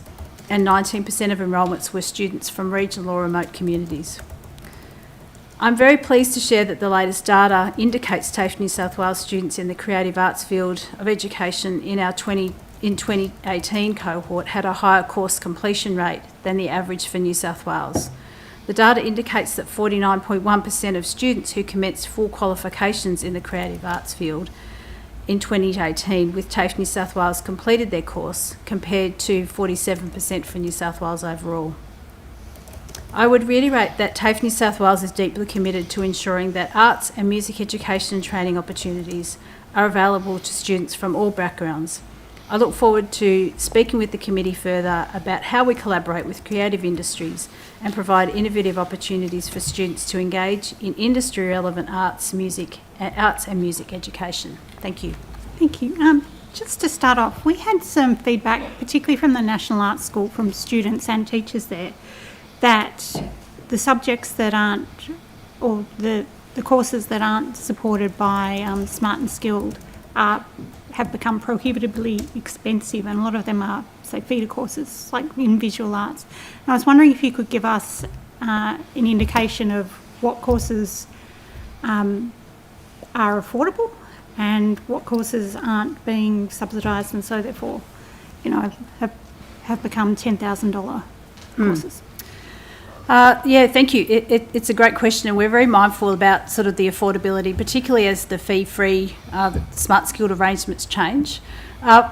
In general terms, for us at TAFE New South Wales, obviously fee-free and other subsidies that are provided by governments, state and federal, enable us to provide that training at no or low fee.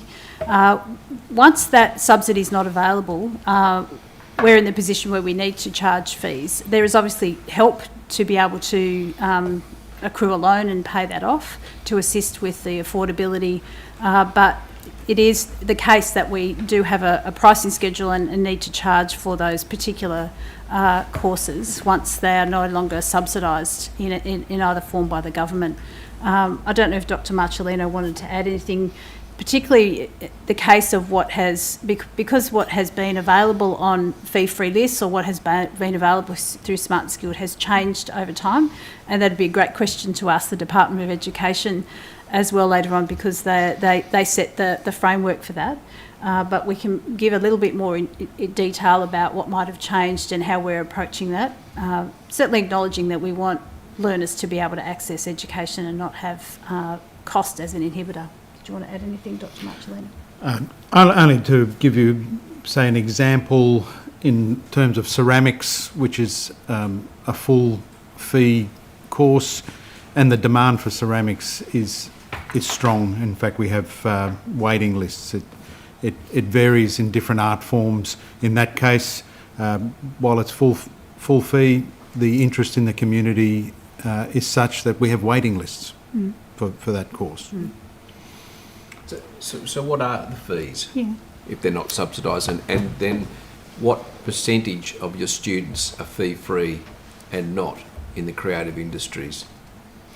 I'd have to take that question on notice, and we can come back to you with that balance. Yeah. So it is a combination, and because we're a higher education provider as well as a vet provider in TAFE, we have quite a varied schedule of fees, where some courses are access Smart and Skilled, some students can access fee help to move into higher education qualifications. So could you provide us a list of what's in and what is out, what it costs to do each of the courses in the creative arts? We can provide that from our perspective. I'd suggest there's a component of that is also the Department of Education through Smart and Skilled, and they set the courses and the price for that side. We can certainly provide fees for the courses you're interested in on notice, yeah. And I think also the numbers, I mean, you mentioned a growth scorer earlier, post-COVID of enrolments, which may have been related to fee-free courses. So I guess we're trying to look at barriers to people entering, and clearly one of them is employment prospects afterwards. I'll come back to that in a moment, but I'm just interested in the growth, the mix, and if the growth is really just fee-free places or if there is a growth in people prepared to pay. Mr. Marcelino, you mentioned a demand for ceramics. Is that from people who are going to pursue a career in ceramics? Or is it people who are interested in pursuing it who have other jobs? And how would that be for other creative industry courses at TAFE? Is there a career at the end of them?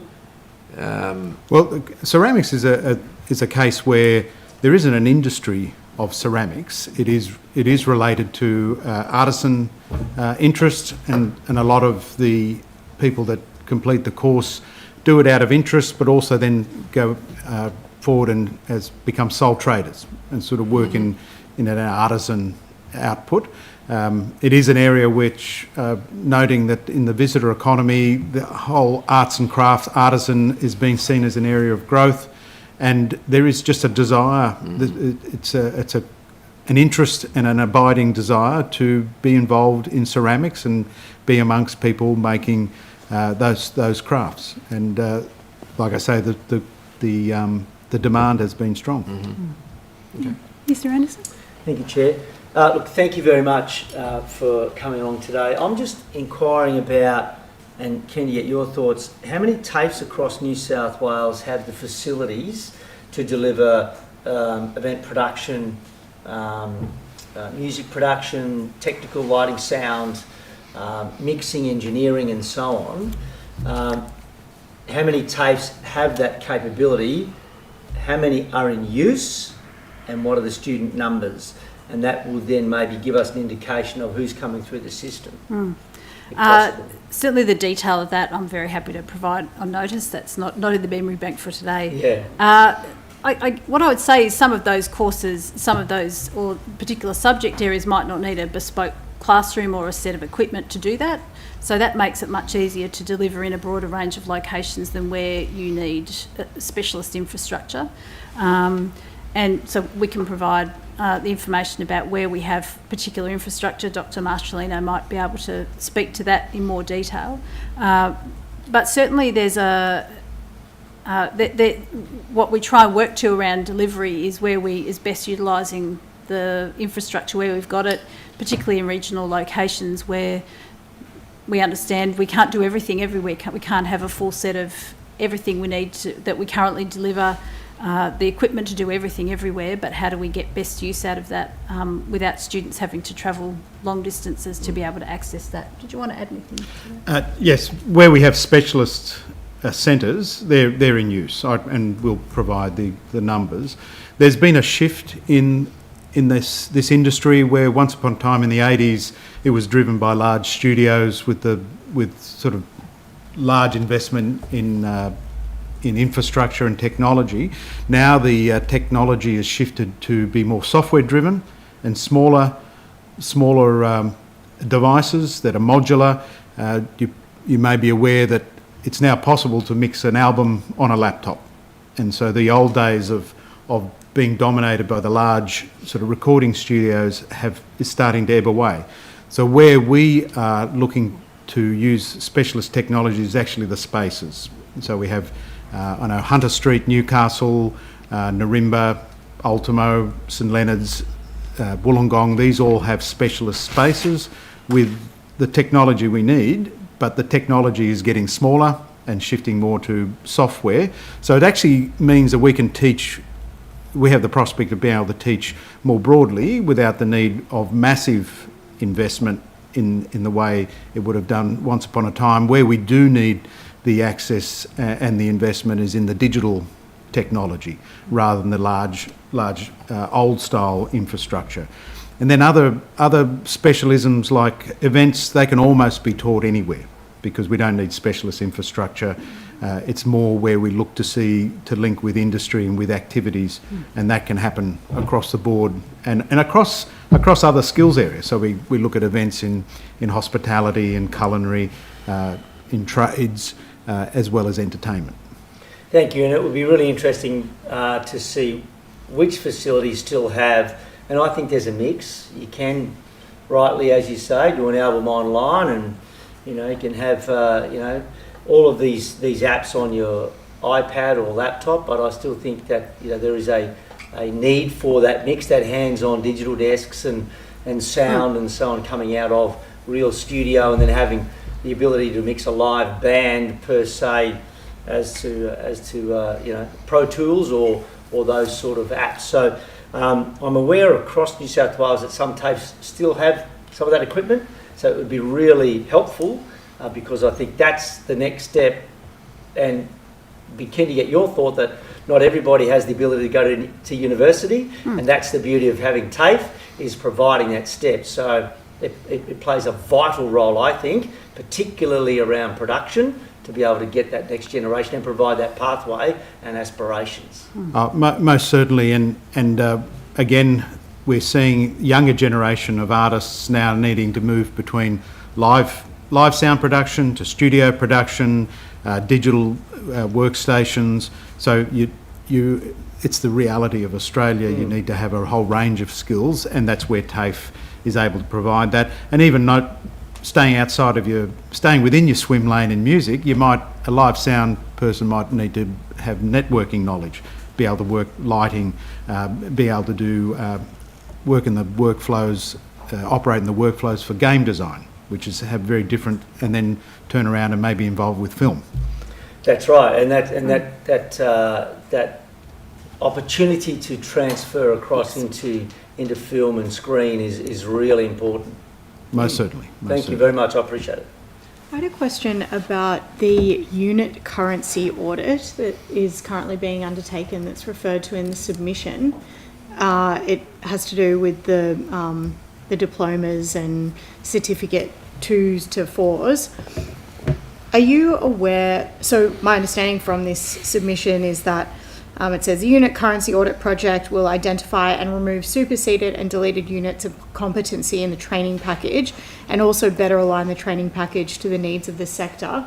I'm wondering what kind of information is provided to Service and Creative Skills Australia and I suppose the department to undertake that review. Like, what would you be providing them to help them understand what the needs of the sector are and what training packages are most relevant to the sector? Well, it's in dialogue with industry, and this is an industry which is constantly disrupted with technology. One piece of technology will force a change in practice immediately. That's why we are in regular dialogue with industry, and our role with the JSCs is advisory. We are not formally members of the JSCs. We are informal members, so not voting members, but we have a productive relationship in being able to feed that into the way skills are included in updating the qualifications, and it does hinge a lot around both the intersection of technology and artistic practice and the way the industry shifts. So we have the broad church of music, everything from orchestral music across to popular music to electronic dance music. So it's a really not about style, it's about the type of skills and abilities that people need to plug into whatever part of the industry they're interested in. So is there a formal piece of work that's being provided from TAFE to inform that? Not a formal piece of work. Okay. Our membership and our dialogue is with the JSCs, and we have formal consultation with industry, which not so much changes the content of courses because they're nationally accredited courses. It's the way we would teach, so it's being mindful of the combination of skills that graduates need to have to enter the workforce, how that changes, how that, by way of either emphasis or combination. And that's where we're finding the biggest shift when people are wanting to or needing to move across so many different types of ways of working in the industry, providing that skill set to enable them to do so. Mm-hmm. So some of the primary feedback from industry has been that they want graduates who are technologically capable, up to date with the latest software, and that they're also able to work across lots of different parts of the industry, I guess, like of their area, whether it's sound or lighting or stage production. Indeed, I mean, we as a bit of a guide, you need to be able to talk to people on your side of the glass and be understood, and then to be able to talk to people on the other side of the glass and be understood and to be able to interact, because it is a collaborative form. Music, film, games, these are all reliant on collaborative efforts, and you need to be able to learn how to interact. Is it flexible enough? Like, this review is happening at the moment, but it says the package was last updated between 2018 and 2020. So a lot can change in that time. And that's where we have the lag, because of the impact of technology on the arts. By the time they have that cycle of updating, there can be that lag. And so that's the challenge for us as educators. How do we actually bridge that gap? Getting those skills identified so that they're such that they're looking at a learning outcome rather than a very specific technological outcome. Okay. And is that being reflected appropriately? Like, is it flexible enough or not? I think it is getting there. Okay. Can I? And just following up on my colleague's questions there, particularly around the creative arts and cultural training package, and you were saying the lag with technology. Do you have an advisory panel specifically in that space which says this is where we're going? Because they would generally keep up the speed with where you're at, and that technology is available and the equipment would be available. So is there that sort of advisory panel which would allow those people to come through? Yes, we run a series of industry advisories according to the different parts of the arts we're talking about. So there'll be film, there'll be game development, music, and they're managed through a role, we call them industry innovation specialists.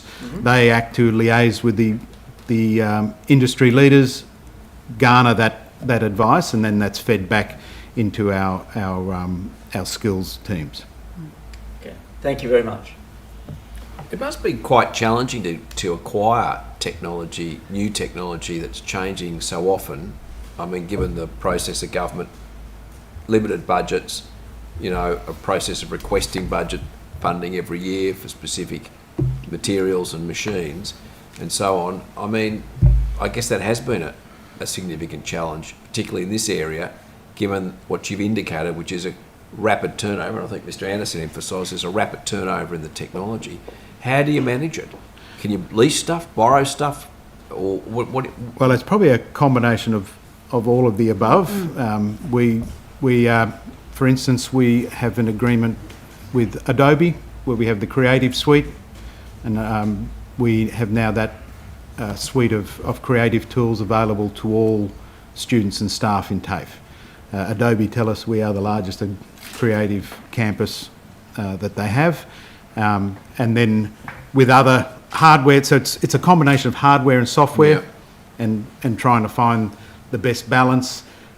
In some instances where in live sound we would work with industry venues, so our students would get an opportunity to have a look at the live sound of different venues, and so our staff would work with the venue so our students become familiar.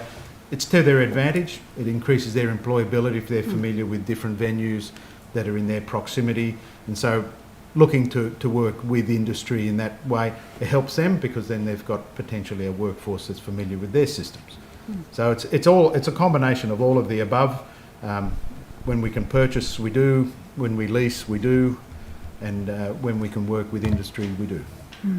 And the important connection there as well is that we want that Dr. Muchelino mentioned is the relationship between industry and our teachers. because we want our teachers to have industry relevant teaching skills as well. They are teachers, but they're also experts in their industry. So having that partnership, both from a teaching perspective, that they're able to know what is industry using, how do they stay on top of that pace of change to be able to teach currency to the learners as well. So that part of it, we would never be able to keep up with technology across the board in TAFE. Think about the progress in manufacturing or in renewables. Yep. That industry partnership and connection is really critical to give all of our students and our teachers currency for today. Thank you. Thank you. Any further questions? I'm good. All good. Okay. Thank you. Thank you very much. Thank you very much. Thank you. Appreciate you. Thanks. And if there are further inquiries or any follow-up questions, the Secretariat will be in touch. Lovely. Thank you. Thank you. Thank you very much.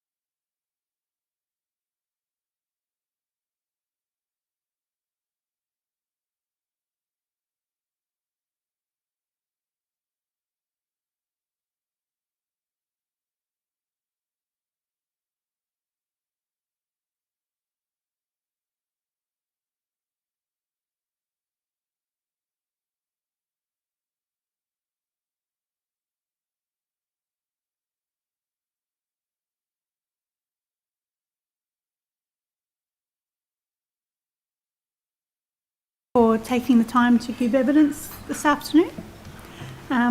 Could each witness, starting from my left, so from you, Dr. Carl, please state your name and position title and swear either an oath or an affirmation. Okay. I'm Paul Cale. I'm the Executive Director of Curriculum at the New South Wales Education Standards Authority. I solemnly, sincerely and truly declare and affirm that the evidence now about to be given by me shall be the truth, the whole truth and nothing but the truth. Martin Graham, Deputy Secretary, Teaching, Learning and Student Wellbeing. I solemnly, sincerely and truly declare and affirm that the evidence now about to be given by me shall be the truth, the whole truth and nothing but the truth. Sylvia Corish, Executive Director, Student Support and Specialist Programs. I solemnly, sincerely and truly declare and affirm that the evidence now about to be given by me shall be the truth, the whole truth and nothing but the truth. Thank you. And would you like to start by making a short statement? We're happy just to go straight to questions if you like. Okay. Okay. I'm just going to go. Who wants to go first? Okay. I wonder if you could just start by outlining for us the current status with music education in primary schools and then go on to the proposed curriculum for 7 to 10 and then any curriculum changes for phase 6. We've heard evidence that from a number of stakeholders that there's a large variation in what constitutes music and arts education from school to school. There are standards, most meet standards, but the reality is that there seems to be quite a large variation. And we've also had evidence that in many instances educational offerings in this area are supplemented by funding from the P&C and other sources. So I'm sure you've heard that evidence before, so I'm just interested in a response to that. Certainly, I might let Dr. Carl talk about the actual syllabus. So maybe if we talk about the syllabus and the curriculum offering, and then I can talk about particularly implementation in government schools, if that's all right. Yeah. Thank you. Just in terms of where we're at with syllabuses at the moment, you'd be aware we're going through a reform process. So we have just recently released the suite of K-6 creative arts syllabuses. There is an existing syllabus. One of the parts of our work in terms of curriculum reform has been to streamline the syllabuses. It doesn't surprise me that you'd be hearing testimony that in the current syllabuses, the way in which they're being taught differs from school to school, and that's purely because of the volume. Roughly, I think in the current syllabus there is between 3 to 4 outcomes per stage, which is a significant amount of work and time. In our newly reformed syllabuses, the ones that have just been released, we've ended up with 1 outcome per stage with very, very tight content. We've identified through the reform process and our evaluation of work the problems that have been identified, and we have tried to address them with the new syllabuses recently released. So is there going to be an enforcement of or a measurement of or a capacity to implement sequential, consistent music education in particular? Because that is what we're having the most feedback about, being inconsistent in its provision across New South Wales schools. Could I say our intention is to make sure there is consistency across all syllabuses and that they're taught. One of my colleagues describes our work and both the intent and the outcome of our work is to ensure that the student in Burke receives the same education as the student in Burke Street. So we've made sure that the outcomes are streamlined so they're doable, and we've been very explicit in both K-6 and 7 to 10 the content that needs to be taught. And so that will allow for greater consistency across schools. Up until this point in time, K-6 schools or teachers have only had to meet outcomes, address outcomes rather than outcomes and content. So, just trying to understand, do you mind if I... No. You say that the situation presently is there's 3 to 4 outcomes per stage, and I think by implication you're saying that's too much. There'll now be 1 outcome per stage. Just take me through, does that mean there'll be less content taught? Or, I mean, it sounds like a reduction in what's being taught. So that's my first question. And then could you just also describe the system now, how you measure that outcomes are being taught or not taught? Who measures them? How do you account for them and so on? I'll go with the last part first. In terms of our school registration process, when our school inspectors go into schools, what they would like to see is evidence that the outcomes are being taught, and because that's what is required. They will particularly look now at music and visual arts in K-6 particularly, and that's because one of the requirements of the legislation is that we do offer a curriculum that does provide music and visual arts education.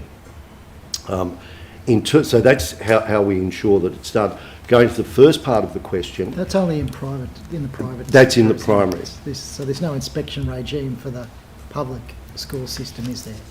I understand, but I'll let Mr. Graham respond to this. There is. So the public system is regulated by NSW as a system. So they do actually have random inspections of schools, but it is mainly the public system itself that has to assure ourselves that all the outcomes of all the syllabuses are being taught in the schools. So we do that, and schools have systems and processes in place. But it might help. So the mandatory curriculum, so we have the mandatory 4 areas in creative arts from K-6, and we have music and visual arts in stage 4. They're all compulsory in New South Wales. So I think when we're talking about this, and particularly looking through the other submissions, with music and with art in particular, there is the mandatory syllabus, and we absolutely focus, and our support is for teachers to help meet the mandatory syllabus. But particularly in these areas, the co-curricular opportunities, the music programs, the bands, the instrumental tuition, all of those things, they are the thing you feel when you go into school and say, are students receiving the opportunities they need in music? So I think it's important. So we can talk about that as well, because I think that is definitely something where we know that there is a massive equity gap in provision of that, and in students' experiences around music in particular.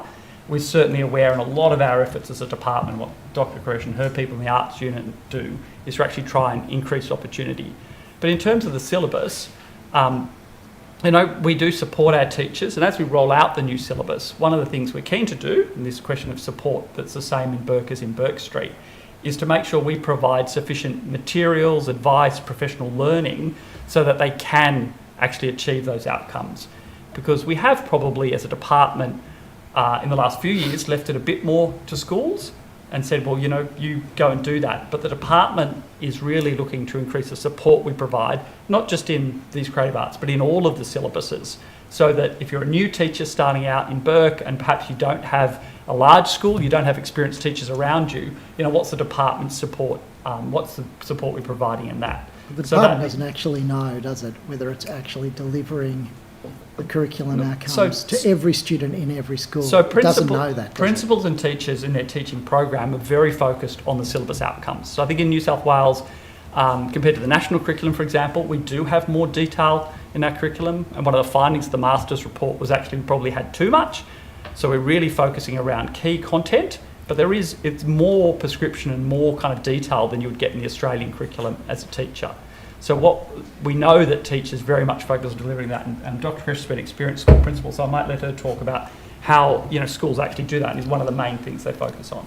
So in terms of my background is I'm a primary teacher, primary principal, before I came into a range of different positions. So it's from a school's perspective, it's the principal's responsibility to ensure that we are measuring those outcomes for all of our students and making determinations about are they achieving that. So in terms of program setting, line management, Mr. Graham's already talked about the additional resources that the curriculum area of the department are going to provide for staff in terms of units of work to give them greater guidance. But from a school's perspective, it's up to the principal working with their leadership team to make sure that their school reporting is focusing on all of the mandatory parts of the syllabus, and that they measure each student and provide opportunities so students can be measured in terms of those outcomes. So are you measuring creative arts holistically and together, or are you breaking it down into the subject areas to make sure all subject areas are being met? Because we've had a lot of feedback about music in particular, that generalist primary school teachers don't feel very comfortable teaching music after only doing 9 hours at university. And there's all these philanthropic organisations who are spending a lot of money and resources going and teaching music in our most disadvantaged schools because they think there's a void. Are they wrong? Are they wasting their time? No, it's certainly not wrong, and I'm certainly not going to tell you that everything's rosy, because that's why we're spending so much effort on it. So we think in the syllabus in particular, we know that there are many teachers who report that they're not confident in teaching music. As a primary school teacher, of course, you're responsible for teaching the whole syllabus. So we don't have specialist English teachers, we don't have specialist history, geography. It's quite a job to be a primary school teacher and get across that. And we do know that, as you pointed out, the initial teacher education, perhaps it's not as lengthy a time that they spend actually looking at the creative arts subjects and how to teach them. So we know that confidence can be an issue in that. So, that's certainly an issue that we recognise. The question of specialisation comes up, and that's something we're quite happy to work with IT providers in a number of areas around providing teachers with that passion and that commitment to provide them with micro credentials so that they can actually have that specialisation. But we do know, and some of the other evidence I think you had was that if you just have specialist teachers, then you're not skilling up all the primary teachers, and you kind of end up with a secondary model where you've only got one person who understands it, and then that limits how much you can include the creative arts across the curriculum. So we know there are issues. We know we need to increase the confidence of teachers, and there's 2 steps to that. The first is ITE, so when they come into us, how well prepared they are for it. But the second part is what experience they're getting. What's the department doing to help improve the professional learning? Where's the mentoring in schools? How can we actually have them confident to deliver the outcomes? And the new syllabus is a good opportunity to do that. So we have a new syllabus. The department in general is really organising around that new syllabus, because as a teacher, you're going to have to get across this new content. So why don't we use that as an opportunity to refresh, what supports the department's giving, and that you get that consistency across the state so that every principal can be assured we're delivering the outcomes. So it's your contention then that it's a skills gap issue. It's not a question which we've received evidence about, that it's a question of the crowded curriculum, priorities on literacy and numeracy, crowding out. Is it your contention that's not true? I think I certainly wouldn't deny that there's always a balance about timing. How much time is allocated in the curriculum is a really important thing. So we certainly understand that, and that's why the syllabus itself and how much time we have to deliver it, that doesn't look very big. But it's also why we acknowledge the co-curricular aspect and all the other kind of school activities that do include music and art, and why, as a department, our plan for public education actually says not just we want to deliver the syllabus to everybody, that's your entitlement, under the Act. We actually do want them to have rich co-curricular opportunities. So we're stepping into this space because we accept that it is beyond those number of hours that are delivered, because they're not enormous. The creative arts are in this, relatively small part of the curriculum, that we do need to deliver that properly, but we also need to stretch beyond that and provide these opportunities. So there's no mandated hours, is there? The hours for there's not actually a mandate. It's a guidance. It's a guidance, yeah. So what is the guidance? Because we've heard a lot of evidence that suggests that stakeholders are very keen to have 60 minutes per week of dedicated music education. So is the new curriculum that's being rolled out commensurate to that? It would, roughly, it's about 2 hours a week in terms of the creative arts. Okay. So that's the 4 art forms, and at different times the way in which it's delivered is different. Can I go back to that question just of the crowded curriculum? And I would say the current syllabus, not the new syllabuses, are very crowded and they're very, very busy. And just to give you the background as to why that was the case, it's probably the first time, more than 30 years, probably closer to 50 years since the K-6 syllabuses have been done as a job lot. What's happened is they've been done piecemeal over time, and as a result of that, there's been an accretion of materials that have crept in. But one of the reasons why up until now the expectation has only been to teach outcomes is because they have been far too crowded, and then teachers could cherry pick from the content and quite extensive content that's in the current syllabus because there wouldn't be adequate time. We have tried to address that with the approach that we've taken to the new syllabuses. And in terms of that, we have refined the outcomes, but we've been much clearer in terms of the content that we expect to be taught.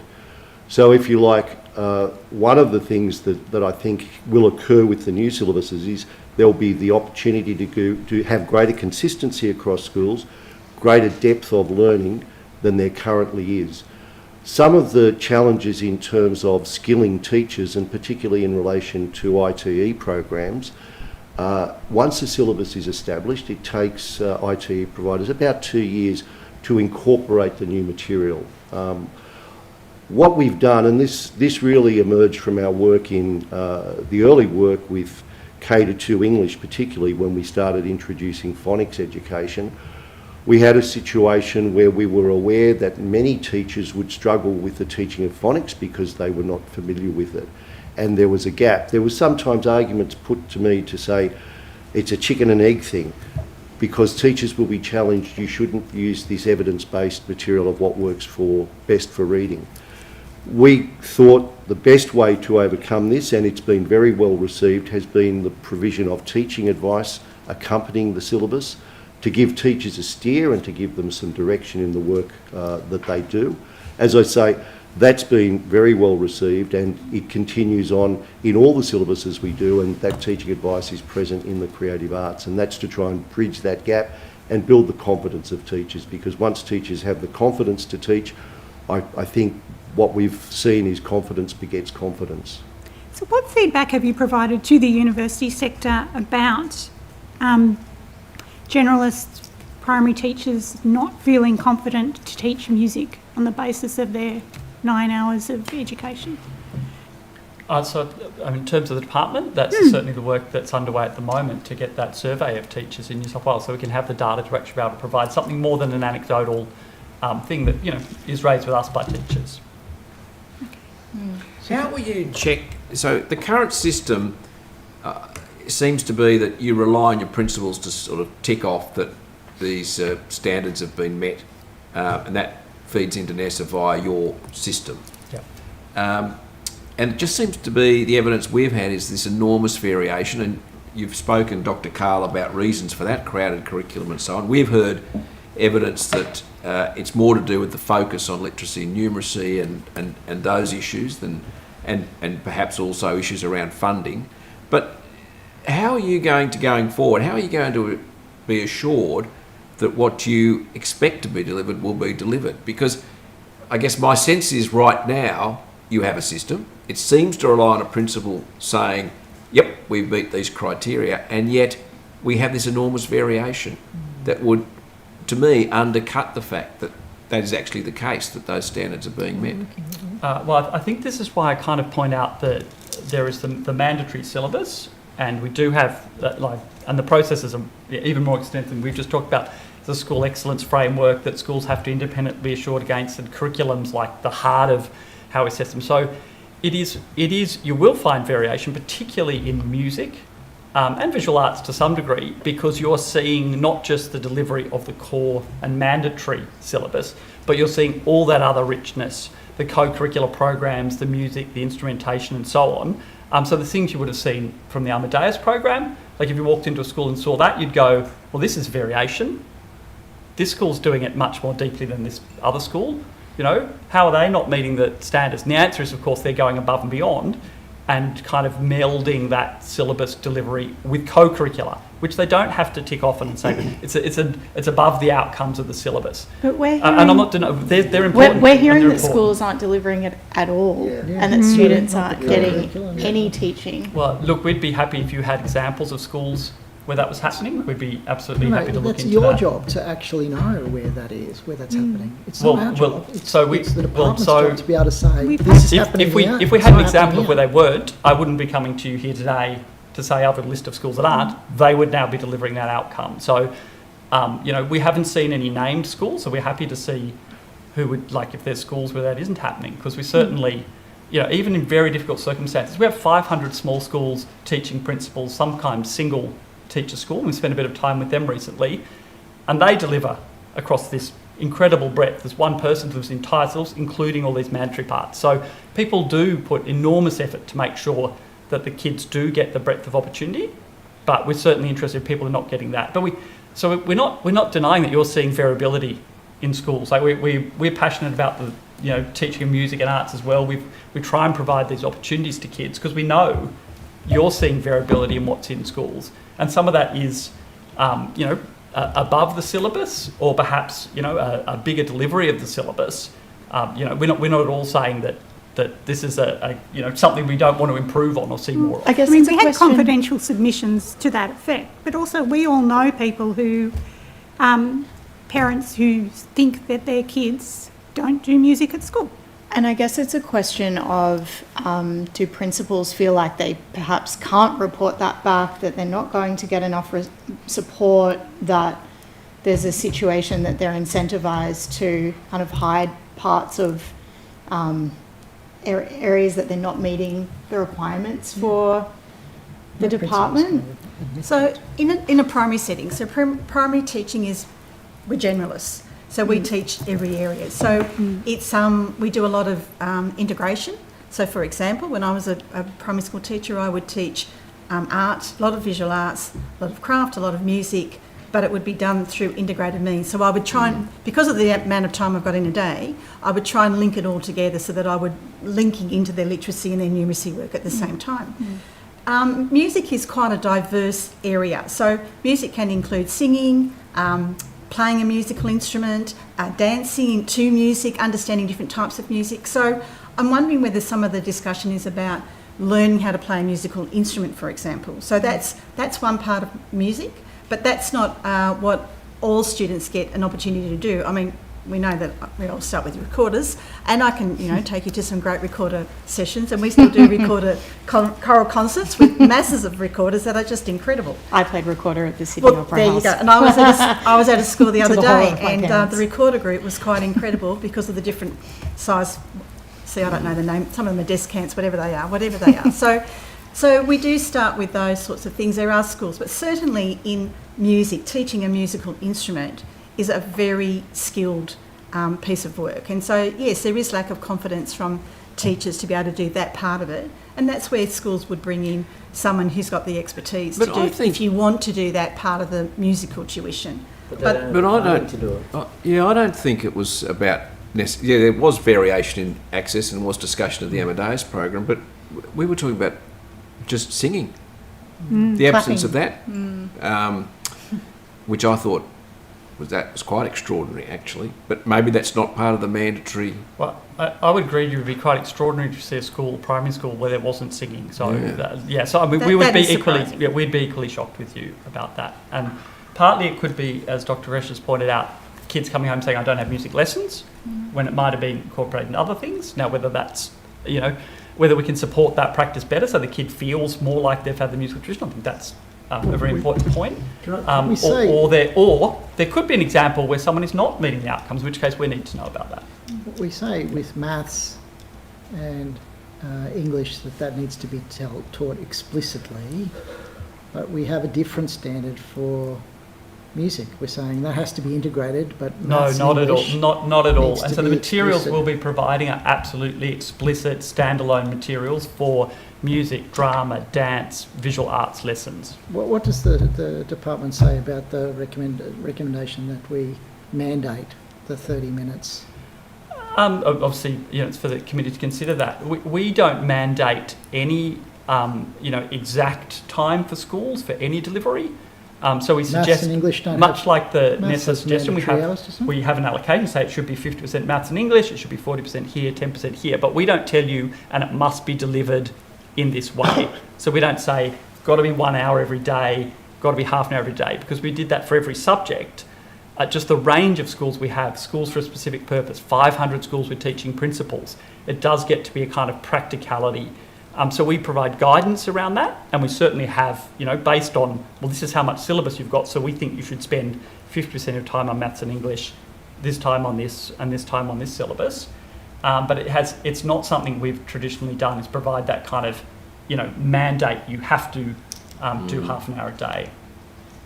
So the Dr. yes, Chris, Mr. Anderson, and- you've been yeah. waiting to make Yeah, a no, question. thank you. Sorry. And thank you, Mr. Graham. You're talking about in your submission that the arts unit is a specialist directorate. Yes. How many staff in that directorate? So Dr. Krish is the executive director who looks after that directorate. I did see some reference. There are only 2 people in the arts unit, which is very surprising because it's well and truly more than 2 people, given the extensive range of things that we do. Yeah. Okay, so we have Triple SP Directorate, the Arts and Sport Unit is one part of that. So we've got an arts arm and we've got a sport arm. So in the arts unit there would be 70, 80 officers, but we employ a lot of other people as well to help us with our bigger term projects. We have conductors, instrumentalists, a whole range of different people who come in and help us with all of the different programs. Many of them school teachers that come from their schools, their principals release them to come and work with us. So we have a lot of different positions in terms of organising different areas like the choral of instrumental music, the school spectacular, for example, a range of other things called Pulse Alive. So we've been quite deliberate in trying to get out to more of our regional areas and encourage our students from regional parts of New South Wales to get involved with activities. So over the last few years, we've been quite deliberate in going to places like Moree and Broken Hill so that we can share that enjoyment and that confidence, not only for the children, but also for the teachers in learning that there are things they can be engaged with. So the arts unit has a huge range of different variety of activities that they do things online, they provide professional learning, they can provide scripts for musical pieces that schools can present. I think part of the challenge is for schools to know what is there and what they can access and how they can tap into what the arts unit is able to provide for them. So we have specialists, we have generalists, but we also employ a large range of other people to assist us with our programs as well. So in terms of your core staff, you're saying there's 70 in the arts unit? About that, yeah. 70. Yeah. And they're dedicated to that work. They're not people who are brought around from different parts of the department to enhance a core team. Dedicated setup, absolutely dedicated setup. They've got their own home at Lewisham Public School as well. They've got, we're not, that is absolutely a core team. And as Dr. Kresh said, we also bring in lots of other professionals from the industry. A lot of them work with us as well. So we employ quite a lot of musicians who, they work with us and they work in schools. So that team that's their 5-day week job. Mm-hmm. So they coordinate activities, they coordinate, drama, public speaking, music, ensembles. We have rehearsals at Lewisham, so we bring students in who practice at Lewisham. We have online activities that students can be involved with. We've got, again, with School Spectacular, for example, if you know School Spectacular, that's a whole year's of work that culminates in November, but we bring in students from other parts of the state. This year, our team has gone out to the regions. Rather than bringing all the children who want to try out for it into Sydney, we've gone out to them, and that's proved to be really, really valuable. So we've worked with the conservatoriums. They've been very generous in allowing us to use their space. So my team of about 4 visited different parts of the state. Students were more confident to rehearse in a space that they knew. They didn't have to travel to Sydney. So we're trying to expand the number of students that we have across the state who are involved in some of our bigger activities as well. But we're also taking our activities to the regions. So I was telling Mr. Graham today about some of the fantastic stories where we've had concerts at Moree, for example, first time in many, many, many years, and parents who are and students who were very, very engaged with what were the possibilities, what they could do, how they could, in a few days, they do the preliminary work before the team comes, but then they put a concert on within about 2 days. And we're seeing the real benefit of being able to do that. But as Mr. Graham says, that's on top of what they're doing in the classroom in terms of being confident about learning the repertoire, learning what to do. Last week we had 4,000 students who came and performed at the Opera House, and they came from right across New South Wales. So there's a lot of variety in what is provided. Thank you, and that's very helpful, the 70. Hopefully that will push back on the numbers that we've received evidence on. In particular, the all of the 70 staff that you've got and the great work that they do, why do you think, and I'm curious, why does there still seem to be a lack of support for principals and teachers in the creative space? It still seems like it's undervalued as opposed to, and to use your words, Mr. Graham, focusing on key content. We're still getting this feeling, and we're hearing evidence that it's just not as valued as others. Well, Look, I can understand that you obviously you'll have evidence on the gaps, not people coming forward to tell you all the wonderful things that are happening. No, and all due respect, sir, but yeah, we are getting some good things. Yeah, we are getting some good things. Look, we understand, because we understand there are gaps, and we're passionate, and those 70 people their job is to go and give it to kids who don't currently have it. So we completely understand there are gaps. One of the issues is probably not knowing what the offering is. In a big department like ours, we really struggle because sometimes we have so many offerings. If you're a school principal, you're kind of overwhelmed by the offering. So what we really need to do is be really clear about what it is we can do to help you. And that's basic stuff like the fact that our website's not always the most helpful thing in the world to you. So how can we make it easier for you to understand, okay, this is the support the department can provide to me, particularly if you've got like a small country school with 3 teachers. And that's on us. We have to fix that. And the second thing is probably breaking that cycle of the people we talk to, people who've been involved and they know about it. So how do we get to the people who are not yet been involved in our programs? Because we got the people who think it's great, but you've got the people who've understandably going, look, I'm out here by myself. What's the department doing for me? And I think that's a fair criticism. It's not on them to kind of wade through our mysterious website. It's on us to try and I know particularly Dr. Krish's team. They have a look at, a school spec, who's participating, who's even putting their hands up, map it out. There's this whole black area here. Here's the whole kind of New England area that's perhaps really underrepresented.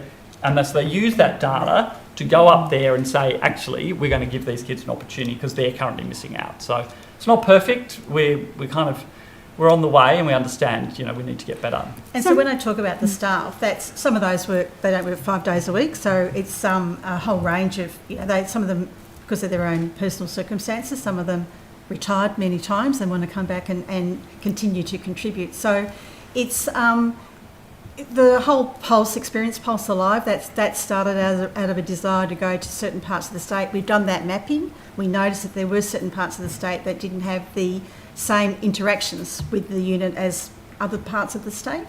And so we made sure that we were starting to bring, the plan is that after a few years, we'll go back to Moree. We'll do that for a few years. Hopefully, we can build the confidence of the team that are there, and then with some, they'll start to be confident that they can do that with their own children using our scripts, using our expertise, and then we can move on to another part of the state. So that's the way that we've been delivering additional information and resources at this time. Certainly a strength of the public system. So we have set them out as 2,200 schools, but we are definitely coming back.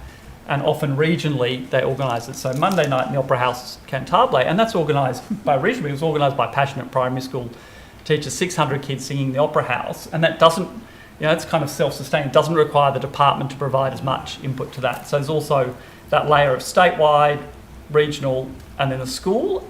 And we certainly want to do better at all 3 of those layers.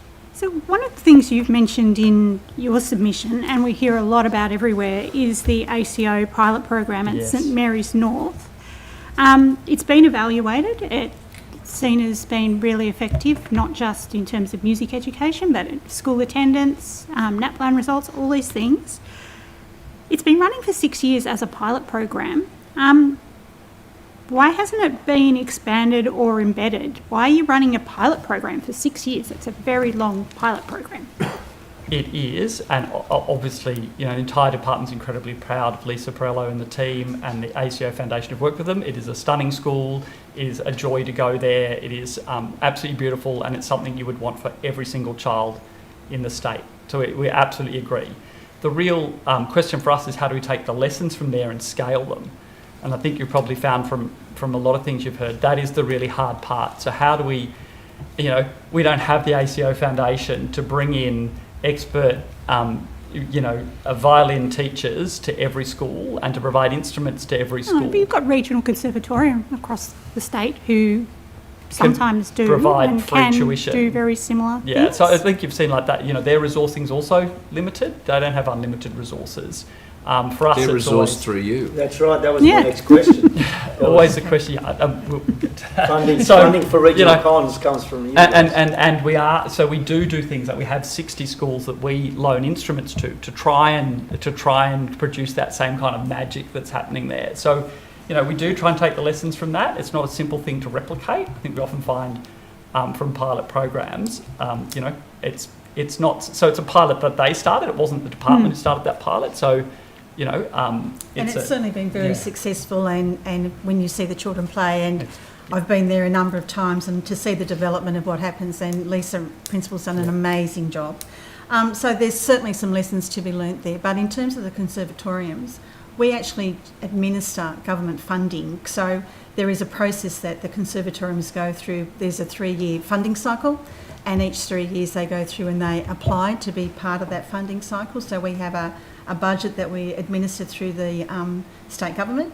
It's been going on for a long time. So not all conservatoriums reach the level that they are receiving funding through the state government. There are other conservatoriums that don't. But there are about 17 that receive funding via us. Now, they use those resources for a whole range of different things, and we want to ensure that they are going out to the communities and making sure that our students are getting some support in the sorts of things that those conservatoriums can provide for our students as well. But that's not our program. We support conservatoriums through government funding, but we don't dictate what they do. We ask them to report in terms of their KPIs, so we ask them to demonstrate what they've used that funding for, but that's not our particular program. We support conservatoriums. So let me just be clear about this, because this is quite important.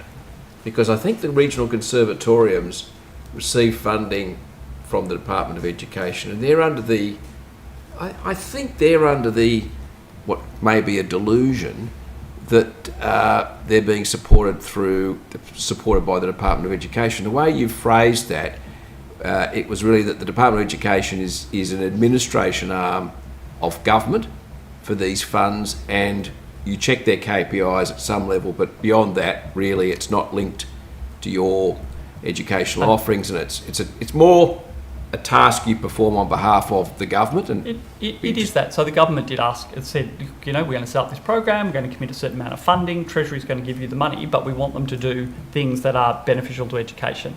So we absolutely, as public administrators, have to make sure that all the funding grants, anyone we give a grant to has to meet all the criteria that you would need to meet to be a recipient of government funding, and the public would expect us to do that. But they're not, we didn't establish them. We didn't say who would like to establish a conservatorium. We are providing government funding to them because government made a commitment at the time to fund them. And we have worked really hard in the last few years to make sure that we have a closer relationship with them, and that's beneficial for all of us. So, the director of the Arts, Sport and Initiatives team meets with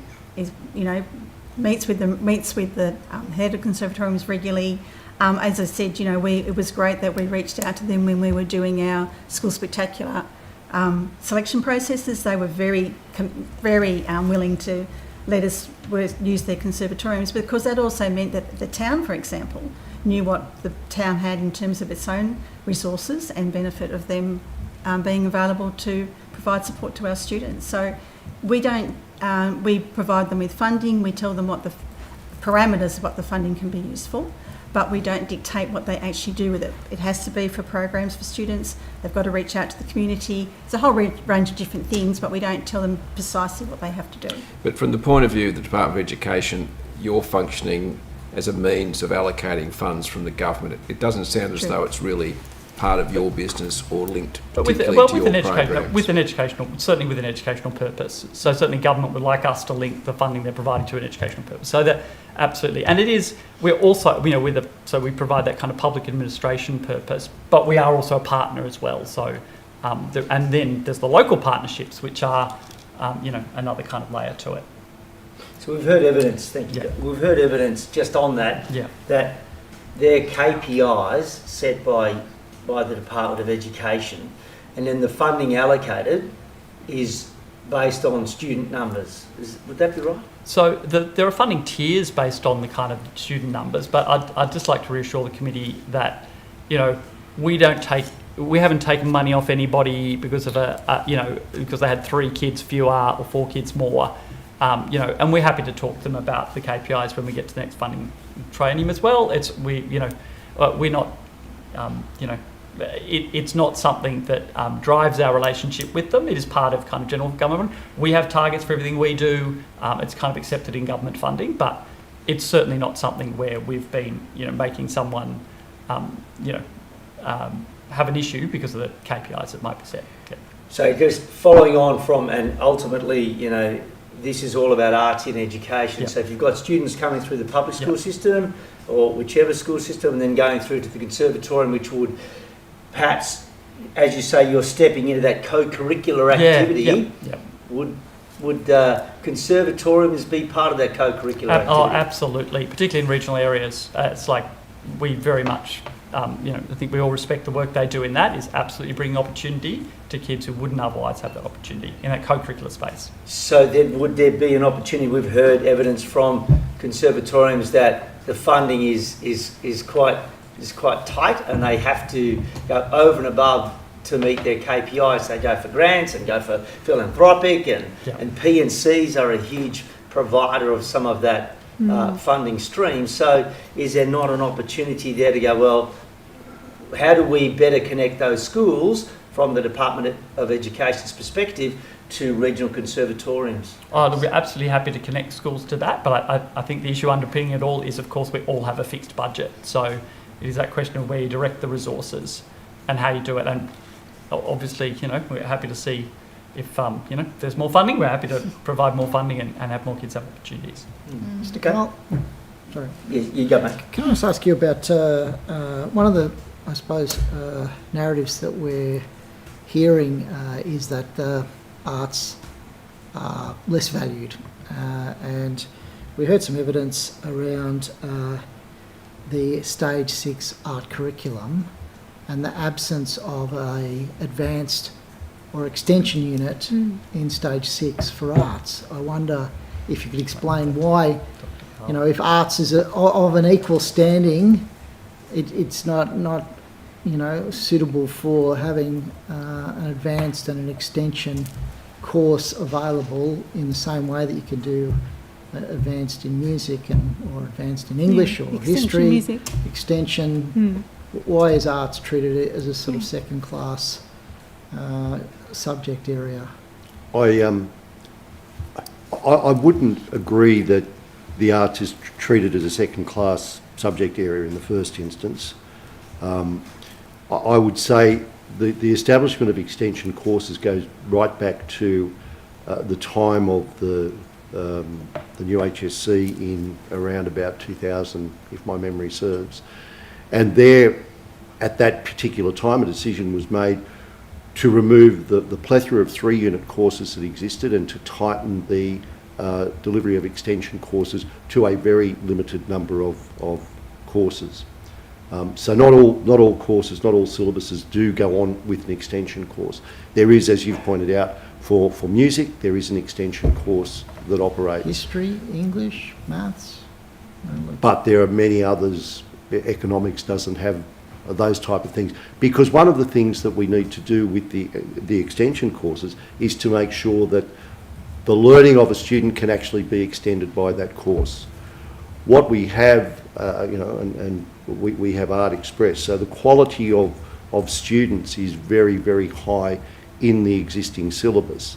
So if a case could be made, as was made several years ago for an extension course in science, if a case was made to say that we could genuinely extend students beyond what the syllabus is asking them to do now, then certainly that would be something that we would consider.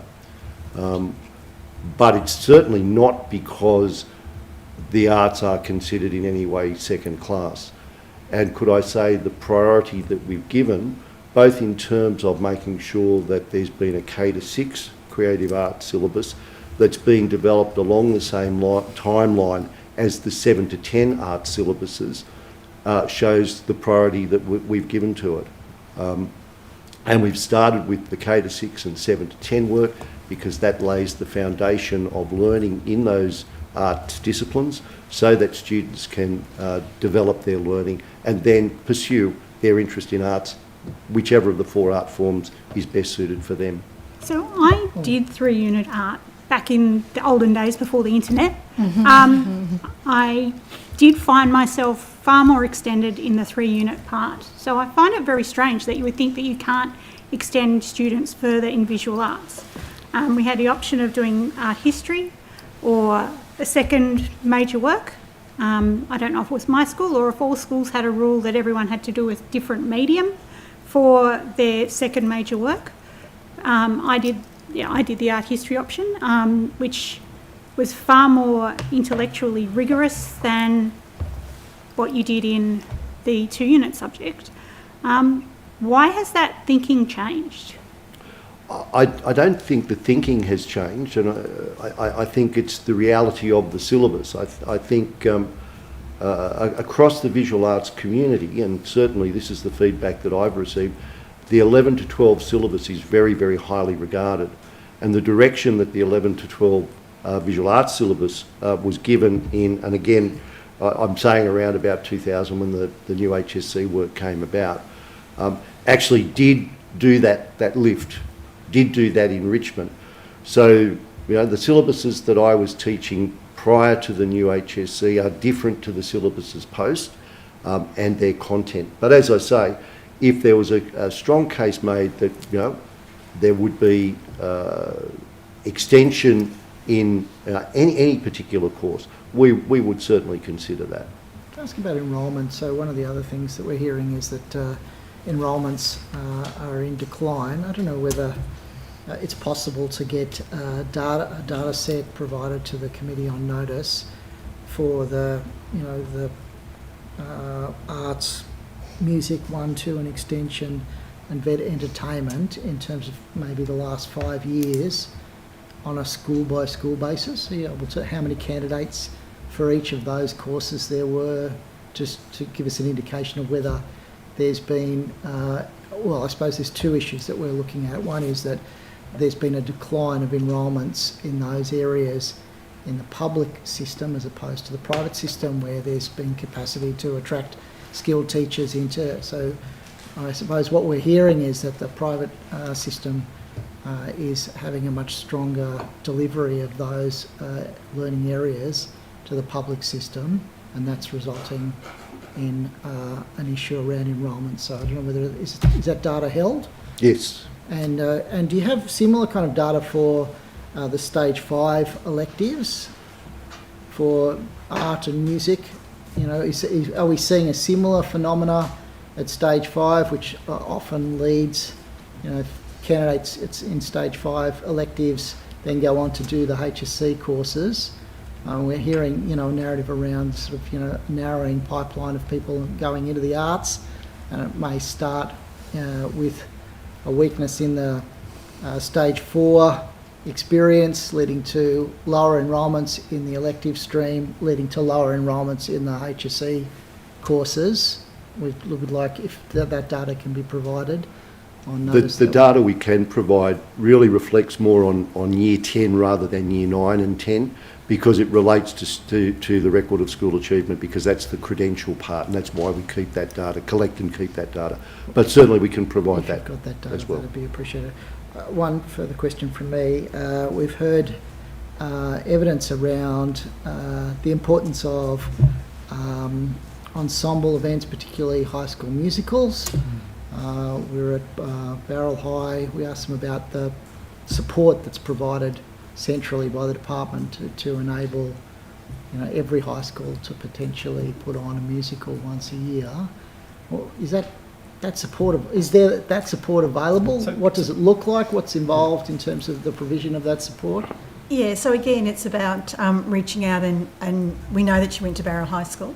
We noticed that Barrel High School is coming down for Spec Fest, so they obviously they're involved with, we have running alongside School Spectacular with Spec Fest, so they have a band that obviously has been selected to be one of the bands who's going to compete at SpecFest. So they are engaging with arts unit programs. They may not necessarily know that that's what they're engaging with, but they are. So in terms of school-based productions, yes, we can provide support in terms of, as I said, music scripts that we can provide them. We give them that level of support.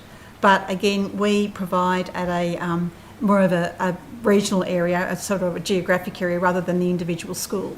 So we do if a school, not every school wants to put on performances, but if they want to put it on, there are ways that they can get some support and reach out, and we're happy to talk to Barrel High School and any other high school that wants to. The evidence seems to suggest that those events actually engender interest in the arts and music and actually feed into subject selection, in 9, 10, 11 and 12. And we've noticed that they've been quite deliberate in wanting to do that, to build up the students' confidence and knowledge and enthusiasm for what they can do. So I'm really, we don't invite many schools down for the band competition, and for them to be one of those schools is really amazing that they've done that. They also said that they ran it at a loss. Obviously, there's other less tangible benefits, but there's a sort of financial impost on a school to run an event that might act as a disincentive. There's no financial support for those kind of activities at a school level. There is. They've chosen to do that, which is quite legitimate as part of their within their overall own school budget, though. Yeah, which is absolutely legitimate, and many schools do that. So some schools might subsidise students. Often, musical productions will give a cheap rate for schools. The school might subsidise for some or all students to add on to that, so they can have that experience, and that's a legitimate use of school funds. We value it, and schools value it, and it should the department should never be saying that they can't spend their money on that. But nothing centrally, no central support to make Well, sure there is in their school, the school budget, the tens of billions of dollars in school budgets is, and I guess I think that South Australia came across this. I think there is a question of, a school feeling maybe the department doesn't value it or doesn't think we should spend money on it. Maybe my principal thinks that it's not the most important thing. And I think there probably is something for us to reflect on as a department about the messaging we give, that it is a valued part of the provision and it is something that you should be doing and it isn't something you should ever get in trouble for. So I think it's something we've reflected on about, what kind of cultural message are we sending about it? Is it over there on the side, or do we say, no, this is actually really a central part of what it means to be a school? And we certainly know the Secretary, by putting co-curricular at the heart of the plan for public education, knows that schools are way more than literacy and numeracy. It's an incredibly valuable part of it. So I suppose the issue then is it's contingent on school leadership if it's just about a budgetary decision that's made at the school level, as opposed to something that you want to guarantee an experience for all students in public education. That question. So this gets to the kind of the guarantees, definitely the syllabus, but the question is, what is the other guarantee, and what's possible to give as a system as a guarantee? And it does come to, can you make a system guarantee of a St Mary's North? Sydney Catholics have made a system guarantee about a certain level of provision that they've funded in particular ways. So for us, that is a question of how much is what school permission given and value and that kind of cultural message versus you will all have this thing or do this thing. So yeah. One other thing. Dr. McGurk, sorry, everybody else. We've got 3 people in a queue, and we've got 5 Kappa, minutes. So we had some evidence this morning just about Kappa faculties facilitating those kind of events. Like, is that is that a discretionary thing that's at the principal's decision about how you structure the faculties? It's not mandatory. So the principal will decide where they want to put their resources in terms of the school. So some of them will have Kappa faculties, some will have their music teachers running out of a different sort of area. So that really is up to the principal to decide where they're going to use their resources. Often depends on the size. So bigger school, absolutely will always have a Kappa faculty, no question. And it's just when you get smaller, there's a question of how they're combined. So you might have a country high school with a head teacher of maths and Kappa, because they're a music teacher as well. So often it would depend. Okay, Dr. McGurk? I had two areas. The one is we heard that there's a survey being conducted of about 100 primary schools. Is that correct? That's right. I presume that won't be de-identified in any way. I presume the people responding to that survey will be clearly identified by yourselves.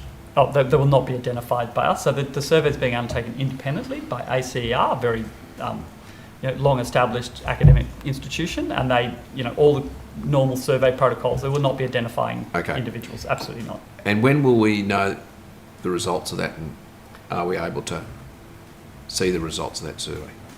So I understand that the department's not conducting the survey. We are facilitating the conduct of the survey, and so we're working. The other partners have been driving that survey. There's a government commitment that the survey should take place, and so I understand they're interested in getting the results as quickly as possible. It's the same survey that was taken place in South Australia, so they'll be looking to see what the kind of and South Australia are using it as a benchmark over time to see how they improve.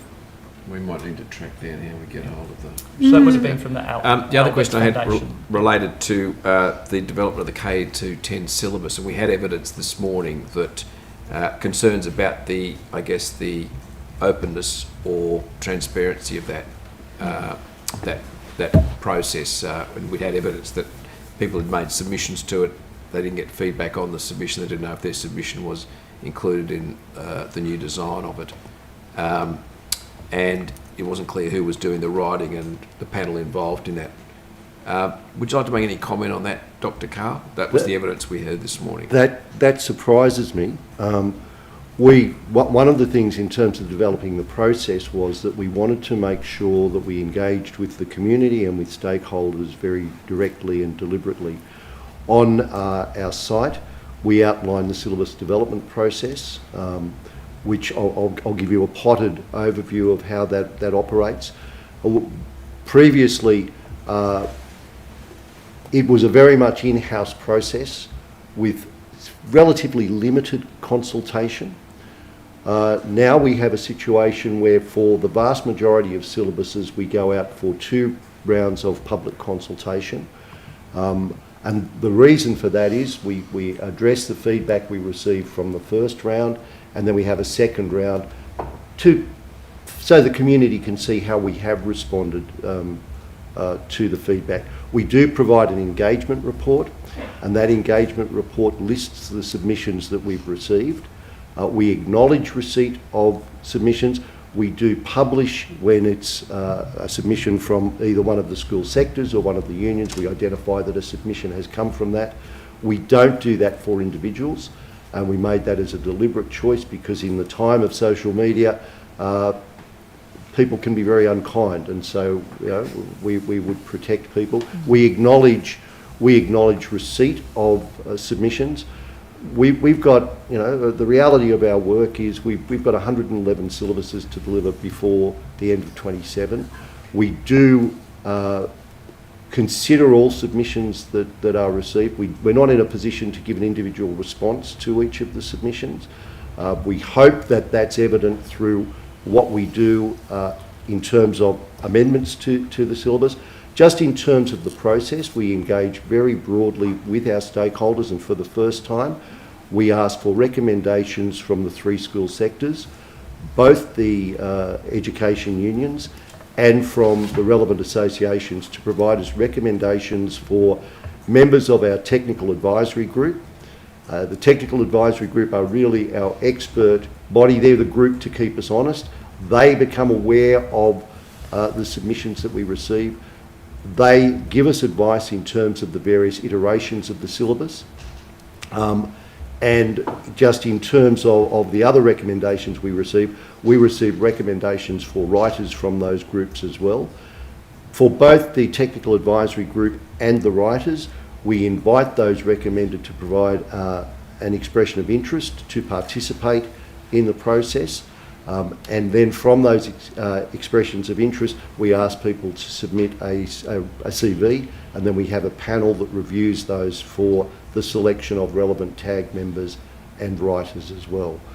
So, as I say, there is more detail of the process on our website, but I am surprised that someone would have the view that it's not open and transparent, because again, we do have those 2 rounds of consultation. Okay, Ms. Munro? Thank you. I have a couple of questions, but just quickly following on that one. Is the technical advisory group designed to be like an academic sort of pedagogical expert group? Because the other organisations that you've referred to are obviously involved in the school system directly, but I'm just interested in whether and how that more academic style of feedback is provided? What we do have, we have a combination, and we actually do have a ratio, but I can't remember it off the top of my head. But we must have representation from the academic world, but we also must have representation from the teaching profession. One of the things that we really have tried to make sure that we do is reach out to teachers directly. So within that process I was just outlining, we do have a range of targeted consultations that we have. I guess my question is more to some evidence that we heard earlier today, which was essentially that, yes, okay, there's a process of it's getting teachers involved and it's creating a syllabus created by teachers for teachers, but the concern was that there isn't enough pedagogical expertise that's incorporated into the syllabus development or valued as part of that feedback process.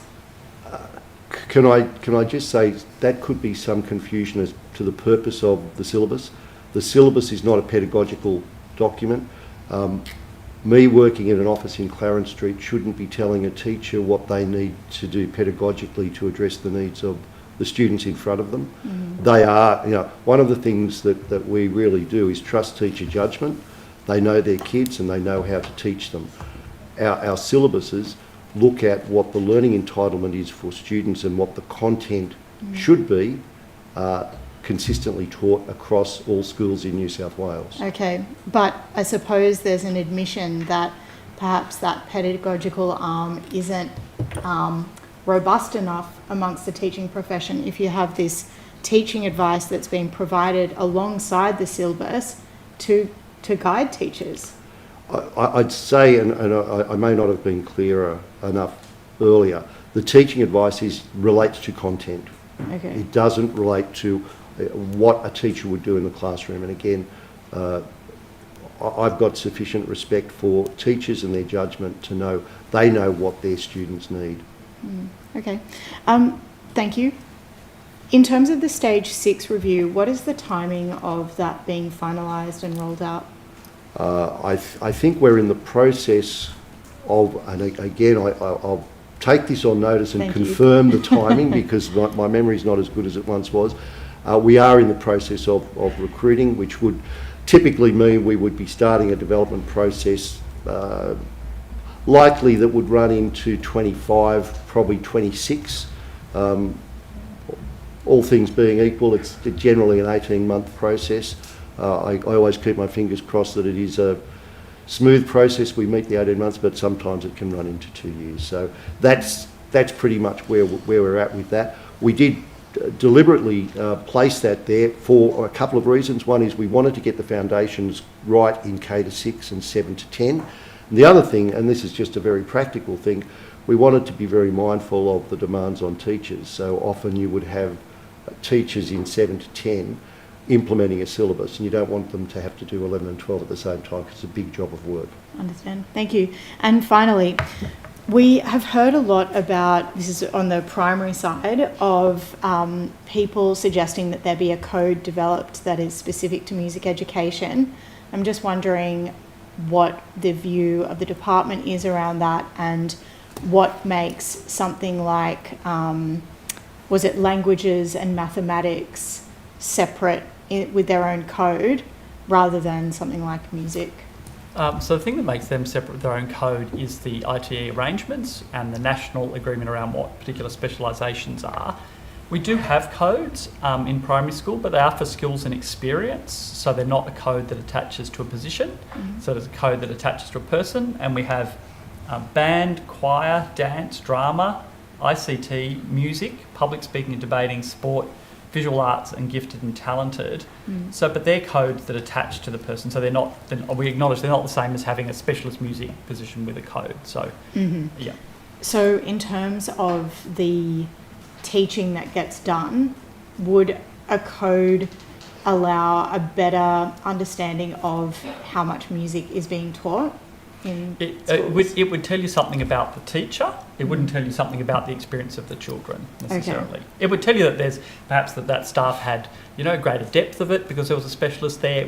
It would do some things, but it wouldn't It doesn't. It relates to the teacher, not to the program. And we would expect all schools and all teachers to be delivering the syllabus.